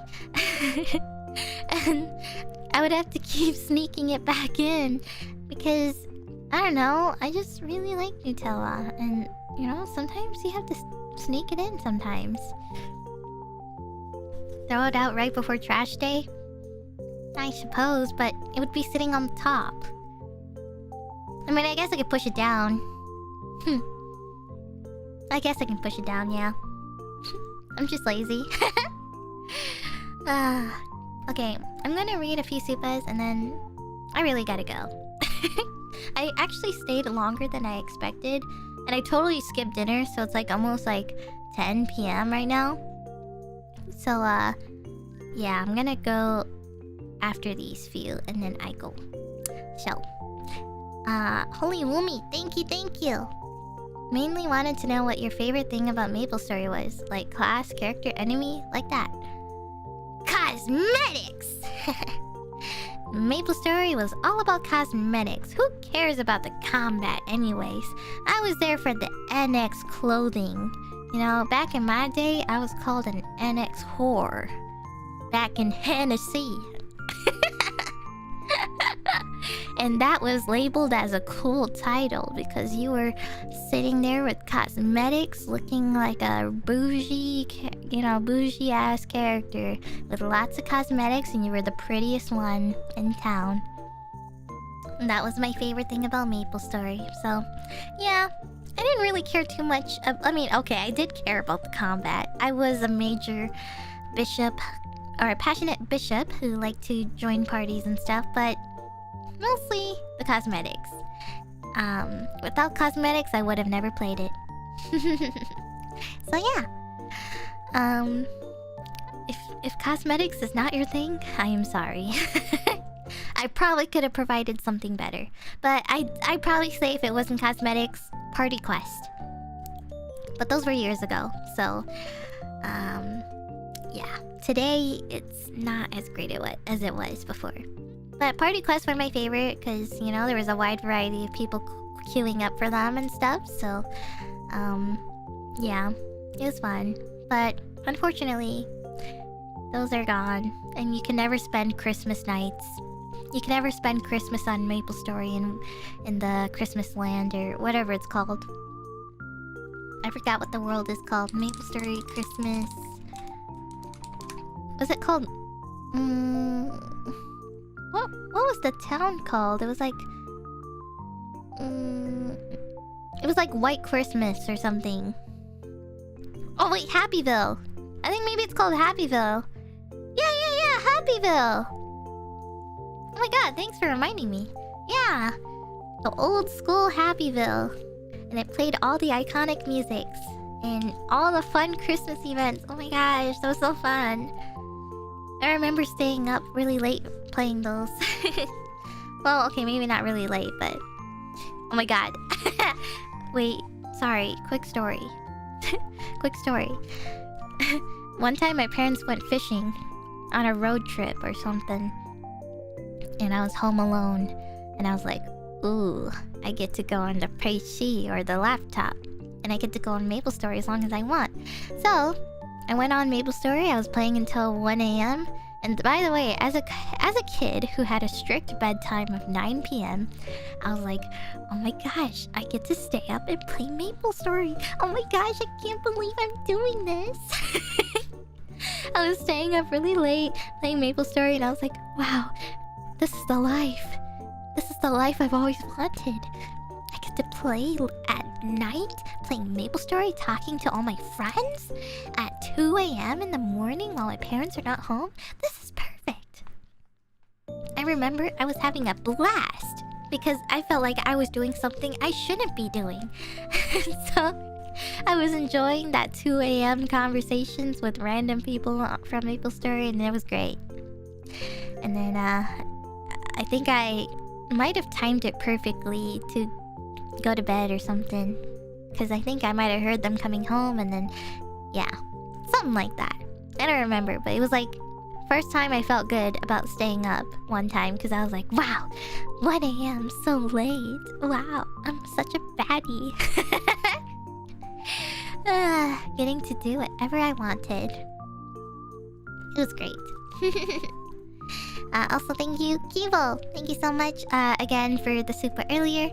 And also, I highly encourage you to continue learning the cooking skill. Since I know you were told to just study, I hope you are able to do that now today. So, thank you. Thank you. And Gosapoma, thank you as well. Let's see. On a slightly serious note, reasons I'm passively looking for a partner rather than actively, include healing my inner child first, learning to love myself, and to put an end to generational trauma. What is generational trauma? Generational trauma begins when a group collectively experiences a horrific events such as abuse, discrimination, natural disasters, racism, and war. Those events may lead to anxiety, depression, and PTSD among the people directly affected by their effects. Oh. I've never actually heard of this before. Oh. Oh. I see. Huh. Is it like specific case? Oh, okay. I don't really... I've never like... I never knew there was a term for this. Like, I understand it, but I didn't know there was a term for this. Huh. Wow. It's like when your grandparents abuse the parents, so they abuse you, etc. Oh. Huh!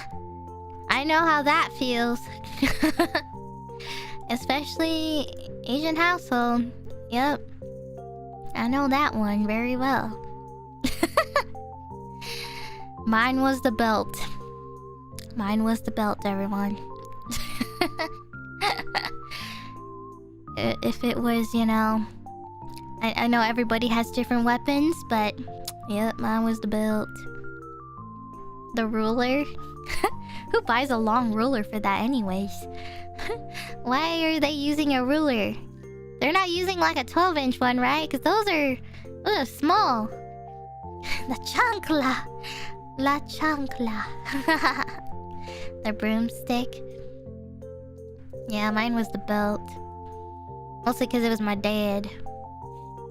My mom? It was either her hand or whatever she could find nearby.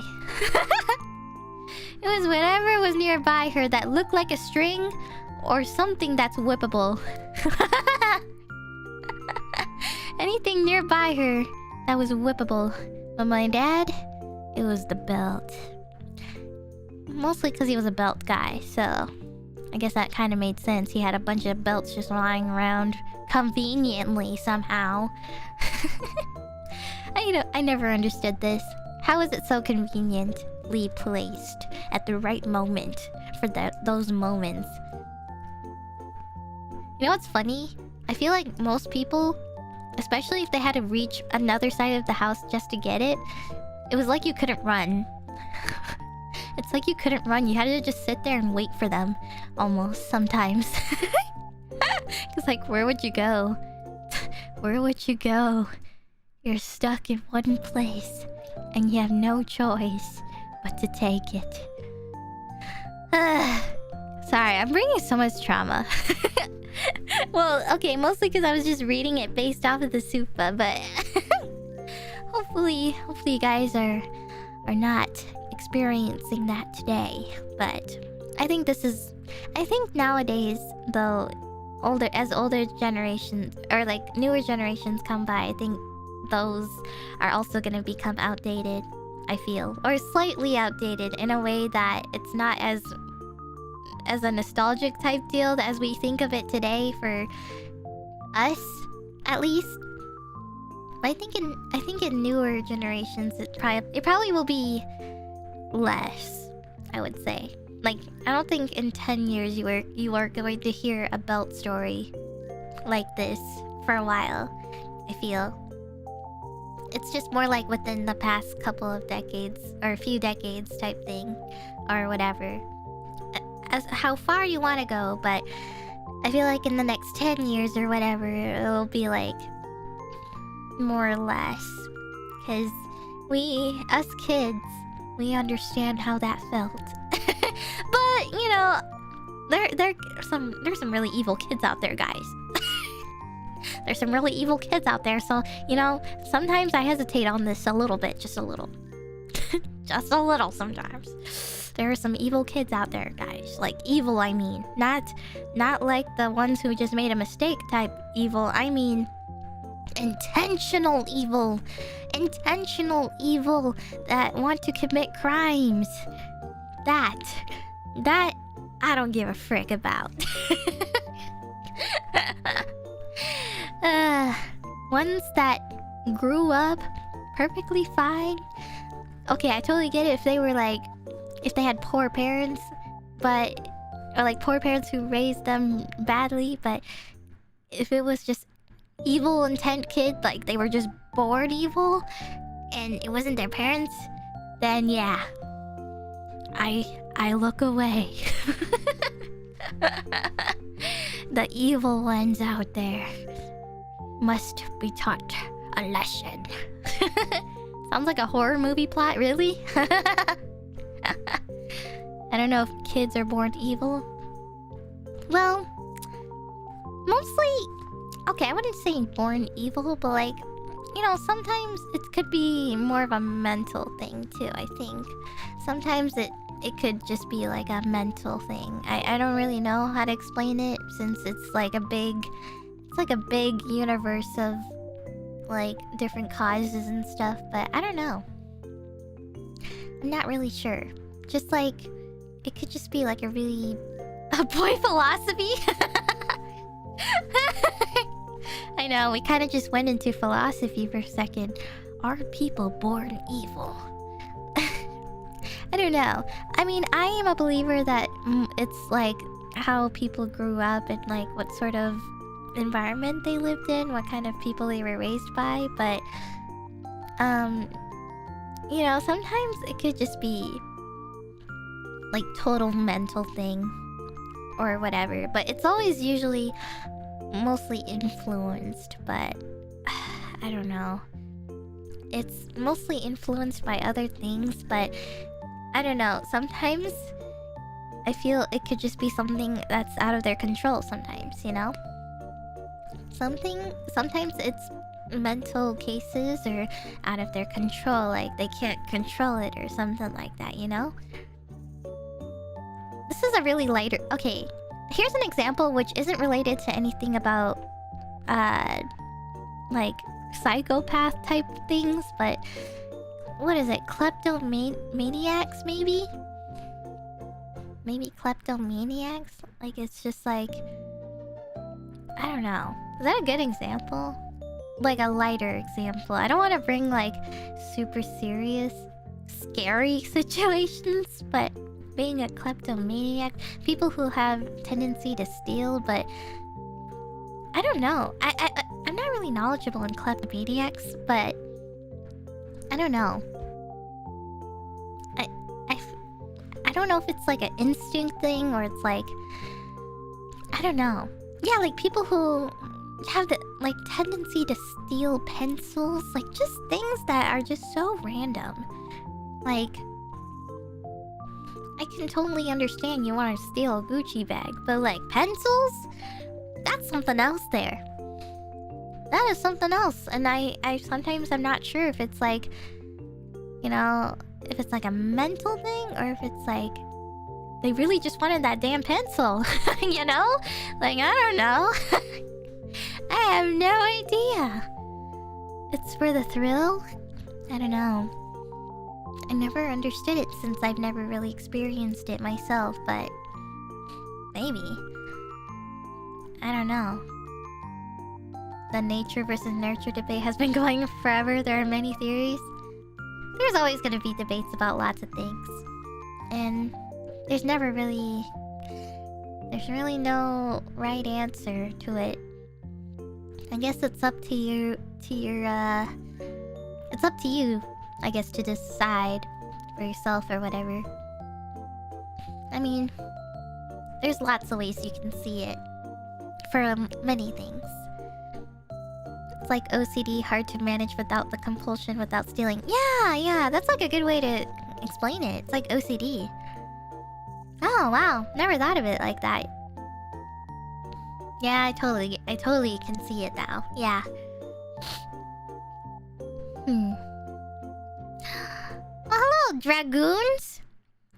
I was just about to end in a bit. Welcome. Also, thank you, Salty Zero, for the super. And Shaky, thank you. Man, I relate to the Asian parent hardships a lot. Belt was a good amount of life. Gambate fish. Thank you. What does that mean? Belt was a good amount of life? Like a lot of memories, or what does that mean? Good amount of life from the belt. What? Means they got the belt a lot? Oh. Yeah, me too. Also, thank you, Carbonate. I don't know. Sounds like you were born cute. Oh my gosh. Okay, I can agree that people can be born cute. I'll admit that.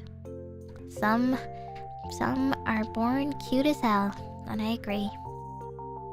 I was not born cute. I don't think. I was born with a single pea brain. I think Finana has kleptomania because she stole our heart. Oh my gosh, guys, now's not the time. Now's not the time. While we're having a serious philosophical conversation about kleptomanias. Now's not the time to be cheesy.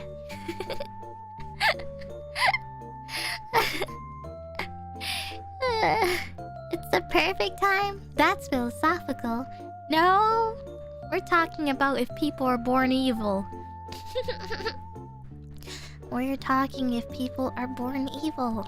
And I don't know. Actually, I'm going to look this up. Are people born evil? Or psychopaths? There's a lot of different ones. Oh god, there's a ton of research. Oh no. Oh no. Research by Yale University. Oh god, that's a lot of words. Ugh. Okay, this one goes really deep into it. Never mind. Oh, here's a lot of quotes. Huh. Life is never good or evil, but only a place for good and evil. Wow. Life is never good or evil, but only a place for good and evil. Damn. That was deep. That was deep, guys. True. What is considered good and what is considered evil? You're right. And life isn't really considered good or evil. I guess it's how you perceive it. I don't know. And why is evil hot? Why is evil hot? We will never know. Evil equals hot. Yep. Okay, guys. I think I'm finally going to end this debate here. Before I get into any deeper conversation of it, I'm gonna go and enjoy myself a dinner. So I will see you guys tomorrow. I'm going to be playing We Were Here with Esther, so do not miss out. So, thank you for letting me talk about weird things tonight. Even though half of this was not related to my cruise vacation, we only probably talked for like an hour about it, and then we started talking about philosophical, mental, and trauma, and nostalgia, and Maple Story. And, what happened to this? What happened today? How did we go from Maple Story to nostalgia to trauma to philosophy and what else?